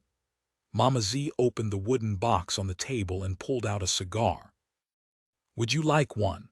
"No, thank you." Hind stared at the cigar and the woman. "I know it's eccentric," the old woman said. "I've had one a day for the last 75 years. They might just be the secret of my longevity, along with the bourbon, who knows. Have you ever smoked one?" "No, I've never thought to try." "They're frightfully expensive, but worth it, I think. These are Cuban. I probably shouldn't tell you that." Hind waved off her concern. "I wouldn't want to put you in a compromising position," Mama Z said. "What can you tell me about the Bryants?" "Well, you know Carolyn Bryant was the woman who accused Emmett Till of saying things to her. Things she later recanted, I read," Hind said. "You can't unfire a gun." Hind nodded. "What that woman did to that child might not be forgivable even by one of them Christians or their God." "You're not a Christian," Hind said as a question. "Not forgiving enough. You." Gertrude brought out a tray with tea and crackers. "Thank you," Mama Z said. "You can leave us to talk now, okay, my dear sweet great-grandbaby." Gertrude left. "I was asking after your religion," Mama Z said as she poured the tea. "Are you a Christian?" "I might be. I haven't decided," Hind said. "I'll make up my mind when I'm as wise as you." "No one has ever called me ancient in a nicer way." Mama Z smiled. "Did we get off on the wrong foot or something?" Hind asked. "I don't think so. Why?" "There seems to be a tension here between us. Like you perhaps don't trust me. Do you trust me?" Mama Z said nothing. "Why not?" Hind asked. "You're from the FBI. I'm also a black woman," Hind said, "so you see my problem. But I take it you don't have a problem with Agents Morgan and Jones." "They're not FBI," Hind sighed. "No, but they're MBI. It's all just letters, right?" Mama Z looked at Hind for a couple of seconds, then called back into the house. "More hot water." "Is there reason for you to fear the FBI? Is that rhetorical?" "I suppose it is. My father was lynched." "I'm sorry," Hind said. "Is that an official apology from the United States government, from a black woman?" "Again," Mama Z said, "you see my problem. That's practically nothing. I've heard nothing and it sounds just like that." Don't you think there should be some of us in places like the FBI, CIA, Congress? Hines said. No. Why not? Bad company. I don't keep bad company. 61. The apartment house was nondescript insofar as it looked exactly like every other house on the block. A block that looked exactly like every other block in the neighborhood. Inside, the only distinguishing feature of apartment 3, upstairs to the right in the front of the building, was the yellow police tape stretched across the door and the red 5x11 green notice stapled to it. Moon let Davis step into the apartment first. Jim looked first at the light coming through the open blinds of the bay window on the street side, then around the room, recalling the crime scene photos. The body was over there on the floor in front of the sofa, Moon said, pointing with an open hand. Jim nodded. It was gruesome all right, but the weird thing was just how clean everything appeared to be. I mean, there's dust here now, but not so much then. And he'd been dead for over a week when he was discovered. Jim nodded. He studied the dried black blood on the throw rug and wood floor. Why did it take so long to find him? Nobody liked him, I guess. As for the stench, everybody thought a rat had died in the walls somewhere. That makes sense, Jim said. Your gut tell you anything, Moon shook his head. It was just ugly. The way that barbed wire, and it was nasty, old, and rusty barbed wire, was wrapped around his neck. It cut almost all the way through. You know what kind of force that would take? I take it you do. The guys in the crime lab say that 2 men pulling on either side couldn't do it. What do you think of that? I'm trying not to. Jim stepped over and looked in the refrigerator. 3 cheap beers and a bottle of mustard. The same as found. Gourmet. What's your gut tell you? Moon asked. Not a damn thing. Where you going now? Believe it or not, a place called the Acme Cadaver Company of Chicago. Want to come along? Actually, I'd like you to come. Your badge will be more impressive than my Mississippi shield. Yeah, Moon said. I'm there. 62. Ed Morgan stood outside the home of the coroner's assistant, Dill. He knew him only as Dill. The man lived with his mother, whom everyone referred to always with her first and last names, Mavis Dill. The yard of the house was overgrown, shabby, and in need of water. There were several concrete benches in front of the house, more that seemed necessary or useful.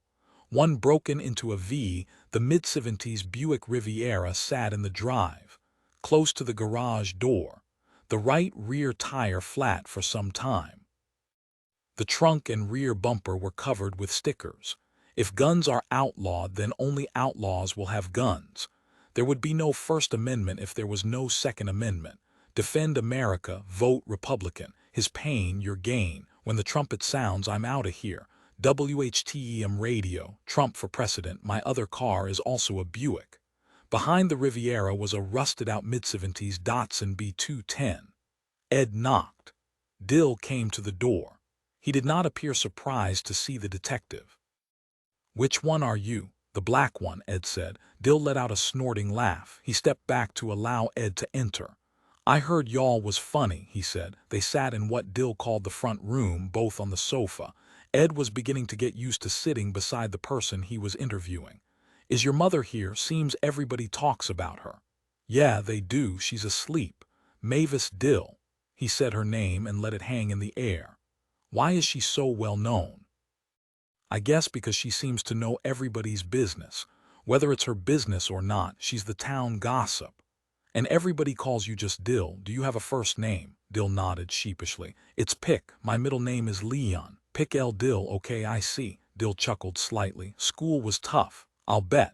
Ed looked out the window. Tell me about your boss. He's dead. Before that. Before that, I wished he was dead, but I didn't kill him. He was a piece of human shit, but I didn't kill him. Dill was unblinking. What didn't you like about him? Ed asked. There was nothing to like about him. He was an uneducated, faux-religious, bigoted fool who fell into the office of coroner and nested there. He assigned causes of death on a whim, never based on science. He was a criminal. Tell me. Well, he's dead now. It's not like you can arrest him, right? I might try, Ed said. Dill laughed. Between you and me, I don't even care who killed him. I just want to figure this mess out. It's sort of my job. You want some coffee? All I got is instant. Dill was fidgety now. No coffee, thanks. Something wrong? Ed asked. No. Give me an example of one of Fondle's crimes. Here's the thing. Dill leaned forward. I'm worried about implicating myself. I mean, I did do what he told me to do. I didn't want to lose my job. Ed offered what he hoped was a reassuring smile. Like I said, you could have killed Fondle yourself and I wouldn't care. I'm just trying to figure out what's going on. Disappearing bodies is a new thing. You got that right. Dill took a long, deep breath. About 4 years ago, a deputy called in to report a dead body in back of the old ice house. It's all abandoned now. Somebody tried to turn it into a dance hall some time back, but this is Money, Mississippi. No dancing. No. You know why Baptists don't fuck standing up? Dill asked. Tell me. They're afraid somebody might think they're dancing. Ed nodded. Anyway, this black man was dead in a dumpster, been shot in the back of his head. 38 or maybe a 45. Big hole. Dill put his hand on the nape of his neck to show. The deputy, he's gone now. Jetty fired him, I think. He seemed real nervous-like. He talked to Fondle for a long time. And do you know what Fondle did? Ed shook his head. He typed suicide on the cause of death line, just like that. Who shoots himself in the back of the head in a dumpster? What was this deputy's name? Ed asked. I should have said something at the time, but who would I have said it to? The deputy's name, mustard or ketchum. I remember it reminded me of a condiment, mayo. That was it, mayo. Don't remember his first name, if I ever knew it. He's still around, gone for a long time. The victim, what was his name? Garth Johnson. I remember because I thought, Garth, that sounds like a white name, even though I know there ain't such things as white and black names, but you know what I mean. I guess. Like if a white guy had the name Lamarcus, you'd remember that, right? I guess I would. Who identified the body? We all knew him. He worked at the gas station, lived in the bottom, of course. Did he have any family, anybody come in to officially identify him? Dill shook his head. If he had family, I didn't know about them. Ed loosened his tie. He was angry. I'm sure that wasn't the only time Fondle did something like that. Other than you, who do you think might have wanted to kill Fondle? Everybody, I guess.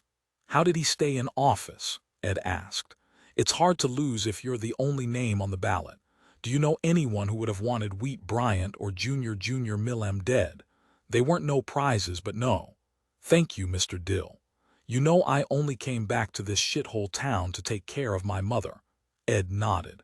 63 Gertrude left before Special Agent Hind and Mama Z concluded their meeting. She drove Mama Z's pickup because she had left her car in town to ride with the FBI woman. She drove south to the Blue Gum. Though it was closed, she pressed a code into the keypad on the front door and entered. She walked through the dining room, then the kitchen, and then into a large, well-lit room. Bright sun shone through an array of skylights. The walls were stark white, windowless, and the floor was covered with mats or varying thicknesses and colors. On the mats, some 20 men and women dressed in black geese practiced martial arts. 2 women sparred with long spears, heads swiveling wildly as they dodged the pointed weapons. 3 hooded men practiced kicking rope-covered posts. Another man practiced disappearing. Gertrude knew this only because she had witnessed one of them fade into the shadows another day. Chester broke brick after brick with his forehead off in a far corner. Gertrude inhaled the sweat-filled air, smiled. Who let the white girl in? A small woman asked. All right now, Gertrude said. Are we looking sharp? Sharper than Frog's hair. A tall man walked over to Gertrude. He scratched his beard and said, if it isn't Dixie and Pixie. The shorter woman said, you know I can kick your ass. I wish she was joking, the man said to Gertrude. So, are we making a splash out there? Yes. 64 Damon Thruff wrote with a number 3 pencil sharpened with his Phi Beta Kappa penknife again and again. He scratched out names on a yellow legal pad. He scratched and scratched. Bill Gilmer, Shedrick Thompson, Ed Lang, John Henry, James Charles Wright, Henry Scott, Arthur, Young George Dorsey, Me Dorsey, Dorothy, Malcolm, Eugene Hamilton, Paul Booker, James, Jordan W. W. Watt, Lemuel Walters, George Holden, Will Wilkins, John Ruffin, Henry Ruffin, Eliza Woods, Anderson Gauss, Huey Connerly, Dago Pete, Laura Nelson, William Fambro, Isidore Banks, unknown male Tony Champion, Michael Kelly, Andrew Ford, Henry Hinson, unknown male Charles Willis, William Rawls, Alfred Daniels, Manny Price, Robert Scruggs, Jumbo Clark, Jack Long, Henry White, unknown male, Rev. Josh Baskins, Burt Dennis, Andrew McHenry, Stella, young Abraham Wilson, George Buddington, Albert Martin, unknown male, unknown female, Richard Purrier, John Campbell, John Taylor, Ernest Green, Charles Lang, Ed Johnson, Andrew Clark, Alma Major, Maggie House, Nevlin Porter, Johnson, Spencer James, Clark, Levi Harrington, Jack Menu, Elbert Williams, Will Brown, Wyatt Outlaw, John Stevens, Perry McChristian, Felix Williams, unknown male, Bartley, James John Campbell, Eugene Williams, Robert Robinson, Bob Ashley, Cleo Wright, Lemuel Walters, Benny Richards, Lloyd Clay, Henry Prince, Jim Waters, Frank Livingston, William Miller, Barry Washington, James Cheney, James Jordan, George Armwood, Sidney Randolph, George Taylor, James Carter, Emmett Divers, Smiles Ests, Dick Lundy, Jenny Steers, unknown male, 16 adult men, John Peterson, Frank Morris, James Byard, Jr. Albert Young, James Reeb, Frazier, Baker, James Scott, Joseph Smith, Francis McIntosh, George White, Zachariah Walker, Tom Moss, unknown male, Calvin McDowell, Elias Clayton, Elmer Jackson, Isaac Magai, Will Stewart, John Holmes, Thurman Thomas, Elijah Love, Amos Miller, Jim Taylor, Elwood Higginbotham, Wade Thomas, Nelson Patton, David Jones, Ephraim Grizzard, Samuel Smith, 11 adult men, Angelo Albano, Ficarata, Villarosa, Lorenzo Saladino, Arena Salvador, Giuseppe Venturella, Francesco Diffetta, Giuseppe Diffetta, Giovanni Cerami, Rosario, Fiducia, Sanford Lewis, unknown male, Miles Pfeiffer, Will Temple, Robert Crosby, John Heath, Matthew Williams, David Walker, David Walker's wife, David Walker's 4 children, George Grant, Raymond Gunn, Henry Lowry, Sam Hose, Jan Hartfield, Bunk Richardson, Lee Heflin, Mrs. Wise, Dave Tillies, George Hughes, William Shorter, Joseph Di Orion, Anderson H. Bromley, Allie Thompson, Charles Craven. Well, the fuzz is gone, Mama Z said as she entered the records room. She observed the open dossiers and Thruff's disheveled appearance. Damon looked up. The FBI lady, Mama Z said. She studied Damon's red eyes and then the pages in front of him again. What are you doing? I'm writing their names by hand. Damon sharpened his pencil over a sheet of white paper. Mama Z pulled the pad toward her and looked at the list. Why are you doing this? She asked. When I write the names, they become real, not just statistics. When I write the names, they become real again. It's almost like they get a few more seconds here. Do you know what I mean? I would never be able to make up this many names. The names have to be real. They have to be real, don't they? Mama Z put her hand against the side of Damon's face. Why pencil? When I'm done, I'm going to erase every name, set them free. Carry on, child, the old woman said. Benjamin Thompson, John Parker, Joseph McCoy, Magruder, Fletcher, Adam Abraham Smith, Joe Coe, Emmett Till, Anthony Crawford, Leo Ju Fu, Leo Tim Kwang, Hung Quan, Chuan Tom, He Yu, Charles Wright, Claude Neal, Dick Rowland, Marzi Choi, Leo Lung Xiang, Yip Amarn, Leo Lung Hor, Leo Atsun Leans, Ding Eli Persons, Fred Rochelle, Henry Smith, Jim McIlherran, Yuan Chin Sing, HSU, Atseng Chun Kwan, Sing Jesse Washington, John Carter, July, Perry Leo Frank, Mary Turner, Reuben Stacy, Sam Carter, Pitts, Thomas Ship, Willie Earl, Will James, Howard, Ah Wang, Dr. Chi, Long Teng Cheng Wan, Along Matthew, Shepard, Wan Fu De Ki, Awaho, Hing Lo Hei, and One Wing Chi Wang Chin, Charles Mack Parker, unknown male, Michael Donald, Johnny Burrows, Akut Wa Sin Kwai Tu, adult men, unknown male, unknown female, James Byard, Jimmy Atchison, Willie McCoy, Emantic Fitzgerald, Bradford, Jr. Detrick Griffin, Gemel Robertson, Deender Ballard, Botham, Shem Jean, Antoine Rose, Jr. Robert Lawrence White, Anthony Lamar Smith, Ramarley Graham, Manuel Loggins, Jr. Wendell Allen, Trayvon Martin Kendrick, McDade Larry Jackson, Jr. Jonathan Farrell, Jordan Baker, Victor White, Roman 3, Daunter Hamilton, Eric Garner, John Crawford, Roman 3, Michael Brown, Ezel Ford, Dante Parker, Kajim Powell, Laquin, McDonald Akai, Gurley Tamir Rice Ruman, Brisbane Jerame Reed, Charlie Cunning, Tony Robinson, Walter Scott, Freddie Gray, Brendan Glenn, Samuel Dubose, Christian Taylor, Jammer Clark, Mario Woods, Quintonio Lagrier, Gregory Gunn, Leo Sun Tsung, Leo Cao Boot Si Yen Leo Dai Ba Chu Ba Quat Sai Bun Ning Leo Lung Hong Leo Chi Ming Liang Tsun Bong Husband Acheng Lor Han Lung Ho Ane Leo Tsi Wing Akil Denkins Alton Sterling Philando Castile Terrence Sterling Terrence Crutcher Keith Scott Alfred Alango Jordan Edward Stefan Clark Danny Ray Thomas Dewan Guillory Patrick Harmon Jonathan Hart Morris Granton 65. The Acme Cadaver Company of Chicago was located just north of Midway Airport. A pancake of a building tucked in between a car rental place and a sad-looking grocery market. A lone woman sat at the lone desk marked reception in the very large and bare front hall.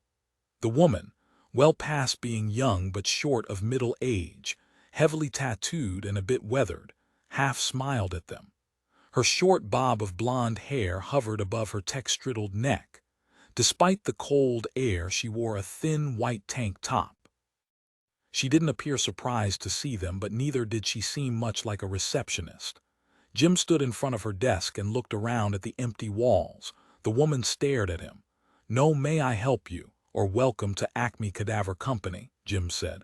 "Welcome to Acme Cadaver Supply of Chicago. You kill 'em, we chill 'em. May I help you? We'd like to speak to someone in records or accounting. You stab 'em, we slab 'em. I'm Special Detective Davis, and this is Detective Moon." Jim did not want to say Mississippi. "You slay 'em, we lay 'em." "Okay, I apologize," Jim said. "Ma'am, we would like to speak to the manager," Moon said. "So would I," she said. "I come here every morning, sit at this desk, read 3 romance novels, and then I go home. My check is waiting on the desk for me every other Friday." "No one ever comes out here?" Moon asked. "As far as I know, they're all dead back there, and I ain't going back there to find out. You understand?" The men nodded. "How do we get back there?" Jim asked. The woman pointed to a far door. "I'm assuming that's the door to the back. It is the only door. You're welcome to try it." "Thank you," Jim said. Their steps weren't so loud against the linoleum tiles, but they echoed crazily. Jim looked back to see that the woman had returned to her book. "Did you read the tattoo on her neck?" Jim asked. "I couldn't make it out. Break here in case of emergency." "You're shitting me." "Plain as fucking day." "I don't even get it," Moon said. "What's to get? She be crazy."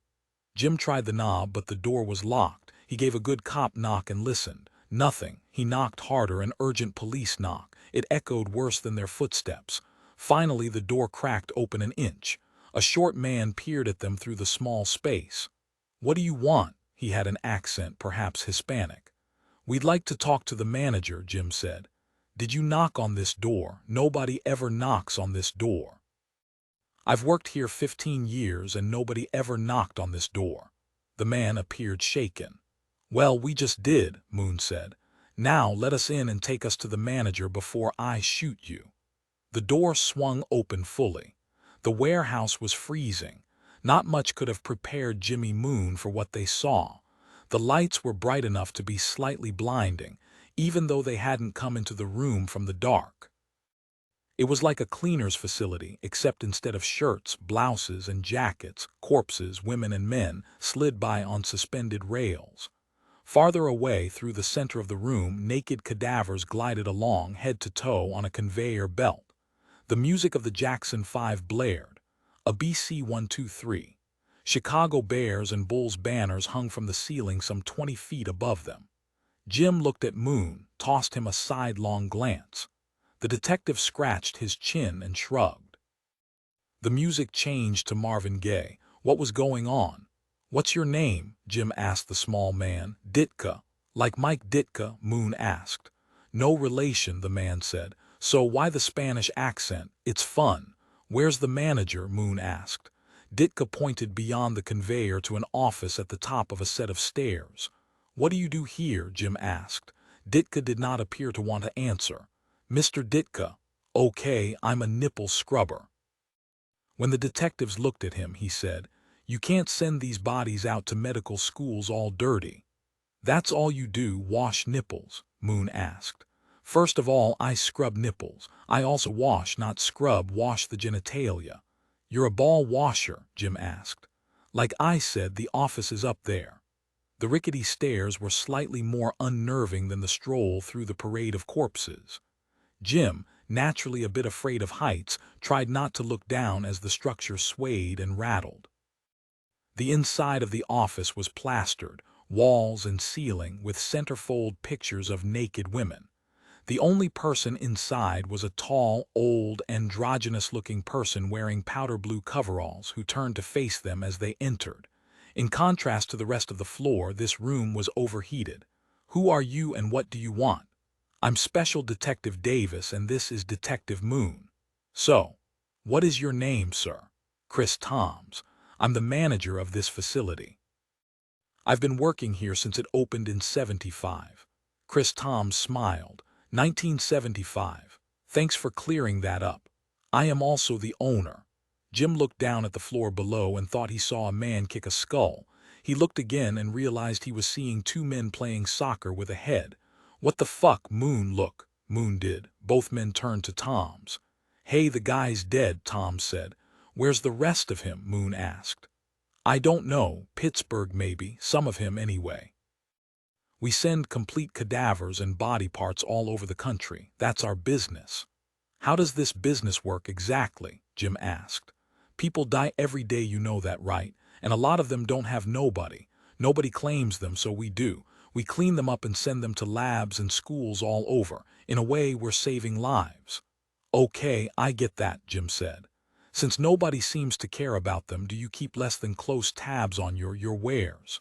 "Wares?" Toms felt the word in his mouth. "I like that. Do you keep good records? If I told you that one of your bodies was missing, say a Gerald Mister, would you have any record of where that body was sent and when?" "First of all, they ain't my bodies." "Okay," Jim said. "Like I said, these folks are all dead." Moon leaned forward to stare down at the floor. "Are they playing catch with an eyeball?" "Hey, again, they're dead. Ain't nobody cared about them when they was alive, and sure as hell nobody cares about them now that they're—" Toms paused for effect. "Dead, except apparently for you too. Don't you find that a bit sacrilegious?" Jim asked. "They're dead, dead, dead, dead, sacrilegious. Ain't no souls down there, just arms and legs, hands, heads and elbows, tongues, testicles and nipples, ears and eyeballs. You need an eyeball, we ship you a fucking eyeball. It don't come with a nameplate or a testimonial. You just get an eyeball. Do you have any records at all?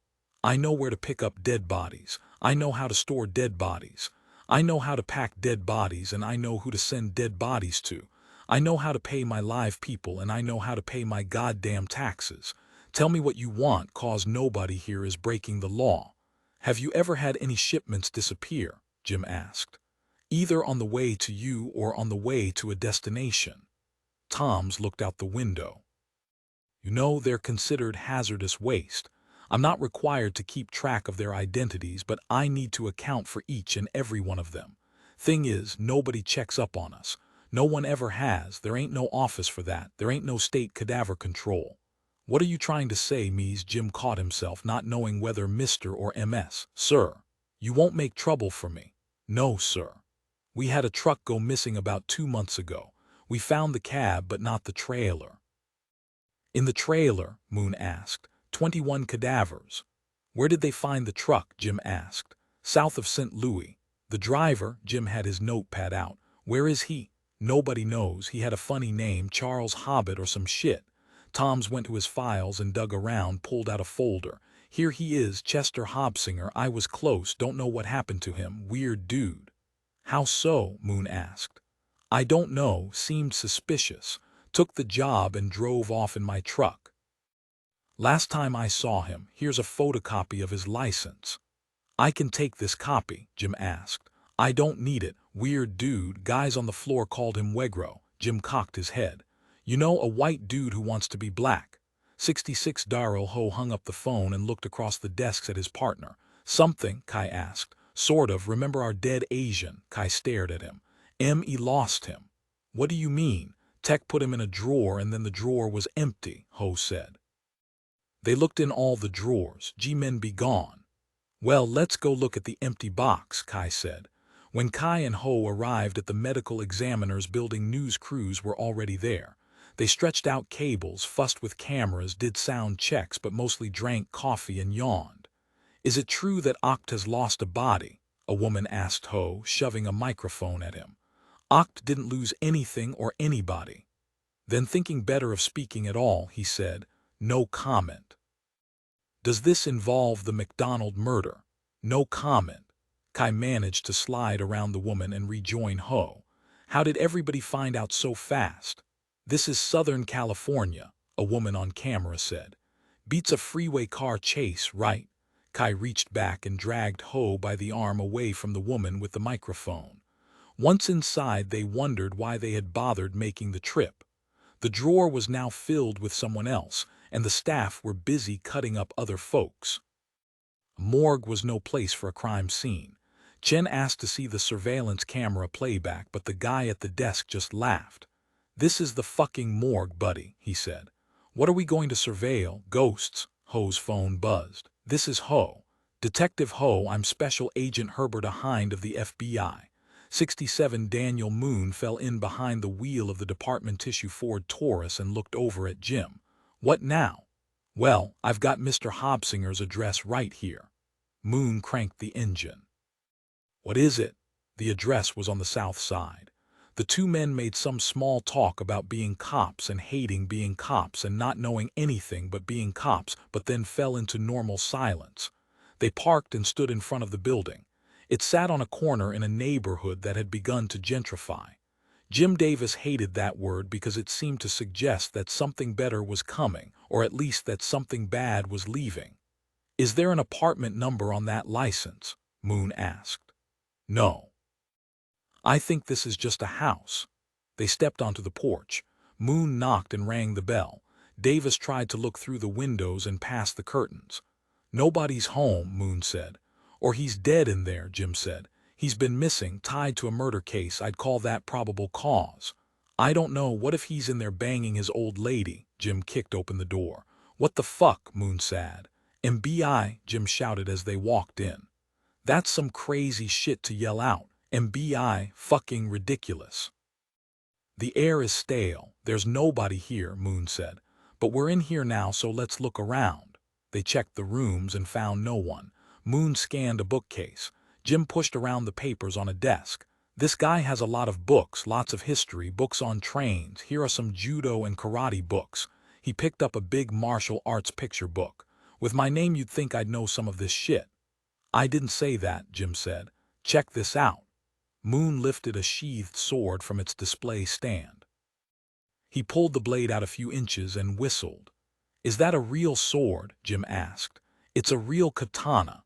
Jim walked back to the desk, which was beneath a large window that overlooked the backyard where fallen branches had collected on the dead lawn. He poked through the papers.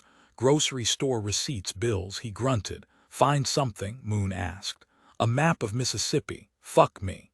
And get this, one place is circled the town of Money.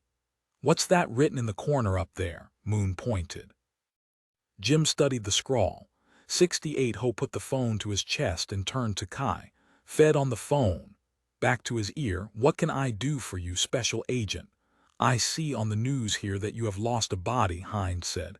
A body was lost anyway, he said a bit defensively. We lost a body here in Mississippi also. We got it back, but it was lost. Twice, in fact, lost. Okay, you're telling me this because the body we found was next to another body. Go on. Was there any mutilation at your scene? She asked. Only if you count severed testicles. Did your lab people manage to collect any DNA? I don't know. All right, I'm going to have the ME here in Mississippi I'm working with contact your lab. Oh, and Detective Ho, know that body will resurface. You will see your body again. Call me when it does. What are you trying to tell me? Ho asked. Call me when it does. Yes, ma'am. You have my number now, Herbert Hind. Yes, ma'am. Ho put the phone in his pocket. What was that all about? You got me. Some crazy woman says she's FBI. She kinda creeped me out, said our body will be back like that. You'll see your body again. 69 Ed Davis felt cramped in the bureau car on his way to Hattiesburg. After his interviews, he knew little more than he did before, except that he now knew he hated the white people of Mississippi. Hate was actually too strong a word, he told himself. As much as his profession had led him to believe there was no God, he had been raised to be a good Christian. So no, he didn't hate them. But he was actively and intensely indifferent. Then again, he caught himself. Even in Money, Mississippi, not all of the white people were the same. He laughed, but enough of them were the same. He parked in the MBI garage and walked up the 5 flights of stairs to the office he shared with Jim and now also with Herberta Hind. Hind hastily put out her cigarette when he entered. "Sorry," she said, fanning the smoke. "I don't mind. Ever since I quit I kind of like the smell," he said. "I still smoke when I'm nervous," Hind said. She pulled down a slat of the blinds for a better look out the window. Ed sat behind his desk. "What's got you so nervous?" Hind looked at him for a couple of seconds and said, Mama Z makes me nervous." "Oh yeah, there's something going on. I get that she doesn't trust me because I'm FBI. Hell, I don't trust FBI agents, but there's something else. It was like she was trying to tell me something, or was expecting me to know something." "She's over 100 years old," Ed said. "So, she's seen a lot. It might be hard for folks like us to read her. There are a lot of wrinkles there." Hind considered this. "Think about it. She's got 60 years on us. Her father was lynched. She lives in Money, Mississippi." "Yeah, okay." Hind absently put another cigarette in her mouth, then pulled it out and looked at Ed. "Go ahead. I won't tell. In fact, let me have one." Hind tossed him the pack, then the lighter. Ed lit up. "That old lady is up to something. I can feel it. Hell, I know it. Whatever it is, she's not running around killing these racist Peckerwoods, and that's our job, strange as it sounds, to catch the killer of killers." "That's our job," she repeated. "Have you heard from Jim?" "Just a text. Said he'd call later." "Let's call him now." Jim was sitting in O'Hare at a bar when his phone buzzed. He answered. "Hey, Jimmy," Ed said. "Partner." "I'm here too," Hind said. "Are you smoking?" Jim asked. Ed instinctively put the cigarette behind his back. "No, why? You guys sound like you're smoking." Hind mouthed the word spooky. "Have you two turned up anything?" Jim asked. "Not much," Ed said. "No," from Hind. "Well, aside from discovering that there is such a place as a cadaver factory, I have a name for us. One Chester Hobsinger was driving a truck that was hijacked a few months ago. The truck turned up, but the trailer full of dead folks did not." "Hobsinger?" Hind asked. "Missing. I went to his house. It's a nice place. I found a map of Mississippi there. Can you believe that? If you can, then you won't believe this. The town of Money was circled with a marker." Ed whistled. "Anything else?" Hind asked. Words "blue gun" were scribbled on the map. "I think it's blue gun. It could be glue gun for all I know. Anyway, I have a photocopy of his driver's license. Send me a picture of it and I'll run it through the system," Hind said. "Anything else?" "That's pretty much it.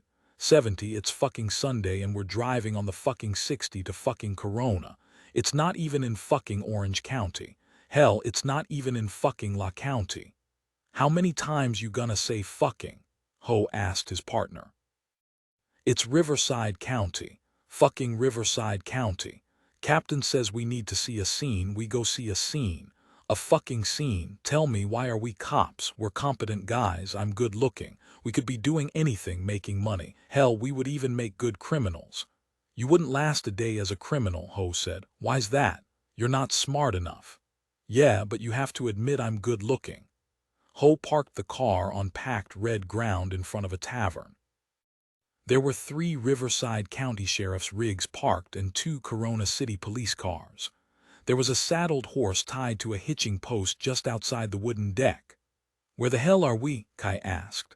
They showed their identification to the wall of a Corona cop at the door and walked into the bar. All the lights were turned on. There were a couple of boxes of donuts on a table just inside. Kai grabbed a fritter. Ho looked at him. "What?" "I like fritters. You don't see them every day. I'm hungry." "You won't be for long," a deputy sheriff said. "You the guys from Orange County?" Ho, Kai, Min, Riverside Sheriff's Department.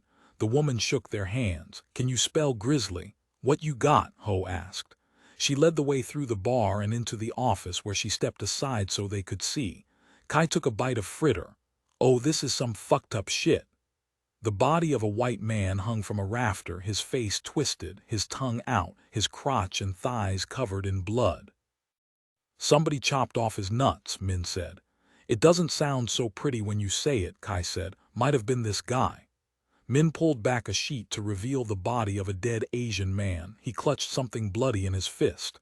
We've seen him before, Ho said. What the hell, Kai said. That's why we're here, Ho said to Kai.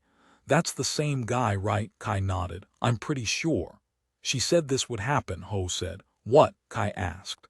That FBI agent. She said we would see him again. What the fuck is going on? Kai walked around the body, studied the testicles in the man's hand. It's the same fucking dude. I need to make a call, Ho said and stepped away. What is it? Deputy Min asked. You know this man, you might say that, Kai said. He was at a murder scene we processed 2 days ago. And now somebody's killed him, she said. No, not exactly. He was dead then too. He looked at her and then at the hanging man. Dead Asian was at another murder, dead like I said, holding another dead man's testicles in his hand. His body disappeared from the M East lab. And he's here. Tell me about this guy. He nodded toward the hanging man. Min looked at her notepad. His name is Jesse Mendel. He's part owner of this place and manages it. His partner is in the hospital. Kai questioned her with his eyes. Unrelated. He's in there for some kind of surgery. Min went on. The 2 bodies were discovered by Becky Wilmer. She tends bar here. They open at 10. She got here late 10:20. She's sitting outside in my rig, pretty shaken up. I can imagine. Did she claim to know the Asian man? Said she never saw him before. Mendel married, Kai asked. Divorced. I think there was something between this guy and the bartender, just saying. You think she had anything to do with this? Min shook her head. How's that fritter? Kind of losing interest in it. 71 Ho to Hind. What the hell is going on? 72 Damon Thruff sat in a folding director's chair on the wooden deck behind Mama Z's house. Mama Z sat beside him in a bentwood rocker. Damon took a deep breath and stared off into the trees. Mama Z snipped the ends of 2 cigars and handed one to Damon. Damon held it between his fingers and stared at it. You don't have to smoke it, the old woman said. If you simply hold it, I'll feel like Elm not smoking alone. Okay. Damon fumbled with the cigar, put it between his lips, took it out and looked at the label. Are these Cubans? They are. Mama Z, may I ask you a question? Of course. Why am I here? Gertrude wanted you here. She trusts you. She says you're smart. All right, but that doesn't answer the question. She thinks you can chronicle this, have it make sense for everyone else. She blew smoke away from the man. Chronicle what? You'll find out. She pulled on her cigar and made it glow. In good time, my young brother, we all figuring this out as we go. I wish I had some idea what you're talking about. They sat in silence for a couple of minutes. The records, that's really something. I don't think I'll ever be the same. Writing down all those names, it was too much. No, it wasn't. It isn't. Too much is coming. There must be 6,000 dossiers in there. How did you do that? The amount of work. 7,006, Mama Z said. And it wasn't work. Every one of them has a name. There are many unknown males. Those were hard to write down, just like the names. Damon closed his eyes tight for a second. Unknown male is a name, the old woman said. In a way, it's more of a name than any of the others. A little more than life was taken from them. In all of those files I read, not one person had to pay, not one. One would like to think that payment is rendered on Judgment Day. You don't believe that. Even if I believed there was a God, I wouldn't believe that. Less than 1% of lynchers were ever convicted of a crime. Only a fraction of those ever served a sentence. Teddy Roosevelt claimed the main cause of lynching was black men raping white women. You know what? That didn't happen. Why do you think white people are so afraid of that? Who knows? Sexual inadequacy, maybe. An amplification of their own desire to rape, which they did. Mama Z puffed out smoke. But I think rape was just an excuse. You think whites are just afraid of black men. I think it's sport. 73 Sheriff Red Jetty sat in a booth in the back of the diner. He was tracing the yellow lines in the red Formica tabletop when he glanced up to see two of his deputies approaching. He dipped 2 cold fries into his puddle of ketchup and ate them. The men fell into the booth seat across from him. "What now?" Jetty asked. "Your head cold, Brady." Braden Brady removed his hat. "Everybody's talking about how that nigger detective been all over town talking to folks," Delry Digby said, "interviewing them like." "He's doing his job," Jetty said, "more than I can say about some folks." "What's eatin' you, Sheriff?" Braden asked. "I don't know." The sheriff signaled to Dixie with his mug to bring more coffee. "I just feel something in the air. I don't know what." "Like what?" Digby asked. "I just said I don't know."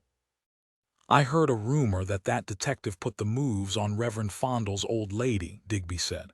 "Shut up, Digby," Jetty said. "My daddy told me that in the old days a rumor like that would be enough to string a darky up," Brady said. Dixie poured the sheriff another cup of coffee.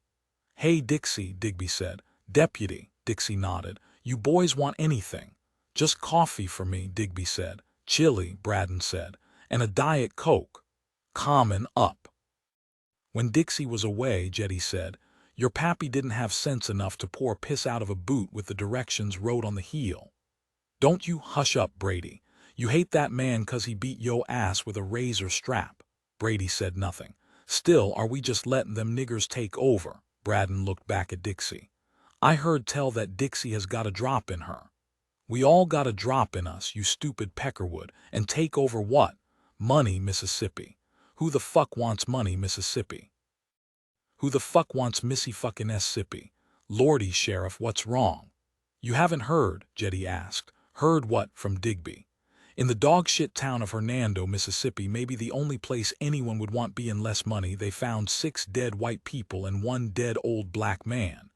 "I ain't heard," Brady said. 6 dead white men with their fucking balls cut off." "What the fuck?" Brady said. "All strangled in a fucking locked room." "Did the nigger kill all of them?" Brady asked. "Hell, man, I don't know, and then I guess he killed himself. What I do know is that the world has become 6 gallons of shit in a 1-gallon bucket. I don't understand fuck and I don't like it." Jetty looked at his deputies and shook his head like he was disappointed. "What?" Brady asked. Jetty stood, grabbed his hat. "See you back at the station." Gertrude was on the phone by the register. She put her hand over the mouthpiece and nodded a goodbye to the sheriff as he left. He nodded back at her. "See you, Dixie." When he was out the door, she stole a glance back at the deputies and then spoke into the phone. "Something's wrong. I just overheard Jetty talking. Something happened in Hernando. I don't know what. But find out and get back to me and Mama Z. 75 in Hattiesburg, Helvetica Quip, Herberta Hind, Ed Morgan, and Jim Davis sat at a table in the commissary of the MBI. All the other tables were empty. It was after 6, and very few people ever dined there anyway. There were 3 or 4 barbecue joints just steps away in any direction. The 4 compared notes and drank coffee from a machine because they dared not eat the food there. "You've been smoking," Jim said to Ed. Ed glanced at Hind. "Have not." Jim looked at the two of them. "Terrible liars," he said, shaking his head. He looked at Helvetica. "Terrible liars," she repeated. "What makes you think I've been smoking?" Ed asked. Jim's phone buzzed. He pulled it from his jacket pocket and looked at it. "The captain," he said. He stepped away from the table and answered. "You smell like smoke," Helvetica said. "Nobody smokes anymore, so it's easy to smell it now. You should wear coveralls when you light up. Of course the odor will still get in your hair. I suppose you could wear a shower cap." She looked at them in turn. "Is a cigarette worth a set of overalls and a shower cap?" Hind and Ed thought about it, then they nodded together. Yes, pretty much," they said. "You could, of course, hang one of those cabbie Christmas tree deodorizers around your necks." "Might do that next time," Hind said. Jim came back to the table. "Let's go." "Where?" Ed asked. "You too, Herberta. We're going to Hernando. 7 dead men, just like our other crime scene." "Where the hell is Hernando?" Hind asked. Just outside Memphis, Jim said. It's a goddamn 4-hour drive. Grab your go bags and let's hit the road. Am I invited? Helvetica asked. Up to you, Jim said. Want to be out in the field for a while. I might spot something, she said. We can use all the help we can get, Ed said. He let his shoulders sag. I need to call my future ex-wife. Want me to talk to her? Jim asked. I'm sure that will make it better. 76 The Blue Gum restaurant didn't look like much, but it was lit up in the night and bustling when Jim parked the state-issue sedan on the gravel parking lot. Ed's chair was pushed back so that Quip was sitting knees to chest. Why are we stopping here? Ed asked. Because it's here, Jim said. Helvetica is being squished back there and we're all hungry. Am I right? You're right, Hines said. They fell out of the car, walked into the restaurant, and were seated by a young woman with a large afro in a booth against the far wall.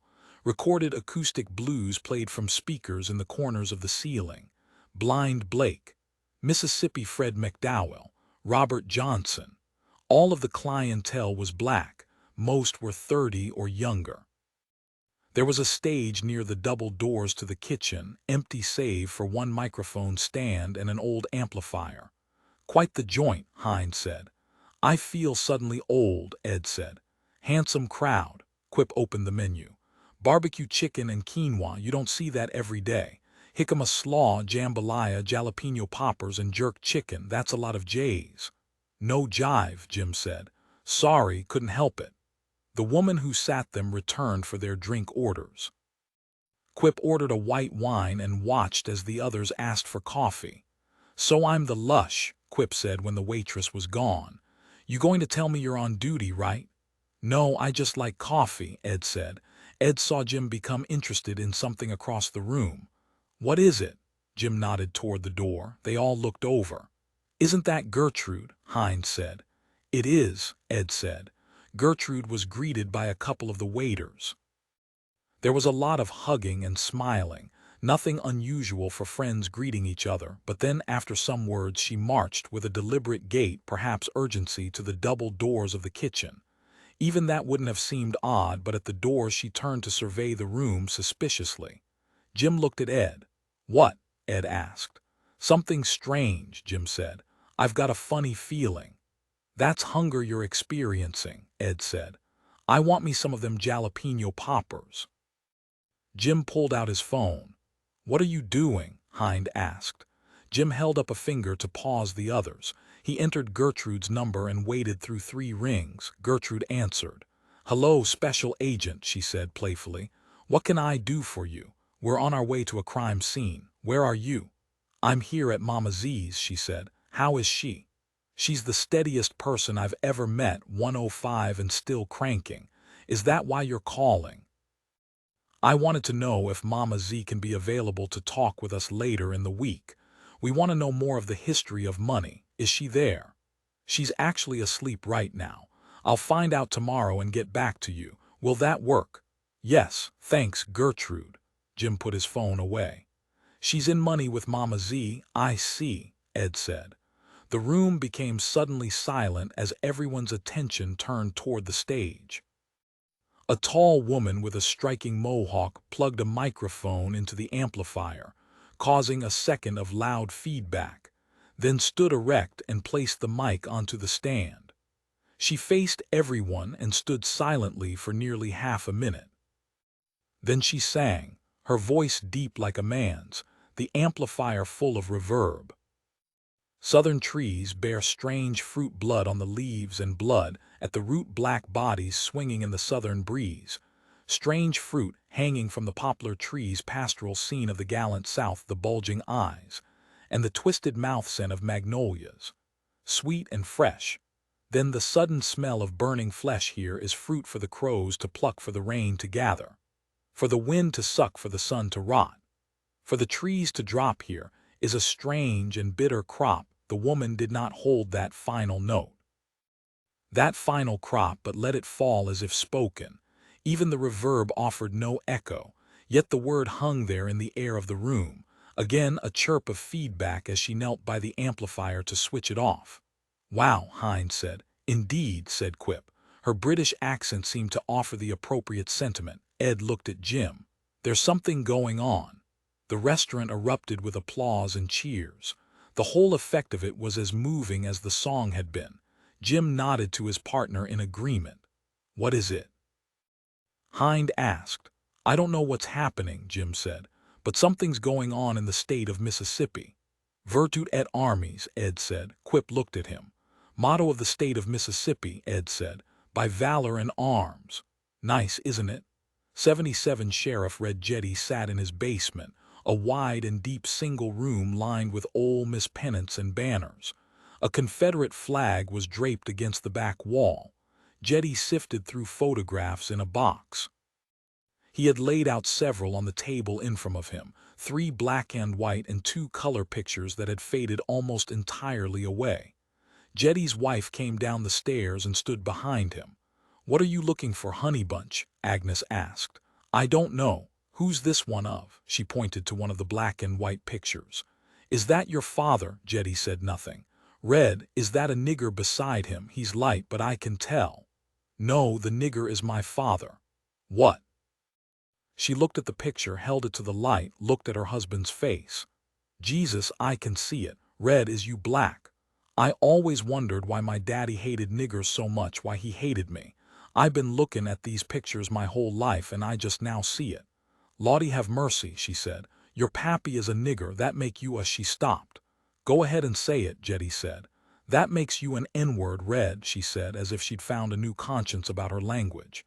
"Yes, it does." "Who is he?" "Where is he?" "My daddy killed him, lynched him." "Your daddy killed your pappy?" "Yeah." "What about your mama?" she asked. "My mama was scared of my daddy until the day he died." "You think she loved your pappy?" "A white woman can't love a nigger," he said. He looked at his wife. "You know what I mean." 78 The scene in Hernando was worse merely because there was so much more blood, so much more barbed wire, so many more displaced genitalia. The body of the black man had a different appearance from the corpse of Mr. Gerald Mister from the crime scenes in Money. Ed and Jim identified themselves to the Hernando sheriff, a black man named Quame Wallace. Hind walked the outer edge of the huge room in the Masonic Hall of Hernando. One look at the blood and Helvetica Quip had to excuse herself. "So, what do we have here?" Jim asked. "I'll start with the white males," Sheriff Wallace said. He was a tall man with voice similar to Sidney Poitier's. He pointed. "1 James Cook, 43, a local house framer, 1 kid, no wife. 1 James Killen, 23, called Jimbo, worked in the Best Buy up in Memphis, married, 9 kids, 9. Lawrence White, 34, known as Larry Dub, played the national anthem on the harmonica once at a Grizzlies game, divorced, no kids. Joseph Robert Patterson, 51, known as Joey Bobby, sold used cars, widowed, suspected briefly in the death of said wife, grown daughter turns tricks in Memphis." And Reginald Dimp, 59, nicknamed Dimp, a foreman at the landfill, long history of Dewey arrests, married to an 18-year-old just out of high school, 2 kids. "Very colorful," Jim said. "We try," Wallace said. "Cod, take your pick." He pointed to each white man in turn. "Strangled by rope, nearly decapitated by barbed wire, stabbed, shot, and set on fire." "And him," Ed pointed to the dead black man. "All of the above, maybe. He appears to be a black male and he's covered with dirt. That's about all we know. Well, that and he's got a bunch of testicles in his hands." "There's a lot of that going around," Jim said. "I heard about that down in Money, that your case." "Yeah. Who's she?" Wallace said, nodding toward Hind. "FBI. "Oh yeah, she's okay," Ed said. "You can see that this is just a clusterfuck," Wallace said. "You men act like this ain't nothing new." "Wish we could say it was," Ed said. "The black guy looks so dead," Wallace said. "What do you mean?" Jim asked. "Well, these white men look pretty dead, but at least they look like they were once alive. But this man," he paused, knelt beside the black body. "He looks like he's never been alive.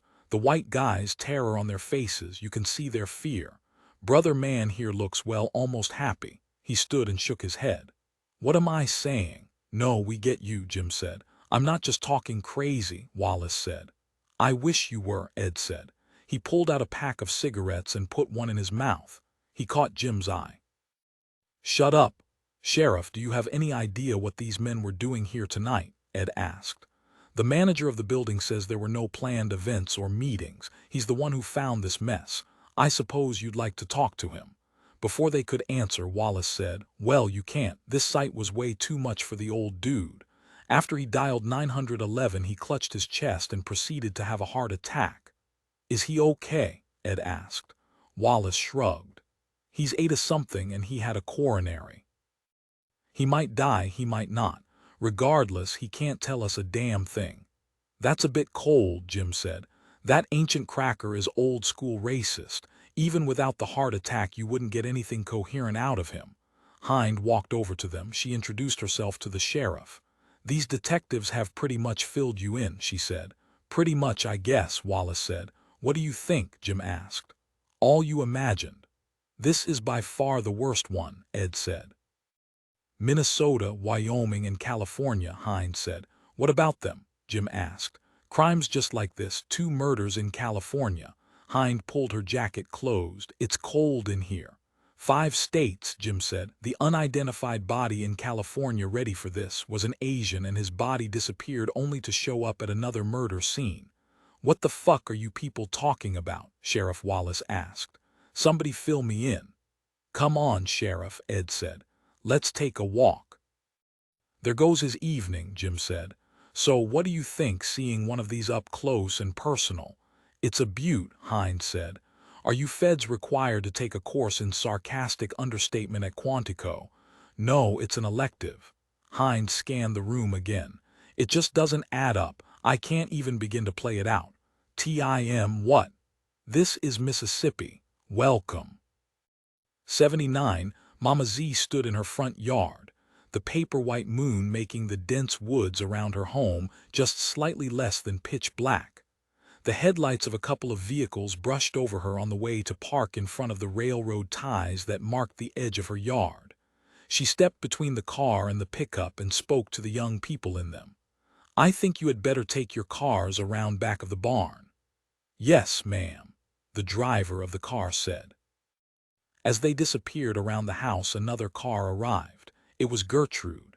Gertrude put down her window. "You want me to park around back too?" "No, you're okay here," Mama Z said. "The fuzz know your car."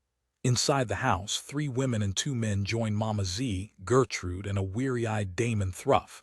They sat in the front room with a fire in place and 2 pots of tea. "I just love saying that there is tea on the coffee table," Mama Z said. "Why don't you children tell me what the problem is?" "We figured everything was over after the Bryant woman," a woman with a mohawk said. "But then that coroner, what was his name?" "Fondle," Gertrude said. "Yeah, Fondle, then he turned up dead. What was up with that? I mean, is it one of us?" "First of all, you have to stay calm," Mama Z said. "That's easy to say," a short man said. "He was poking around in the fire with an iron. Gertrude told us that the FBI was here." "Of course they were here," the old woman said. "They're investigating a crime of history. They need to know about this place, so of course they would come to me." "I guess so," the Mohawk said.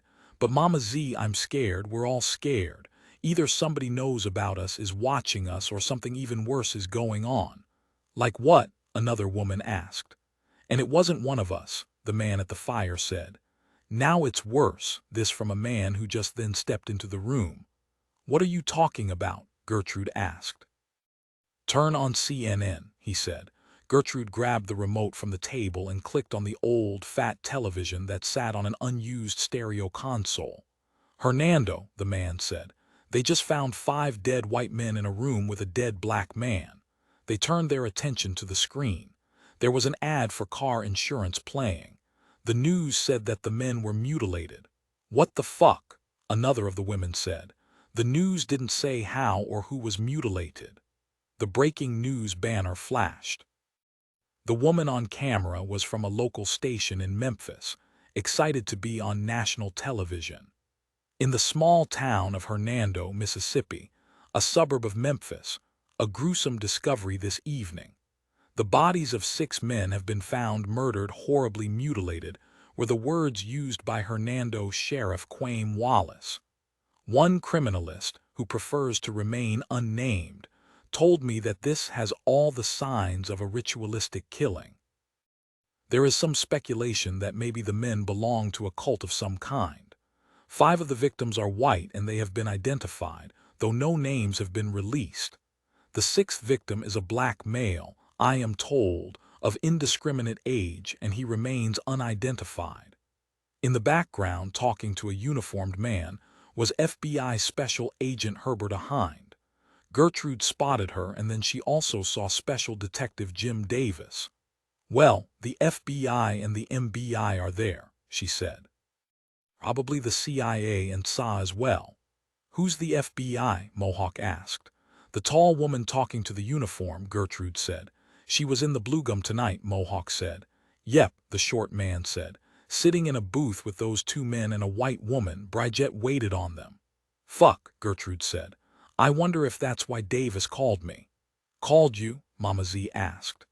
"Yeah, out of the blue, said he was looking to meet up with you." Mama Z I had just walked through the restaurant and into the kitchen. "So what?" Mama Z said. "So you were in a restaurant?" I lied to him. I told him I was here with you. "Shit," from the short man. "People lie all the time," Mama Z said. "It's not a crime, they know nothing. And as for these other crimes, if you weren't there, then there's no trace of you there." "What do we do?" Mohawk asked. "You don't panic, that's the first thing," the old woman said. "If you all take off into the wind, you'll attract attention. Just be cool." Finally, Damon, who had disappeared into the sofa, shook his head as if coming out of a trance. "What in the world are you people talking about? Traces of you at crime scenes. My God, what are you doing? Gertrude." Gertrude walked over to Damon and put her hand on his shoulder. "My brother, we need to have a little talk." 80 The rain came suddenly, and then there was a tornado watch that turned into a warning, and any thought of driving back to Hattiesburg was promptly dropped. The detectives and the doctor drove into Memphis and checked in to the Peabody Hotel. Ed looked around the lobby and whistled. "Federal government's dime," Hind said. "There's got to be some perk for everybody hating you." Hind took care of business at the desk. Helvetica Quip was still shaken by her truncated glimpse of the murder scene. "Are you okay?" Jim asked. "I've never been in the field," she said. "I'm just a lab rat. I'm used to viewing the bodies as evidence on a metal table." "But those people were dead in the real world, blood all over a floor that people walk on." "It bothers me that I'm used to it," Jim told her. "How do you get used to something like that?" "Sort of used to it." 2 rooms left, Hind said. "Shall we flip to see who bunks with whom?" "I can't believe I'm sharing another room with you," Jim said to Ed as he switched on the television. "Sports Center, sure. Porn puts me to sleep." "I never understand it anyway," Jim said. "The faces they make. I thought fucking was supposed to feel good." "I wouldn't know. I'm married with a kid and I have this job." Ed picked up the ice bucket. "Do we need ice?" "Not me," Jim said. "I guess I don't either. Just seems like if you have an ice bucket, you ought to put some ice in it." He put down the bucket and sat on his bed. "Why do you think Gertrude lied to me about where she was tonight?" Jim asked. "Who knows? Maybe she simply didn't want to explain where she really was. Sometimes people don't feel like talking and they just say whatever. Maybe." "What did you think about what that sheriff said?" Ed asked. "About the black dude seeming more dead than the others." "I understood what he meant, and then again I didn't. The guy's clothes looked really old." "He was covered with dirt," Ed said. "But you're right, his clothes seemed out of date or something." "You want to walk over to Beale Street?" Ed looked out the window, stood, and walked over to look down at the street. "Out in that weather, how come tornadoes never take out big buildings?" "It's just rain," Jim said. "We can leave our neckties here and go hear some blues. For a little while." "It's Beale Street, man. It's still Tennessee." 81 Damon was shaking. He was sitting on the bed in Mama Z's guest room.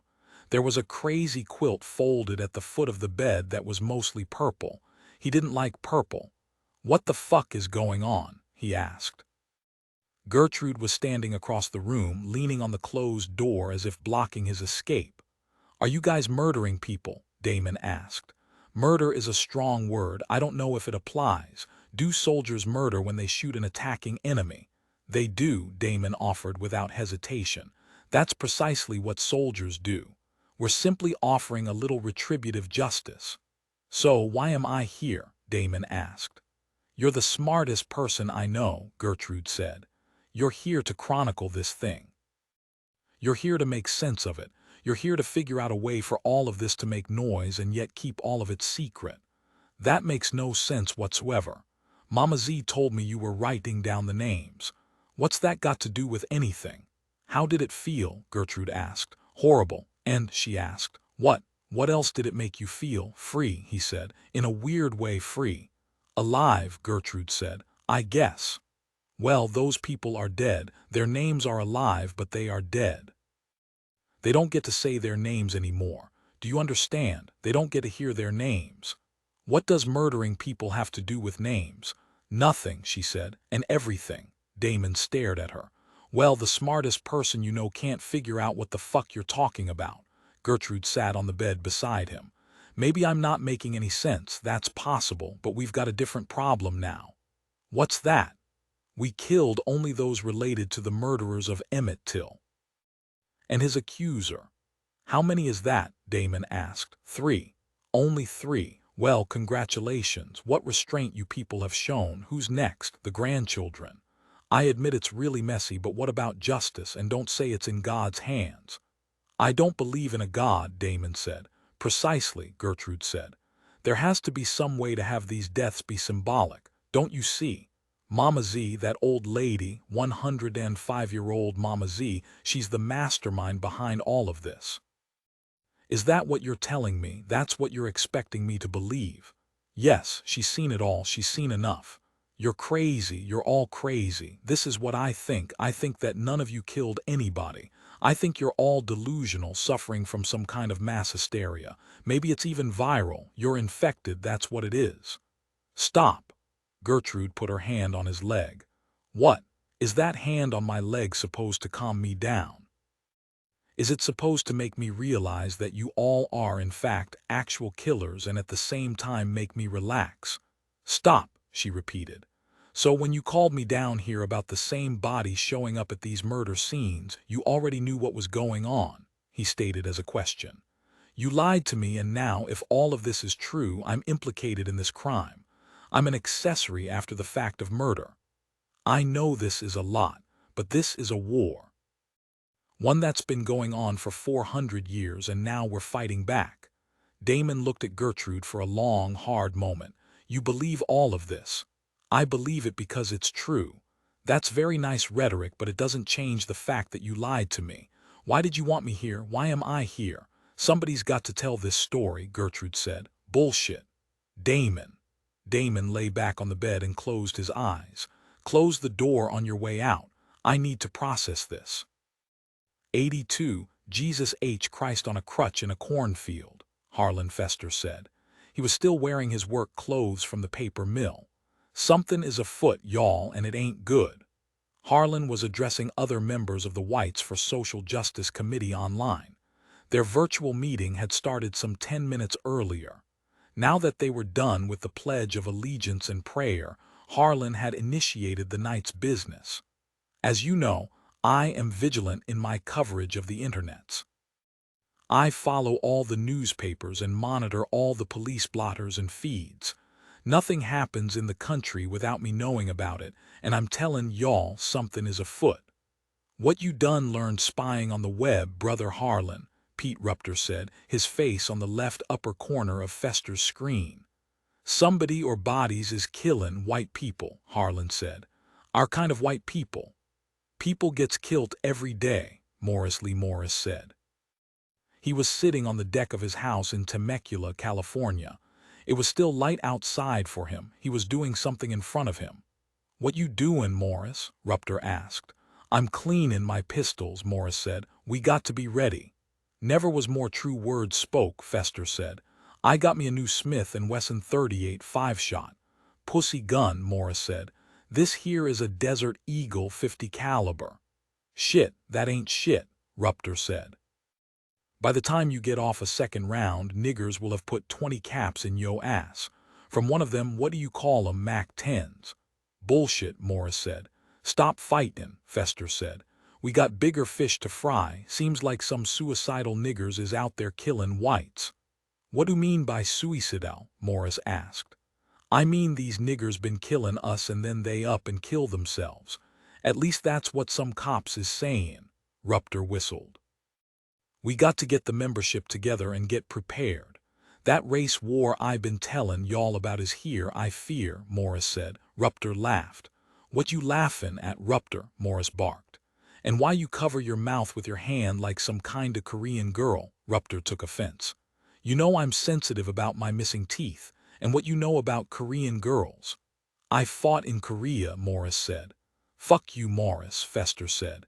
"You was too young to go to Vietnam. And you was too old for the Gulf War. Shut up." "I'll shut up," Fester said sarcastically. "But what were you laughing at?" Morris kept on it. "You rhymed," Rupter said. "What? You said the war is here, I fear. You rhymed. I thought it was kinda funny. Sorry." "Jesus Christ," Morris said. "Shut up, both of y'all," Fester said. "You act like children. Fuck you, Harlan." "Hey, sorry I laughed," Rupter said. "What we gonna do?" "We have to get everybody together," Morris repeated.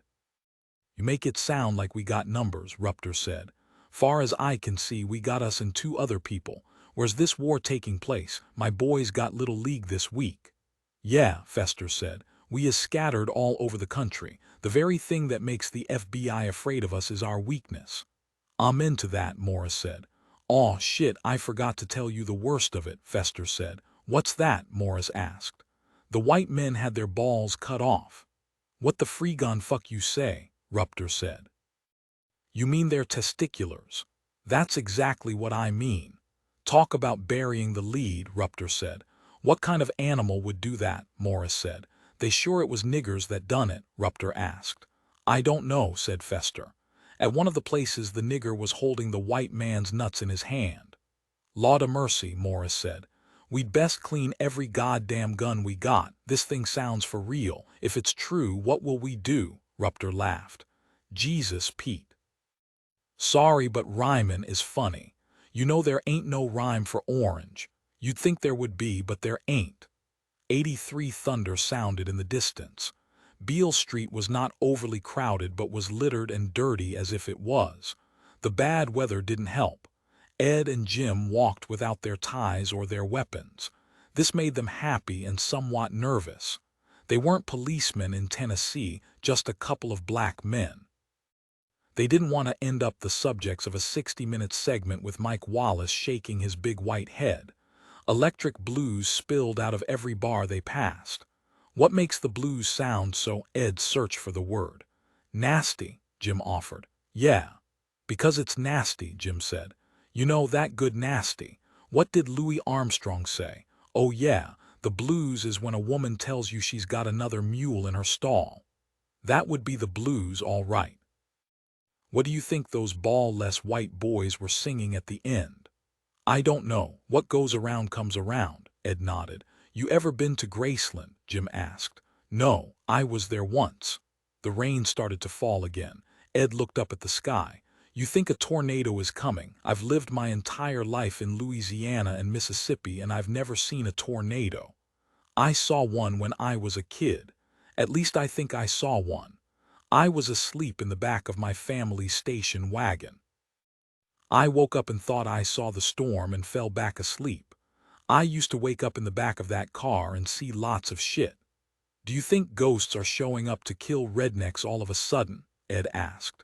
"No," Jim said. "I wish, but no." A small man ran from an alley, chased by a heavy woman dressed only in an orange thong. The man wore one shoe and held the other in his hand. His other hand held his pants closed and up. Still, he managed to put distance between himself and the woman. "It's going to take a while to unsee that," Jim said. "It's strange we didn't feel that way at any of these crime scenes." "What do you think that means?" Ed asked. Jim shrugged. "Let's find some blues." They walked into a tavern called the Mississippi Goddam. The bar was long and had vintage scrolled woodwork at the corners. They sat at it and ordered a couple of whiskeys from the old woman pouring and mixing drinks. "Where are your guns, boys?" the woman asked. When they just stared at her, she said, "You're cops, right?" "We're that obvious?" Jim asked. As clear as you're black, she said. That makes me sad, Ed said. Things is what things is, baby. Ain't no shame in it, she said. Yeah, but you don't walk into the dentist's office and get recognized as a bartender, Jim said. True dat, she said. I'm glad y'all is cops. Don't want them all to be lily white. We're not Memphis cops, Jim said. Oh, I know, honey, I know. The sound of a guitar came from the tiny stage across the room.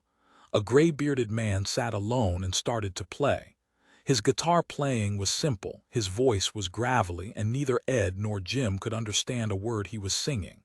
His blues were slow and seemingly heartfelt, perhaps because of the minor key. He played slide with a bone on his little finger. Jim leaned toward the bartender when she came back their way. What's he singing? Hell if I know. He sings in here every night.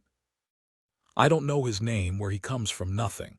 I sure as hell don't know what he's saying. They listened. It doesn't matter what he's saying, Ed said. What? Jim asked. It doesn't matter what he's saying. How long should we sit here? Jim asked. I don't know, all night. Sounds right. 84 Charlene stood in her backyard next to the empty pool and watched her next-to-youngest toddler try to pedal his lime-green big wheel through the overgrown, yet brown grass. Lulabelle rubbed more rouge on her cheeks and yanked at her mother's leg. Hot Mama Yeller, did I put it on right? The girl asked. Lawd a mercy, child, don't bother me now, I'm thinkin'. What you thinkin' on, Hot Mama Yeller? I'm thinkin' grown things you wouldn't understand, like how I'm gonna pay the rent on this here house with your daddy all dead.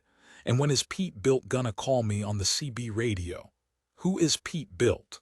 Never you mind. Charlene lit a cigarette and took a long pull on it. Let me ask you something. What? You hear any noises last night? Yeah, Lulabelle said. I mean strange noises, not just your brother tootin' gas. No, I heard me some strange noises. At first I thought I was dreamin', but then I seen I was awake and I still heard 'em.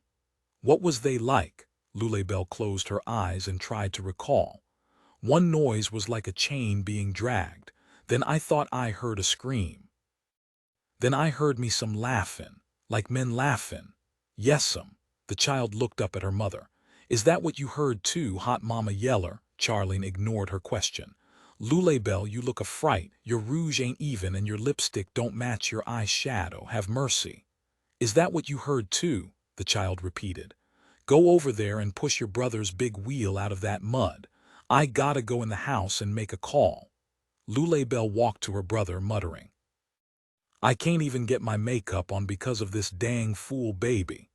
Inside the house, Charlene picked up the handset of the CB radio. She set it to channel 19. This here that Hot Mama Yeller, I'm lookin' for that Pete Bilt. Y'all out there, a scratchy voice replied. I show is girl, you got that Pete Bilt, come back. Switchin', baby. Charlene changed the channel to the one she and Pete Bilt shared to speak somewhat privately. Where you at? Pete Bilt said. You know I'm at home, she laughed. Where else would I be? Question is, where you at? Got out early this morning and now I'm just about 40 miles south of money on that Highway 518. Wait a second, what's that? There's something on that road up ahead there. Looks like a couple of people is laying on the shoulder. Another one in the weeds there. Something looks wrong. I'm pulling over now to see what's going on. What is it, baby? Charlene asked. She turned the squelch up, get rid of the static. There's a nigger walking over. Charlene listened. What he want? Be careful, Pete Bilt. What's that nigger want? Hang on, Yeller. What's going on out there, boy? What's that on yo hands? What you doin', boy? Oh, my sweet-smelling Jesus. What the fuck, Jesus? Lawd a mercy. Pete Bilt, Charlene shouted. Can you hear me? Let go of the button, baby. Pete Bilt. What's happening, baby? Jesus, Lawd, static. Baby, Pete Bilt, honey bunch. Charlene let the handset drop. Lulabelle came in through the kitchen door. That baby can push his own damn trike. What's wrong, Hot Mama Yeller? Get the hell outside. Charlene picked up the phone and dialed 911.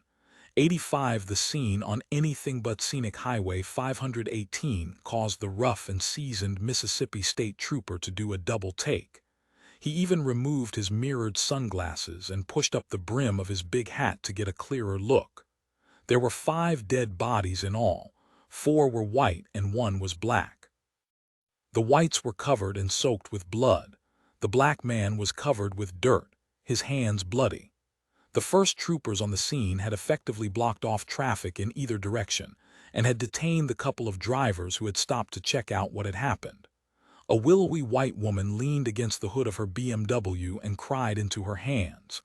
A large black man paced in front of his Chevy 3/4-ton pickup and kept an anxious eye on the state troopers. "God damn," the old trooper said. "This is a shitload of blood. Pretty messy," another trooper said.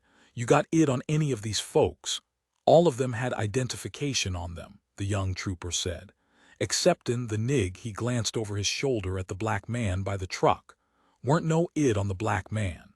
And it definitely ain't no robbery," the other young one said. "That one and that one had lots of money in their wallets, damn near $600. Nothing at all in the black's pockets."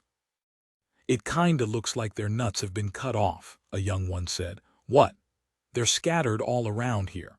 "What are?" "Their nuts, testicles, all of them got their pants pulled down some, except for the black man. I tell you it's sick, like some Charles Manson shit or something cult-like." The older trooper looked at the victims again. "They been shot." "Could be. All I know is there is a lot of blood, no casings around, no weapons, no nothing, exceptin' them testicles." "I hope you idiots didn't touch anything." "Are you kiddin'? I ain't about touching nobody's balls. Hell, I feel funny touchin' my own." "You touched their wallets." "Oh yeah, sorry about that." 86 Ed described the scene on the highway as it had been described to him and Jim by the captain. Special Agent Hines sat across the table and rubbed her temples as she listened. They were seated in the back of the Capriccio Grill in the Peabody. Dr. Quip put down her fork and pushed away her plate of scrambled eggs, pancakes, sausages, and bacon. "I'm no longer hungry." "Sorry," Ed said. "Work." "There is something really strange going on," Jim said. "I realize that's really obvious, but I mean something really, really strange." "Just south of Money," Ed said. "That's where it happened." "The whole works," Jim said. "Severed testicles and everything. Solitary black victim with challenged fashion sense. See what I mean? Everything the same all over the place. Chicago, Mississippi, California." They sat quietly for a moment. "I guess we will miss the ducks," Quip said. "What's that?" Hind asked. "I read that real ducks live in the penthouse here. They walk them out at 11 to the fountain. They ride down in the elevator just like people. I was hoping to see them." "Maybe next time," Jim said. "Mama Z," Hind said. "What about her?" Jim asked. "There's something going on there," she said. "She's connected to something. I can just feel it." "Like what?" Jim asked. "She's 100 years old, over 100 years old." I know. I think Herbie's right," Ed said.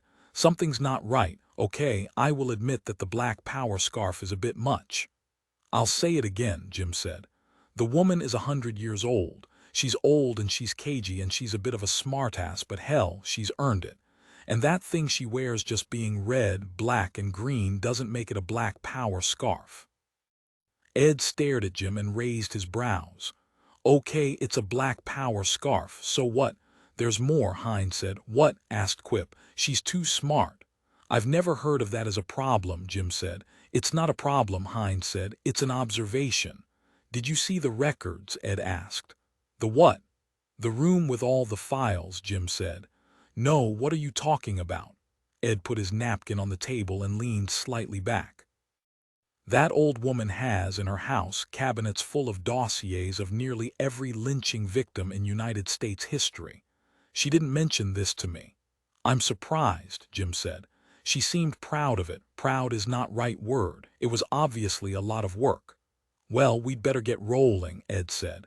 "There's not going to be anything left of that scene on the highway, but we need to see the bodies before the locals lose them," Jim said. "Him. Sorry about the ducks, Doc." "There will be more ducks," Quip said. "A sentence I never imagined myself saying." "Nonetheless true," Jim said. Ed drove. He did not deliver them directly to the freeway that led out of Memphis. Instead, he took a circuitous route through the rundown city. "Sorry about taking the long way," he said. "It's just that every time I'm in Memphis I have to drive by one place, not to get out but just to pause and look." Graceland, Hines said and chuckled. I've been there, but no, Ed said.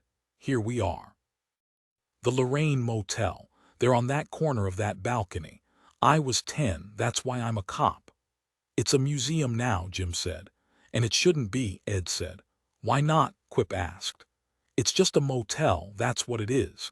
That's all it is, Ed said. People should rent out that very room and sleep in that very bed and step through that very door and stand on that balcony and realize what happened there. People should know, understand that not all Thursdays are the same. Come on, Ed, let's go, Jim said. 87 Delroy, Digby and Braden Brady stood looking at the flat tire on Brady's patrol car, scratching each other's heads. At first they scratched their own heads, but that told them nothing. But as soon as Brady scratched Digby's head, Digby said, maybe we had ought to change that tire. Digby struggled with the lug wrench, but it would not budge. Brady, we got any WD-40? He asked. I'll look in the trunk, Brady said. He paused on his way to the rear of the car and pointed. What the fuckity fuck is that? What? Coming down this here road? Digby abandoned the lug nuts, put down the wrench and stood to look. Shit, what the fuck? That's what I'm saying. What the hell is that? Brady said. Moving toward them as an undulating mass, though there was no synchronization to their jerky movements, was a mob of black men. The sky, which had been bright and clear, was now darkened by green-tinged clouds. A wind pressed into the chests of the two deputies. Digby and Brady stepped back, dropping their hands to their holstered pistols. Brady, then Digby drew their weapons. The mob was perhaps 30 or 40 strong. Old and young, some walked spryly, some nearly dragged themselves along. Moving like that, they resembled an ungainly tangle of octopi. A light rain began to fall. The mob made a collective noise, chanted a syllable. What they saying, Brady? Lawd if I know. Brady lifted his pistol and shouted, Y'all boys just stay right there now. Y'all hear me? Rise, the mob barked, breathy and raspy and not altogether. It was like Tuvan throat singing. What you boys want? Digby yelled. Brady reached into the patrol car and grabbed the radio. Hattie, this here is Brady. I'm thinking we need some backup out here. Hattie's staticky voice said, Hold on, sheriff's right here. 88, what's going on, Brady? Red Jetty asked. He stood at front desk of the station. Hattie watched him. Ed, Jim, Hind, and Quip had just entered the building. Oh, Lord, Jesus Christ! Brady's voice scratched through the 4-inch speaker on the desk. What's going on? Jim asked. Jetty raised his hand. Brady. Oh, Lord Jesus, shots were fired. Brady. Watch out, Delroy, shots fired. Brady, Jetty shouted into the handset. What's going on? Where are you? Sheriff, Brady cried. They's got Delroy. Who? Jetty asked. They's everywhere. Brady. Silence. What the hell was that? Ed asked. Hell if I know, the sheriff said. Hattie, what was their last location? Hattie was shaking in her chair, near tears. What happened to them boys? She asked, tugging at Jetty's sleeve. Where were they, Hattie? They was out on Nickelback Road, I think. I don't know whereabouts on it. Delroy said he thought they had a flat tire. What's happening, Red? I don't know, Hattie. Jetty looked at the others. Y'all want to ride out there with me? His manner was different. He was asking for help. Yeah, Jim said. Ed turned to Quip. Why don't you stay here with this woman? He said. Quip nodded. Ed, Jim, and Hind followed the sheriff out to his rig where Ed sat in the passenger seat. Hind checked her .38 revolver and slammed the cylinder shut. Jetty looked in the rearview mirror at Jim and Hind and said, Thank you. Hind nodded. The sheriff drove them out of town toward Small Change and then up an incline. At the top they looked down and could see the deputy's car. I don't see them, Ed said as they approached. There, Hind said. She pointed. In the trees. Hanging in the trees were the bodies of Digby and Brady, their legs crazy with blood, their pants down around their ankles, their boots stopping the clothing from falling off. Jetty nearly drove into the ravine, stopping the car. Oh, Lord, he cried. Jim, Ed, and Hind kept some distance. Ed looked at Jim and shook his head. This is no good, Jim said. This is no good at all. Jetty was pacing wildly, shaking his head. He had his pistol drawn for no reason. Look at all these tracks, Hind said.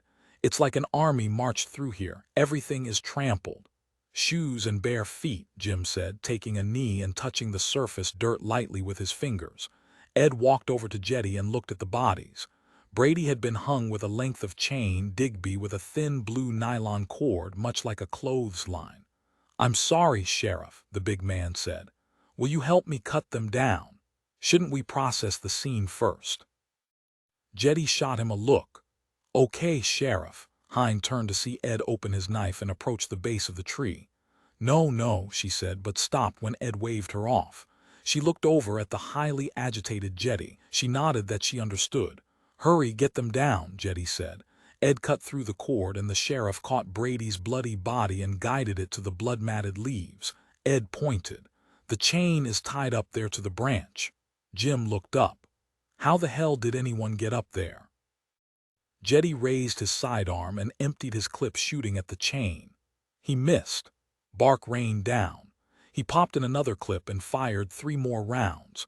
The chain snapped and Brady crashed unceremoniously onto the ground. Brady's body didn't fall flat but landed on his knees, his rounded back and slumped shoulders giving him the appearance of a man in prayer.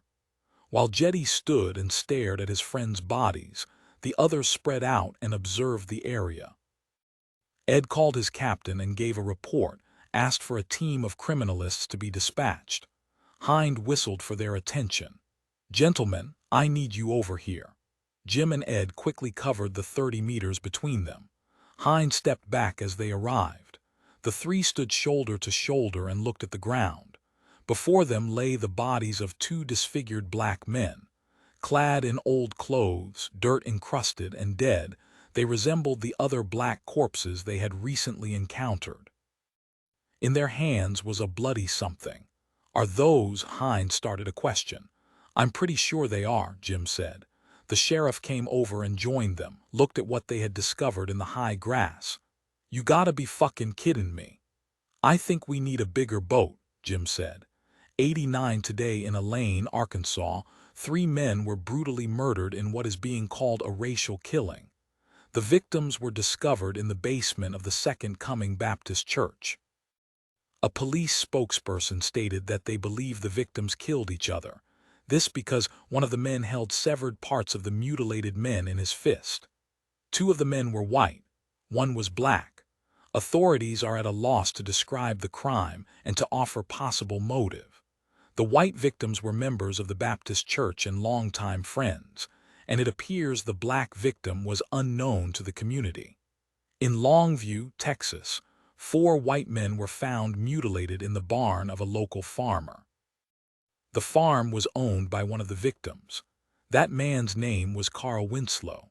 He was discovered by his adult daughter, who claimed she saw a mob of black men exit the barn and march away across a pasture. Miss Laurel Winslow said, "I seen maybe 20 of 'em come out of that there barn. They's ones that killed my pappy faux show. They was gloatin' over it, moanin' and walkin' all funny like they was pimps." She paused to look into the camera. "Those Negroes killed my pappy, and them other men's too." Omaha, Nebraska, Chicago, Illinois, Bisbee, Arizona, Tulsa, Oklahoma. They wasn't human, I tell you, that just marched through here. They was dirty and smelly, and they was niggers all. They walked right by me. A couple of them looked me up and down, and I just know they was thinking about raping me, but I think all the screaming scared them off.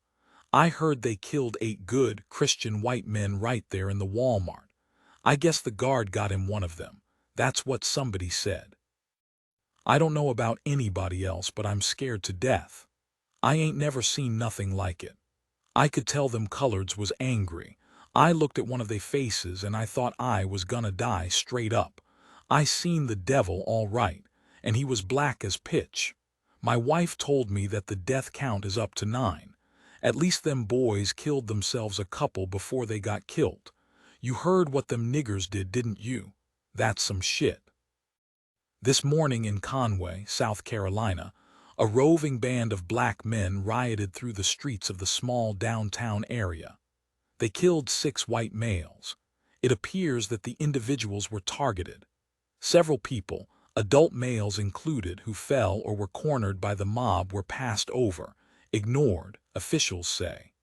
This is being called a race riot and a hate crime. Police who showed up at the scene fired shots into the mob, though it is unclear whether any of the rioters were struck. The 6 victims were local residents. Their killers were not recognized by any of the witnesses. Racial tensions are high, and a curfew is now in place.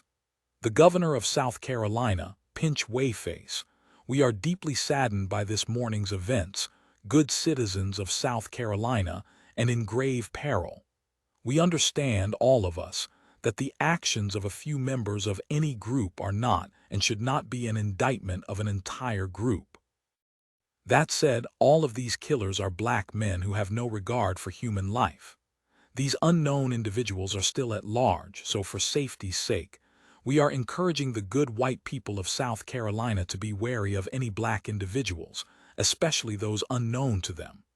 I am calling in SLED and the National Guard to assist local law enforcement." Questions. Rupa O'Brien, CNN. Governor, was the attack orchestrated, and if so, were there one or more individuals leading the group? Governor, I'll hand this over to Sheriff Pellucid.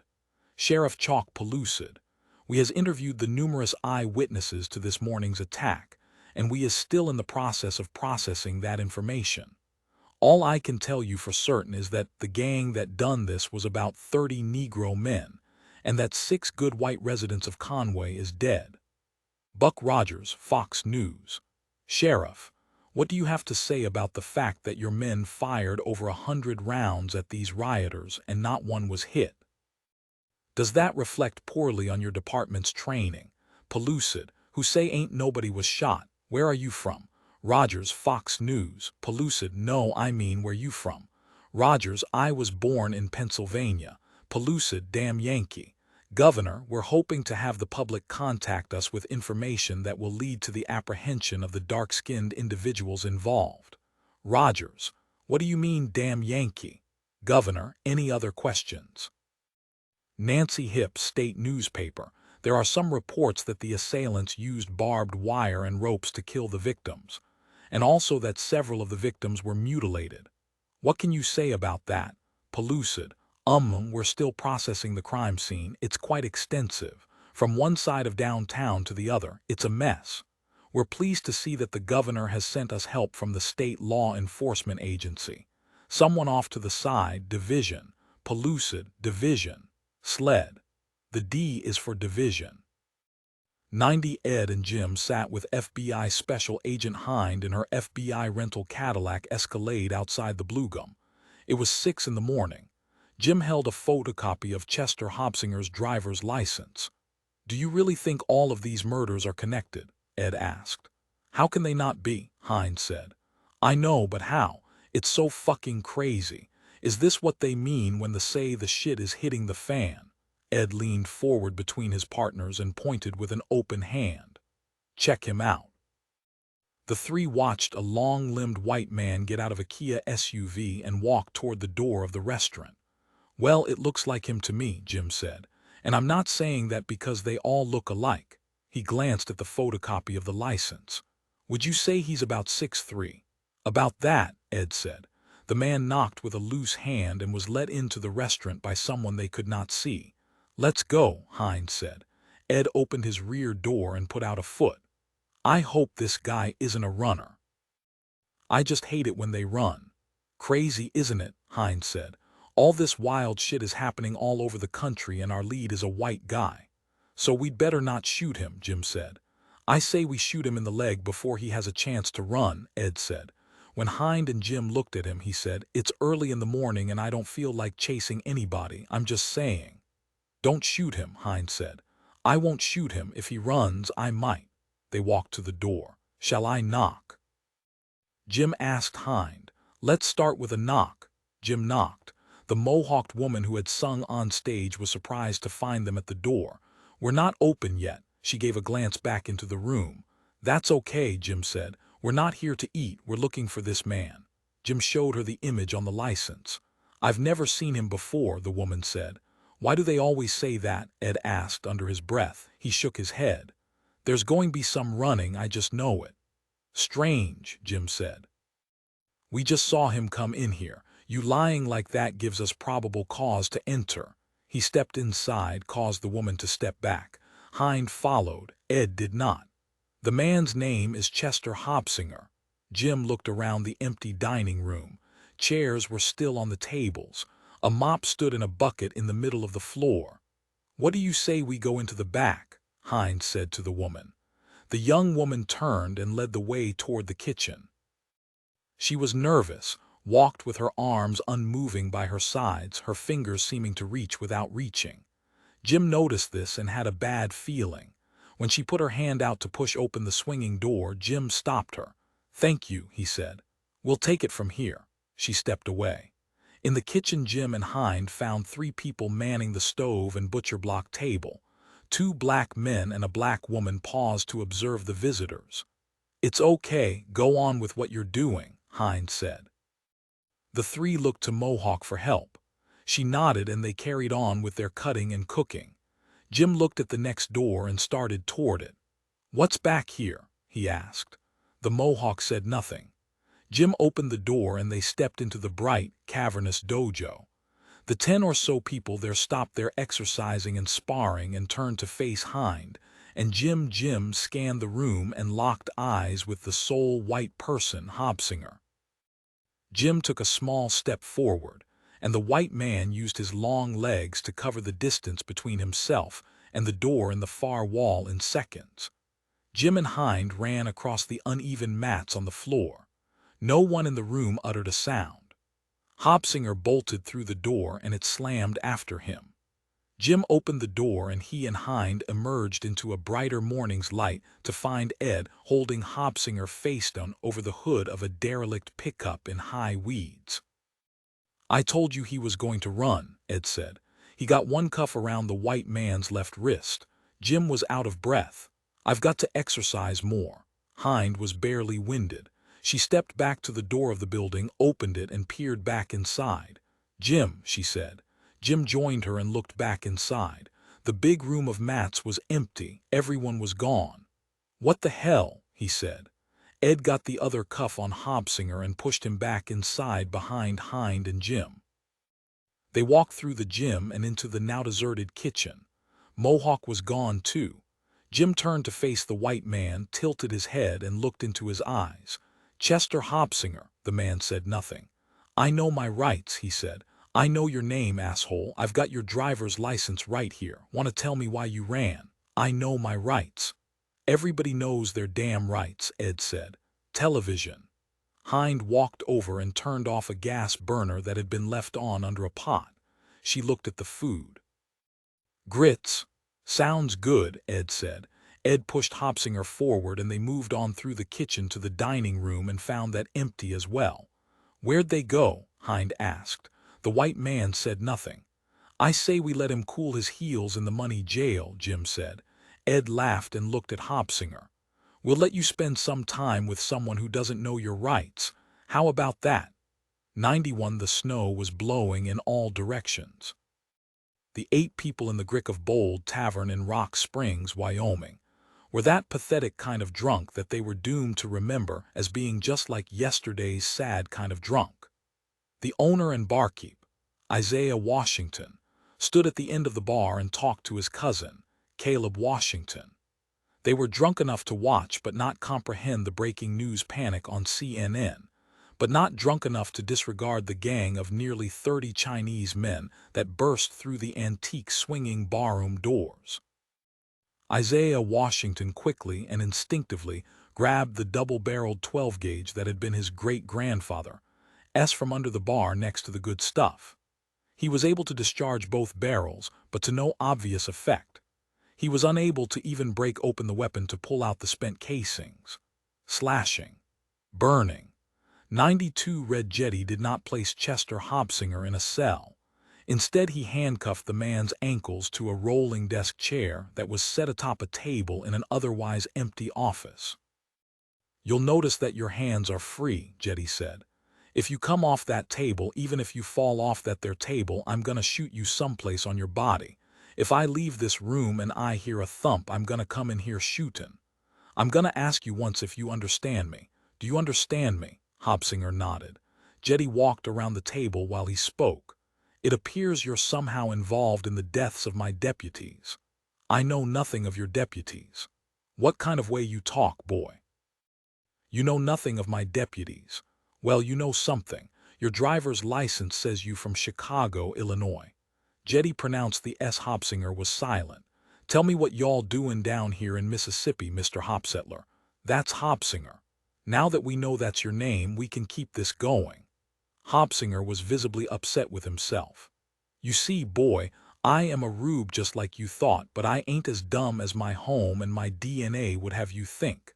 I'm a different kind of redneck. I'm the kind of redneck before and after he takes a shit. What? I'm the kind of redneck that you don't want to dream about because I ain't got no boundaries. No boundaries. I'm a redneck that doesn't pretend to believe in a god. I'm a redneck what knows he's a redneck.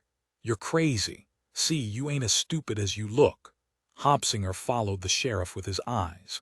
You don't like me behind you, do you? You gonna learn to love it at the county work farm. Them good all boys gonna love the way you talk. You ever seen a work farm, boy? Jetty stopped directly behind the man. Don't worry about dropping the soap. There ain't no soap.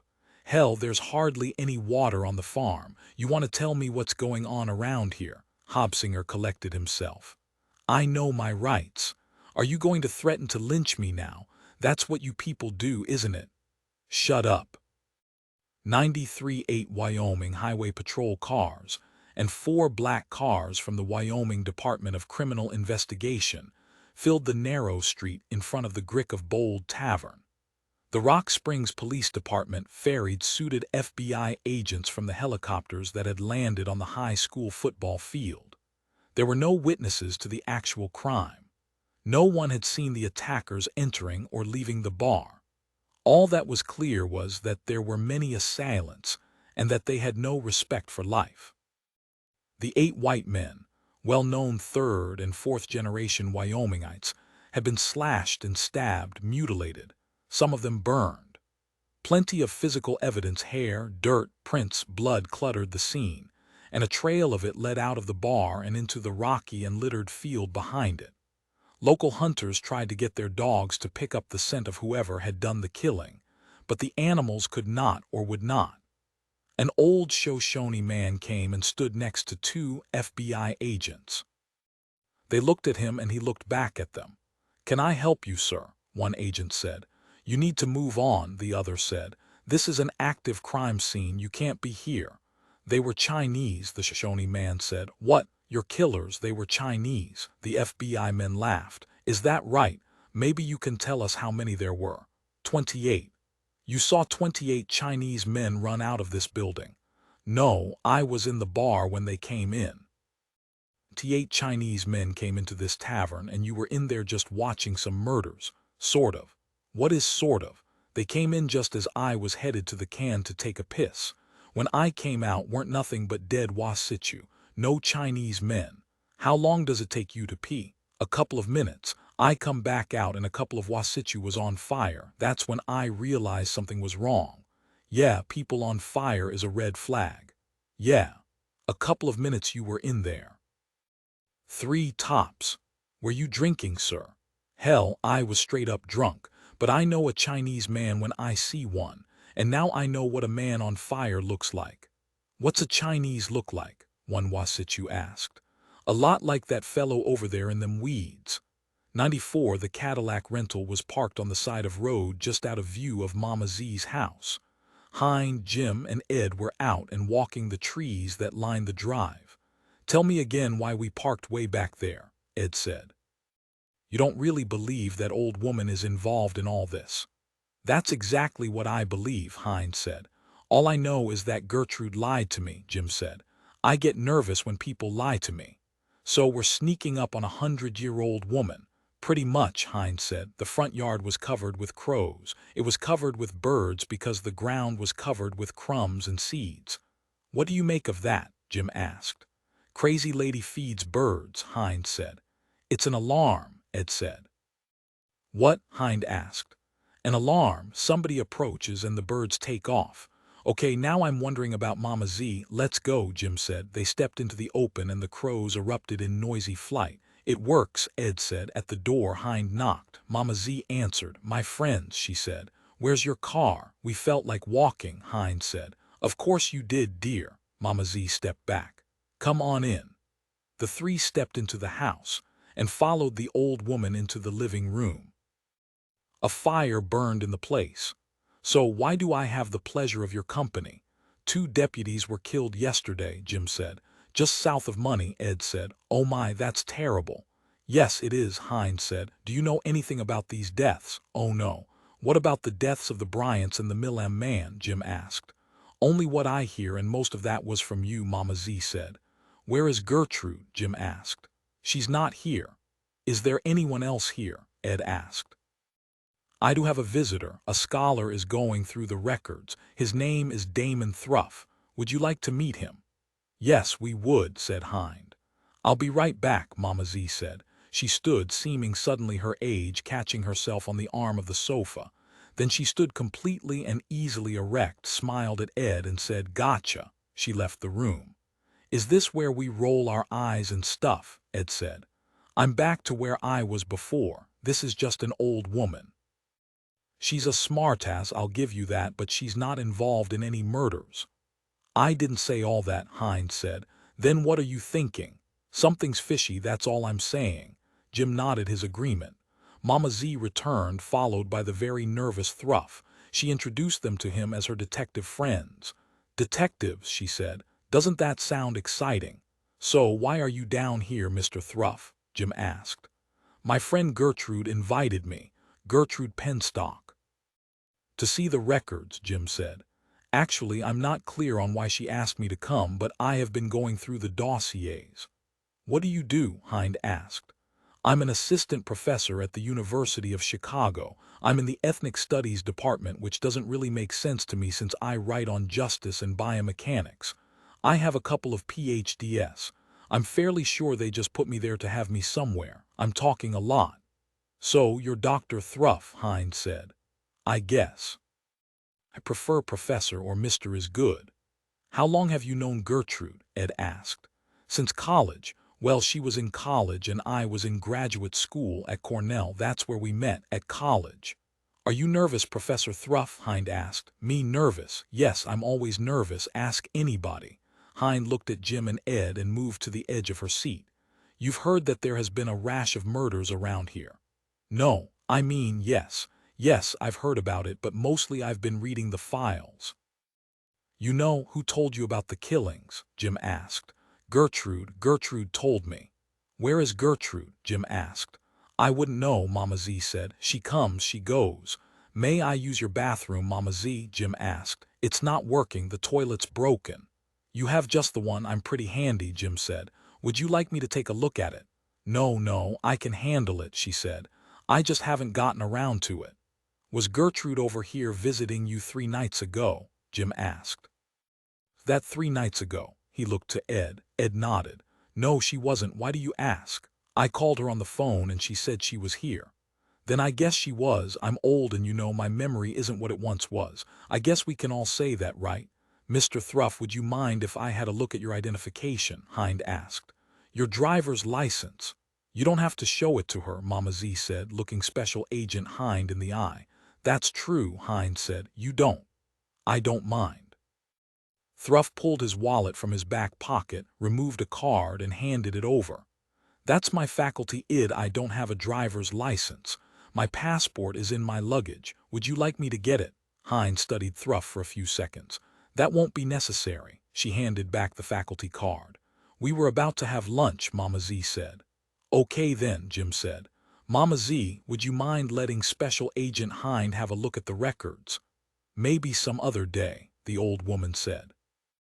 Outside, walking back along the driveway to the Cadillac, the 3 detectives said nothing. Jim led the way, somehow more agitated, angrier than the other 2. He stopped at the car and turned to them. This is bad. There is something really wrong here, Jim said. That poor Thruff is caught up in it, but he's hardly killing people, Hind said. Maybe Mama Z is some kind of a witch, and she does some mumbo-jumbo and turns Thruff into a killer, Ed said. Jim leaned against the car and kicked at the gravel. Listen to you. A few minutes ago you were telling us she's just a nice old lady. Now you've got her as a fucking voodoo priestess or some shit. Yes, well, Jim looked at Hind. What do you want to do? I want to see if that redneck sheriff got anything out of Knobfucker or whatever his name is. What do you think? I need to find Gertrude. 95 FBI Supervisory Special Agent of the Southeast Regional Office Ajax Kinney disembarked from a commercial flight at Hessler Noble Field just north of Hattiesburg. He was met by several other agents arriving from offices in Chicago, Dallas, and D.C. The agent from Dallas was a man named Hickory Spit, a legend in the Bureau only because he was the oldest active agent in Justice Department history. Born in 1934, he was just shy of 85. He was the only man currently in the FBI who had actually worked with J. Edgar Hoover. A Texan by birth, he was famous for leading the FBI efforts to discredit Martin Luther King, Jr., having once penned a letter to King suggesting that he commit suicide.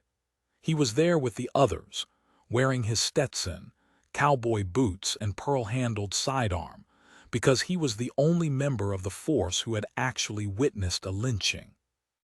He was there also because it had been so ordered by the President of the United States, who considered him an American hero. Spit thought Hoover and Eisenhower were the same person, didn't like Kennedy's hair, hated Johnson's politics, loved Nixon, once claimed to have a bullet with Jimmy Carter's name on it, was suspicious of Reagan, didn't care for George H.W. Bush, unofficially investigated Clinton, considered George W. Bush an intellectual elite, near died of a stroke when Barack Obama was elected, and was in love with the current clown. He still had a badge and a gun but could barely wipe his own ass. He smelled of shit, aqua velva, and pimento cheese. He had one living relative, a son he had sexually abused and who now hated him from another country. Clint Eastwood had plans to make a biopic of his life and career. The FBI set up a headquarters on the top 2 floors of the Hotel Indigo, and that's where they all sat, in conference room, eating popcorn shrimp from Popeyes, donuts from Krispy Kreme, and hush puppies that the hotel restaurant claimed was their world-famous specialty. While they waited for Special Agent Herbert Hind, they were assailed with theories from Hickory Spit. I'm tellin' y'all boys that this here what's happenin' in the good all us of us started back with that Kennedy. You know I was there at Dealey Plaza on that 22nd day of November 1963. I heard the shots. There were 8 of them if there was one. Most said they heard 3. But some folks said they heard 8 and they was right. As you know, that Italian rifle of his had a 6-round magazine, and so there had to be another damn shooter. Only 3 casings was found in the depository, so where did them shots come from? I'll tell you where, and it weren't from behind no wall. They was on the 3rd floor of the Daltex building. Black Panthers dressed up like custodians. You know a Negro janitor can go anywhere without being noticed. Them Panthers was secret then and ain't nobody knew about them, and they was mad because Kennedy was backing off of promises he made to them in exchange for delivering the black vote. You know that's why he won, because of the black vote. Nobody ever talks about that. Anyway, Oswald didn't fire a damn shot. The Russians was working with the blacks, but Lee Harvey didn't know that. He just thought he was working for the Ruskies. They gave him blanks. Can you imagine his surprise when he didn't hit nothing? Anyway, them Panthers never went away. They came out with a public version in the late 60s, but they're still secret as shit, and they have started up this race war we all knew was common. How are they doing it, Hick? Someone asked. Killing people and disappearing. How do you do that? Hickory Spit looked out the window. Ninja training. The Japs had been teaching them Panthers all along. You seen how many of them Panthers were toting around that Art of War book by that Sonny. That's Sun Tzu, another agent said. And it's Chinese from another. You say that like there's a difference, Hickory Spit said. They're ghosts, these niggers. "Is that right?" Special Agent Hines said from the doorway. Ajax Kinney put his face in his palm. Hickory Spit shrank just a little. Jim and Ed stood on either side of Hind. "Why don't you tell me about these ghost niggers?" Hind asked. She stepped toward the old man at the head of the table. "Who are you?" Hickory Spit asked. "I'm Special Agent Herbert Hind," she said. "I'm the lead investigator down here. Who and what are you?" "Special Agent HHH Hickory Spit from DDD Dallas. Pleased to meet you," Hind said. "Now sit and hush." "The president wanted him here," Kinney said. "Of course he did." "What do you have to share with us, Special Agent Hind?" Kinney asked. Hind looked at the faces of the white men and settled on a long look at the craggy skin of Hickory Spit. "We have nothing to report," she said. "The investigation is ongoing and we haven't connected enough dots to form a theory." "I understand that, but you're here to tell us about the dots," Kinney said. "Yeah, what about them dots?" Hickory Spit said. "Shut up," Hind said. She turned and walked out. Ed and Jim followed. In the elevator, Jim said, "What do the kids say?" "That was awesome," Ed said. "Very funny," Hind said. "What got into you?" Ed asked. "I just looked at those pasty white faces and got mad." Hickory fucking Spit. "Fuck all of them. They're huddled in a room waiting for us to give them permission to shoot at somebody. And you know what somebodies they want to shoot at." They stepped into the elevator and faced the closing door. "I couldn't find an address for Gertrude Penstock," Jim said. "The diner hired her as Dixie Foster and the address is fake, as is the social." "So you think she's in the wind?" Hind said. "Somehow I don't think that," Jim said. "I would be," Ed said. "I'm going back to Mama Z's," Jim said. Hind nodded. "We'll go over and take a turn with Hobsinger." Back in conference room, "I ever tell you youngsters about the lynching I saw back in '46. I was just 11 years old. My daddy woke me up and said come on, he wanted to show me something. We got into his beat-up old Ford pickup and drove out past the oil fields. My daddy was a hotshot oil man, used to put out them fires. You seen that movie with John Wayne? Well, that movie was based on my daddy. He had red hair too. Looked just like his damn head was on fire. Anyway, he drove us out there, and these fellers dragged this nigger out of this shack, and I tell you that boy was kickin' and screamin'. Them boys ain't got no kind of spine. He was saying he didn't do whatever they said he done, and so I asked my daddy what he had done, and he told me that that nigger said hello to a white girl in front of the drugstore. I couldn't believe it. In the very drugstore where that girl bought her feminine products. Of course I didn't know nothing about that stuff then, but I knew it was bad. What would be next? That's what my daddy wanted to know.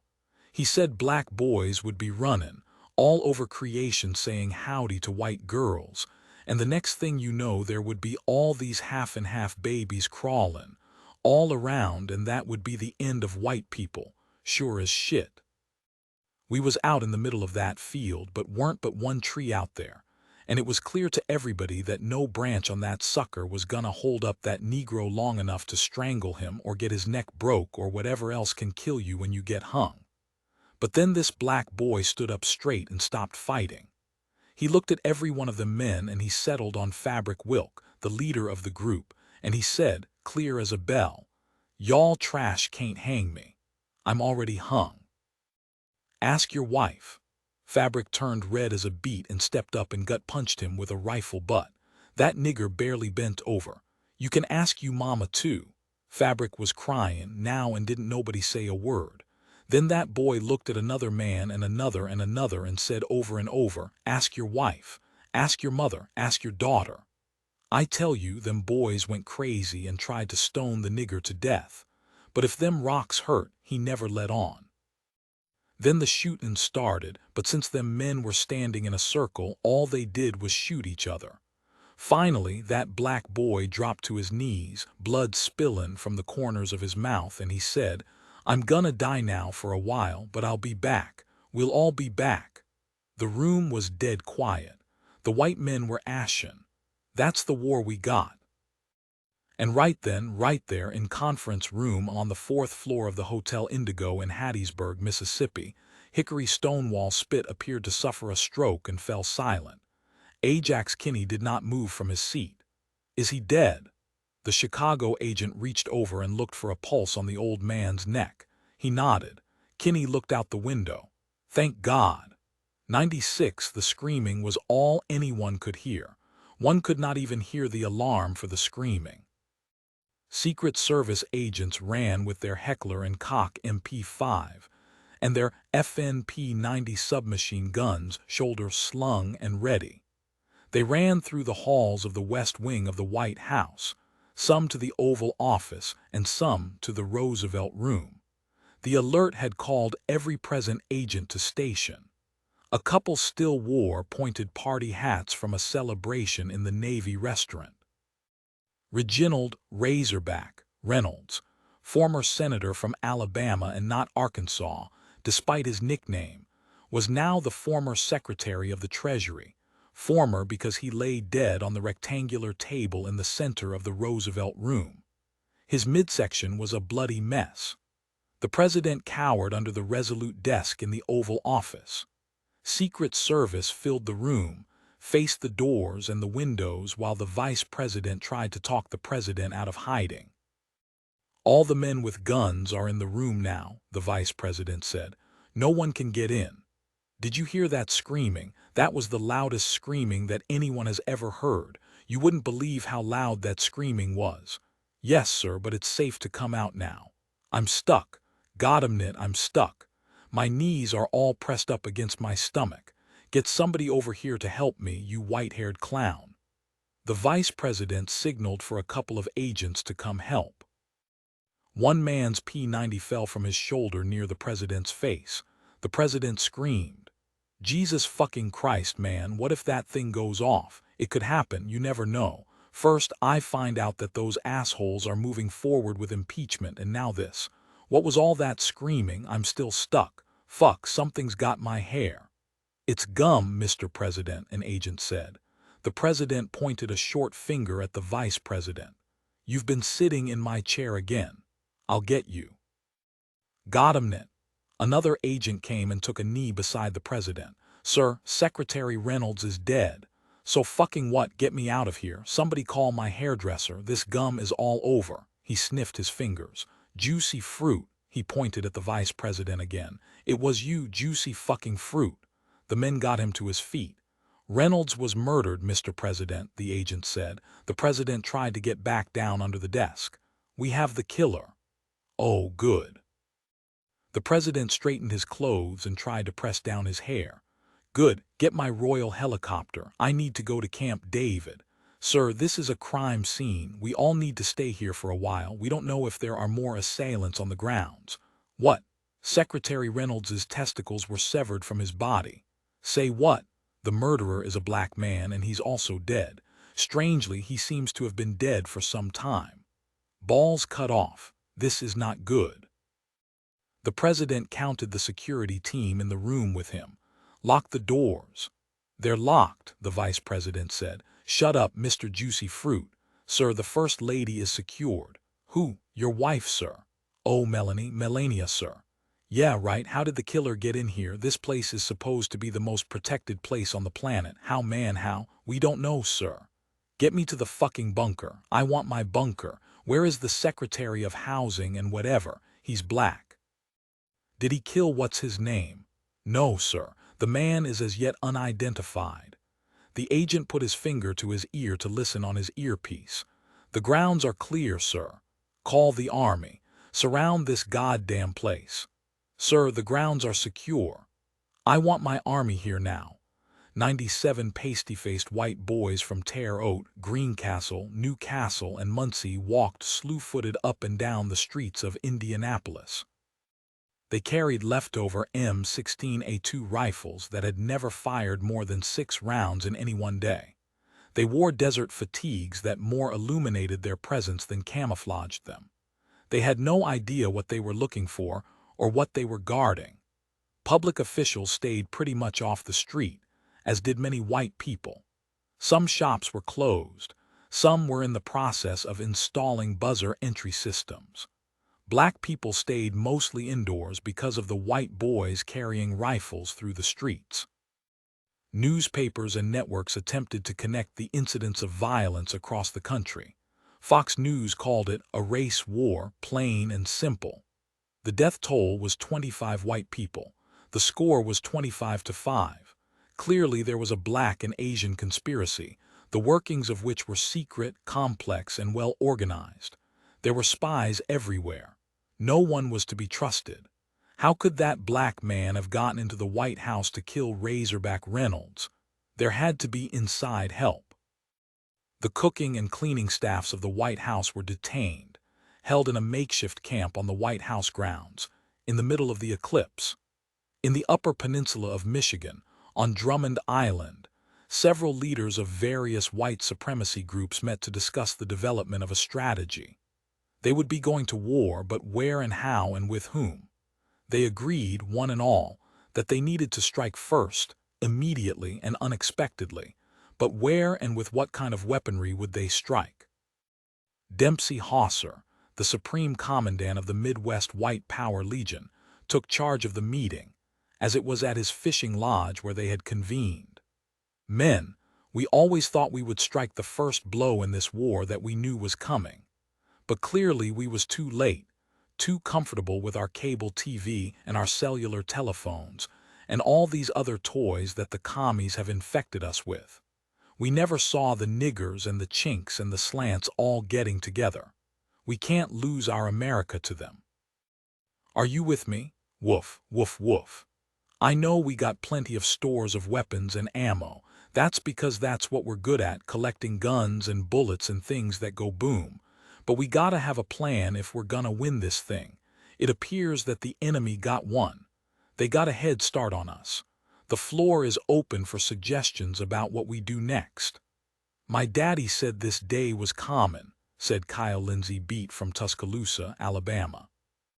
He was the high grand serpent of the revived Brotherhood of White Protectors.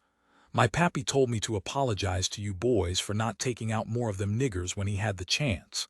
"How is he?" someone asked.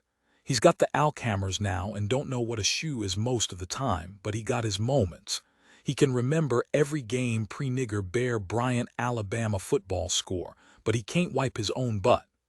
"He didn't do that before the Alzheimer's," from someone in the back of the room. "Fuck you," Beat said. "Okay, settle down," Hauser said. Larry Lashemai stood up. "Yeah, we got us tons of guns and thousands of shells and even grenades, but we ain't got that many people. I say we hire an advertising company and try to build our numbers. Have an ad campaign, some commercials on the Fox network, on that Hannity." "Sit down, Larry," Hauser said. "We don't have that kind of time. We've got to attack now." Lashemai looked at the floor. "I don't know about you boys, but I can only shoot 2 guns at a time." "Larry's got a point there," a man in back said. "There's 15 of us and we all got about 10 men in our group, so that makes, 90 men in all. 2 guns a man makes that 160 guns, and that ain't a lot of firepower. There must be thousands of niggers out there." "Millions, dummy," another said. "Where have you been? Utah, asshole, where the fuck you been?"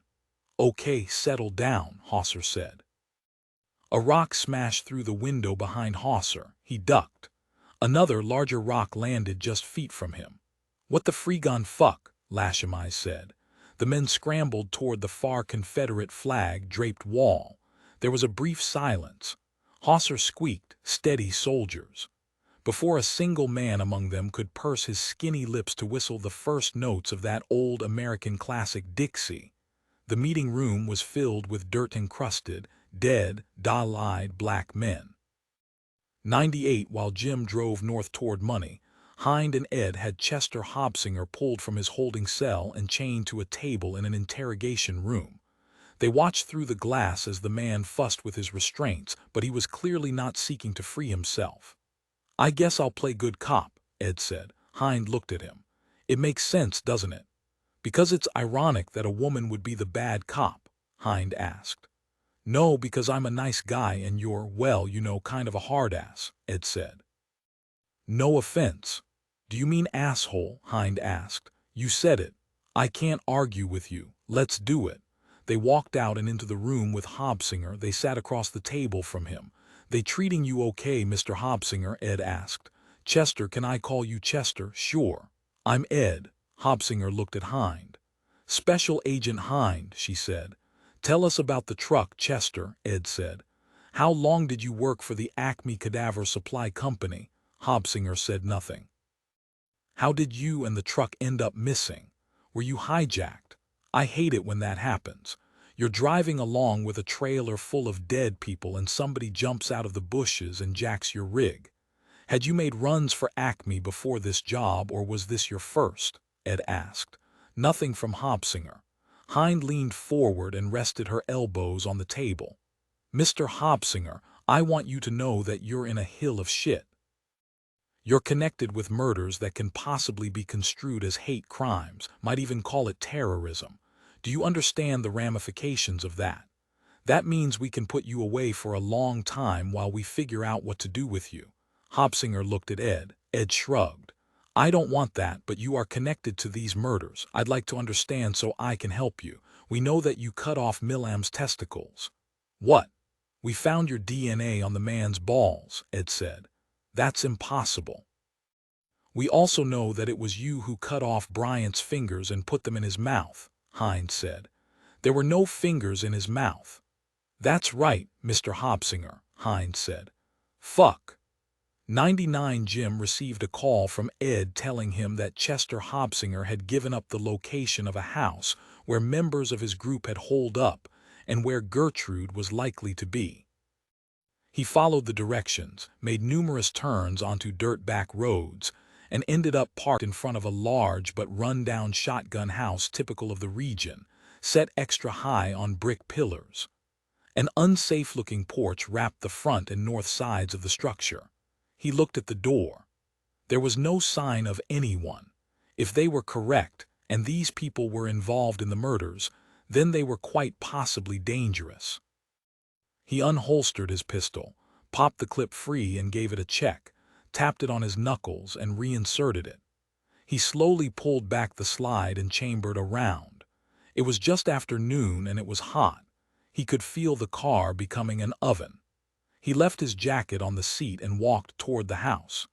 He stepped over the cracked first porch step only to have the second squawk loudly and make certain that every creature in the vicinity knew he was there. He imagined the rooms of the house filled with corpses from the Acme Cadaver Supply of Chicago. He imagined them moving, dead limbs moving in space. He stood away from the doorway, pushed open the screen door slowly, only to have it announce his presence as well. There could be no surprise after the step in the screen, and so he turned the knob and pushed into the house. There were no cadavers, but there was Gertrude sitting in a shaker chair in the middle of the room. Miss Penstock. Special Detective Davis. Jim looked around the room and down the hall through to the back door. He listened but heard nothing. The room was comfortably furnished, well kept, clean. Sheets of thin fabric were draped overhead, hippie style, softening the light of a bright bulb. Anyone else here? No, everybody's in the wind. Jim nodded. He grabbed the back of another shaker chair from beside the sofa and set it in front of Gertrude. Why don't I just sit here? Please. He studied Gertrude's face. He knew that look all too well, had seen it many times before. She was trying to play cool while not. So, Dixie, Gertrude, Caped Crusader, whatever your name is, were you a part of this from the beginning? My name is Gertrude. Penstock, Harvey. Are you related to Mama Z? No, I wouldn't have suspected you at all if you hadn't lied to me, Jim said. Lying always comes back to bite you. Suspected me of what? Well, that's what we're here to figure out, isn't it? Why don't you tell me why your friends had a need to be in the wind, as you said? Gertrude said nothing, looked past Jim and out window. Everybody talks about genocides around the world, but when the killing is slow and spread over 100 years, no one notices. Where there are no mass graves, no one notices. American outrage is always for show. It has a shelf life. If that Griffin book had been lynched like me, America might have looked up from dinner or baseball or whatever they do now. Twitter. You've been sitting here rehearsing that speech, pretty much. Did you kill people? Depends on what you mean when you say people. That's not up to me. Were you involved in the killing of Wheat Bryant? Jim looked at the pistol still in his hand, felt a moment of embarrassment and put it away. Were you present during his murder? I was not. Were you involved in the planning of the murder? Let's change that. Were you present during the planning of the murder? Let me just say this. People I know were involved in 3 killings and that's it. Not that 3 is not a lot, but that's all. 3. And I'm supposed to believe that a 100-year-old woman is the head of an assassination cult. Gertrude didn't reply. Tell me about Mama Z. What you know about her is true. The 3 murders: Wheat Bryant, Jr. Millam, and Carolyn Bryant. Gertrude shook her head. Not the old woman. All we did was put the corpse in her bedroom. That was a last-minute decision. So, number 3. The Millam in Chicago, that's it. We don't know what's going on everywhere else. I swear, I mean the White House, who can do something like that. Gertrude held her own hand because she was shaking.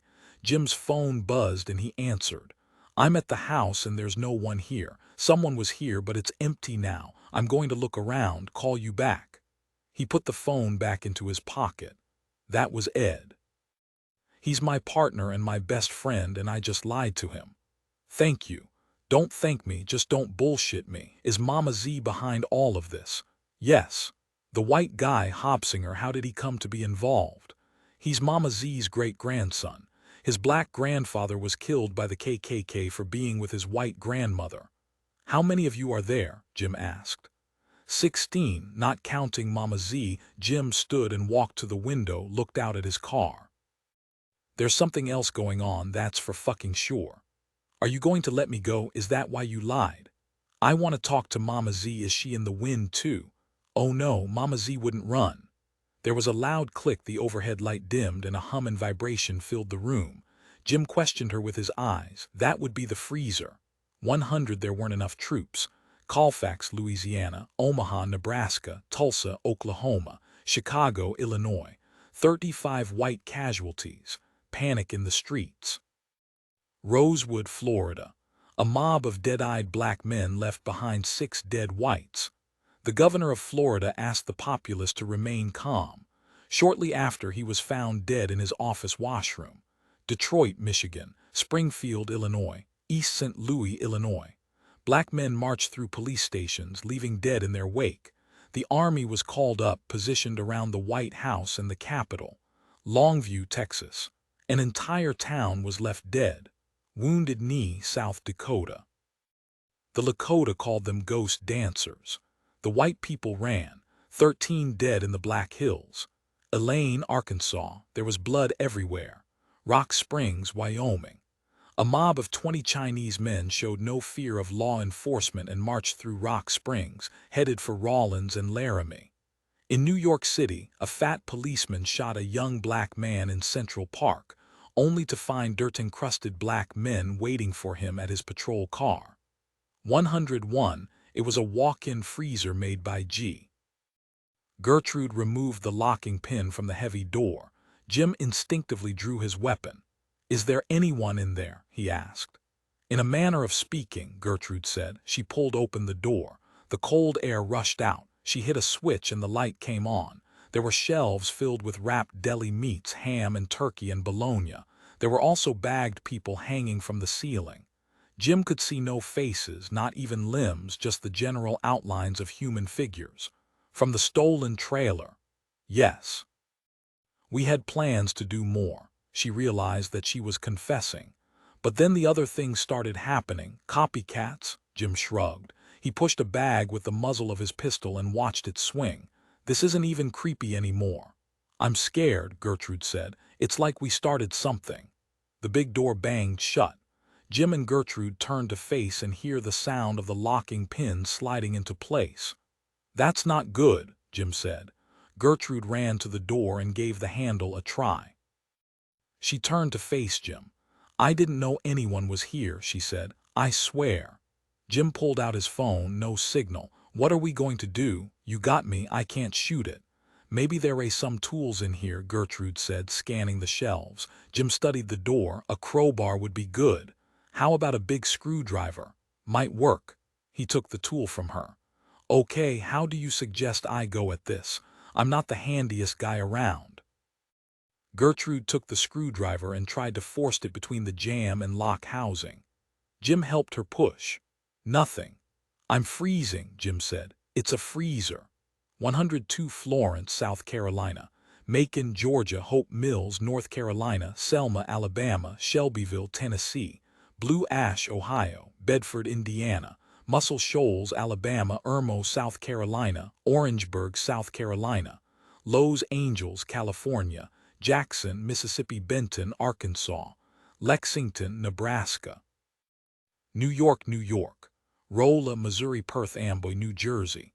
Ellesmere, Delaware. Tarrytown, New York. Grafton, North Dakota. Oxford, Pennsylvania.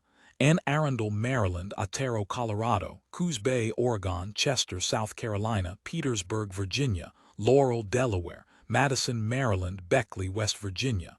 Soddy Daisy, Tennessee. Fort Mill, South Carolina. Niceville, Florida. Slidell, Louisiana. Money, Mississippi. DeSoto, Mississippi. Quitman, Mississippi. Elmore, Alabama. Jefferson, Alabama. Montgomery, Alabama. Henry, Alabama. Colbert, Alabama. Russell, Alabama. Coffee, Alabama. Clark, Alabama. Lawrence, South Carolina. Greenwood, South Carolina. Oconee, South Carolina. Union, South Carolina. Aiken, South Carolina. York, South Carolina. Abbeville, South Carolina. Hampton, South Carolina. Franklin, Mississippi. Lowndes, Mississippi. Leflore, Mississippi. Simpson, Mississippi. Jefferson, Mississippi. Washington, Mississippi. George, Mississippi. Monroe, Mississippi. Humphreys, Mississippi. Bolivar, Mississippi. Sunflower, Mississippi. Hines, Mississippi. Newton, Mississippi. Copiah, Mississippi. Alcorn, Mississippi. Jefferson Davis, Mississippi. Panola, Mississippi. Clay, Mississippi. Lamar, Mississippi. Yazoo, Mississippi. Mississippi, Mississippi, Mississippi, Mississippi, Mississippi, Mississippi, Mississippi, Mississippi, Mississippi, Mississippi. 103 Breaking news. The President of the United States.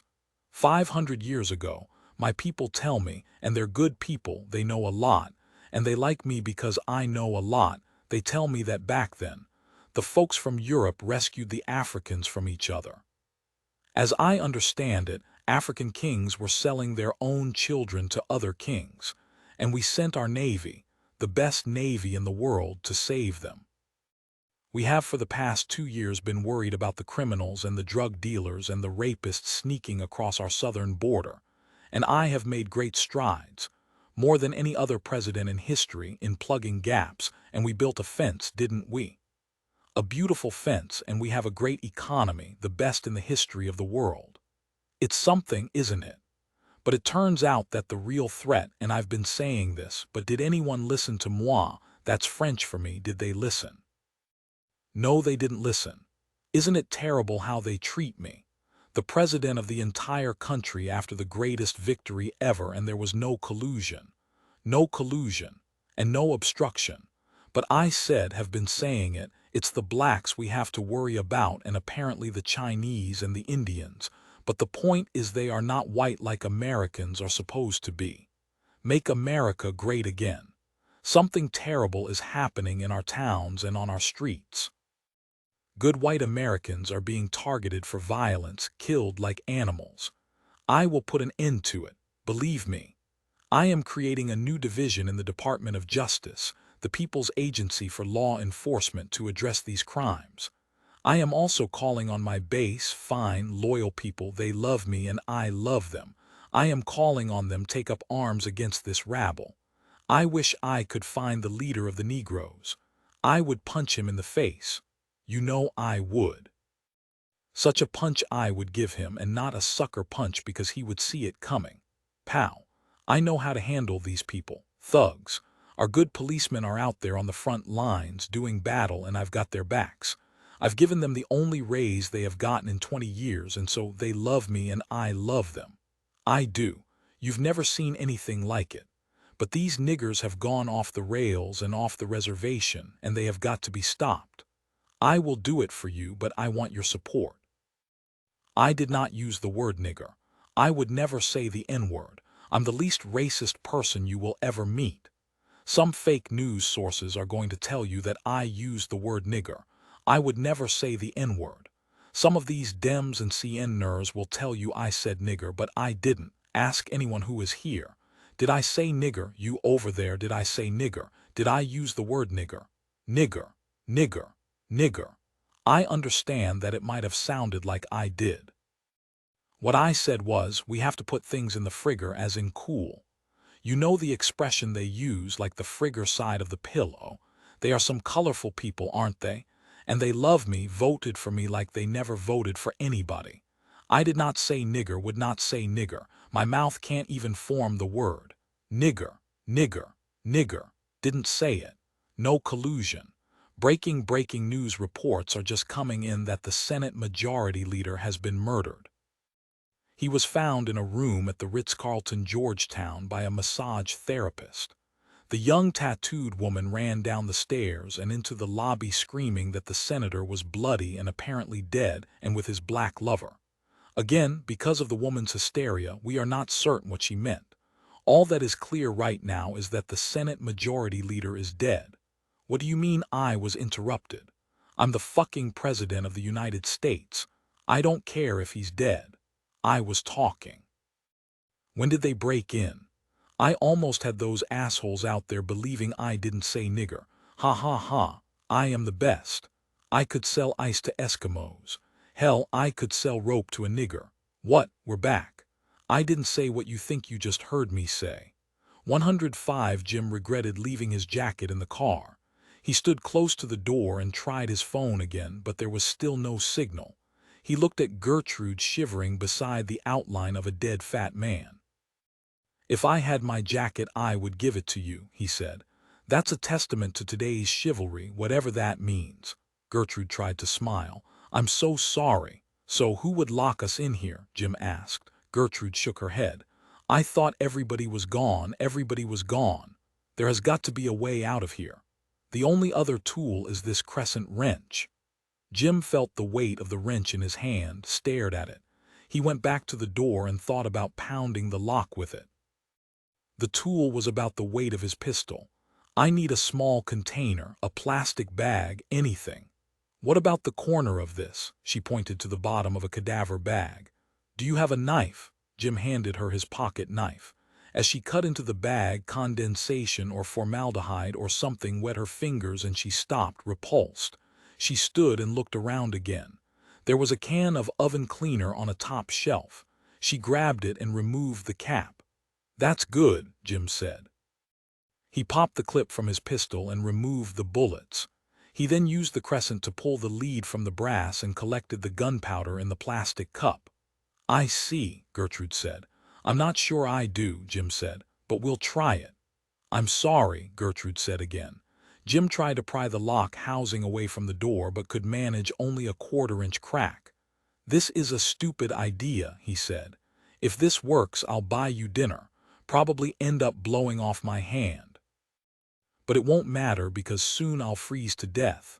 Are you trying to be funny? How am I doing? You suck. Jim tried to pack the powder into the casing as much as possible, then stopped. Are you a smoker? Never have. Why? That's too bad. I'm not either. I have no matches. Oh, well, I do have a bullet left. I could try to set it off by shooting it. I was saving this one for whoever locked us in here. Okay. Get back there behind the dead guys. Gertrude did. What? I've got one bullet and I just barely certified on the pistol range last time. Ready? It's going to be really loud in here. Cover your ears. He took a used tissue from his pocket, split it, and plugged his own ears. Here we go. Jim squeezed off the round. He hit the lock and thought he heard the ricochets, but nothing happened. The lock was dented, but the gunpowder remained unimpressed. So much for that. I'm sorry, Gertrude. She said nothing. As much as it seems completely inappropriate and unethical, I think we need to share body heat. I think that's right. What? Jim asked. That it's inappropriate or that we share heat? Both. They sat on a crate against the wall and hugged each other. 106. There was a sound at the door. The handle moved slightly, jiggled, and stopped. Then it snapped down with the sound of a hard strike. Jim held up his empty pistol. Jim, it was Ed. Jesus, are you two okay? Hind asked. She removed her jacket and moved toward Gertrude, put it over her shoulders. Jim tried to stand straight. Ed helped him. As they exited the freezer behind Hind and Gertrude, Jim grabbed Ed's arm. Did find anybody here? No one. It's dark, Jim said, looking up out the window at the top of the stairs. I stopped looking at the time a while ago. I couldn't get through to your phone, so we drove up here. We saw your car outside. If there was anyone here, they're gone now. Well, someone locked us in there. What's the deal with Gertrude? Ed asked. I'll fill you in. What's been going on out there? Oh man. 107, some called it a throng. A reporter on the scene used the word horde. A minister of an AIM church in Jefferson County, Mississippi, called it a congregation. Whatever it was called, it was at least 500 bodies strong and growing and had abandoned all stealth. The congregation could be seen cresting a ridge, then coming down toward town like a tornado. And like a tornado, it would destroy one life and leave the one beside it unscathed. It made a noise, a moan that filled the air. Rise, it said, rise. It left towns torn apart, families grieved, families assessed their histories. It was weather. Rise, it was a cloud. It was a front of dead air. Survivors reported that the air felt thick and heavy in its wake, sitting near the ground like the mist of dry ice. There were clouds in Alabama, Arkansas, Florida, everywhere it seemed. The clouds merged into bigger clouds, the sounds of their moans growing louder with every step, every death. Rise. 108 Mama Z's house was completely dark, except for a very small flicker behind the curtain of the records room. Jim and Ed approached the front door. Hind hung back with Gertrude near the cars. The front door was wide open. The men switched on their flashlights and stepped inside. There was clicking like a very old typewriter coming from another room. They were across the room when Gertrude entered. Hind was behind her. She ran away from me. Just hang back, Jim said. Is that a typewriter? Hind asked. Jim and Ed moved forward to the records room, pushed it open. Mama Z was sitting on the other side of the table, a candle burning in front of her. Damon Thruff was sitting beside her, pecking away on a manual typewriter. His eyes would not leave the paper in the machine. Please sit, Mama Z said. The four of them sat at the table. Mama Z, Gertrude said. There's always more than you see, the old woman said. Damon.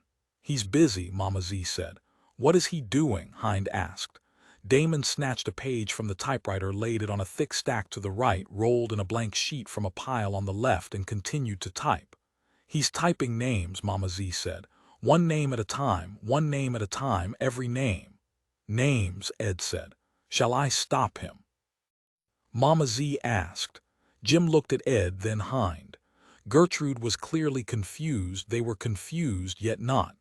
Shall I stop him? The old woman asked again. Outside, in the distance, through the night air, the muffled cry came through. Rise, rise. Shall I stop him?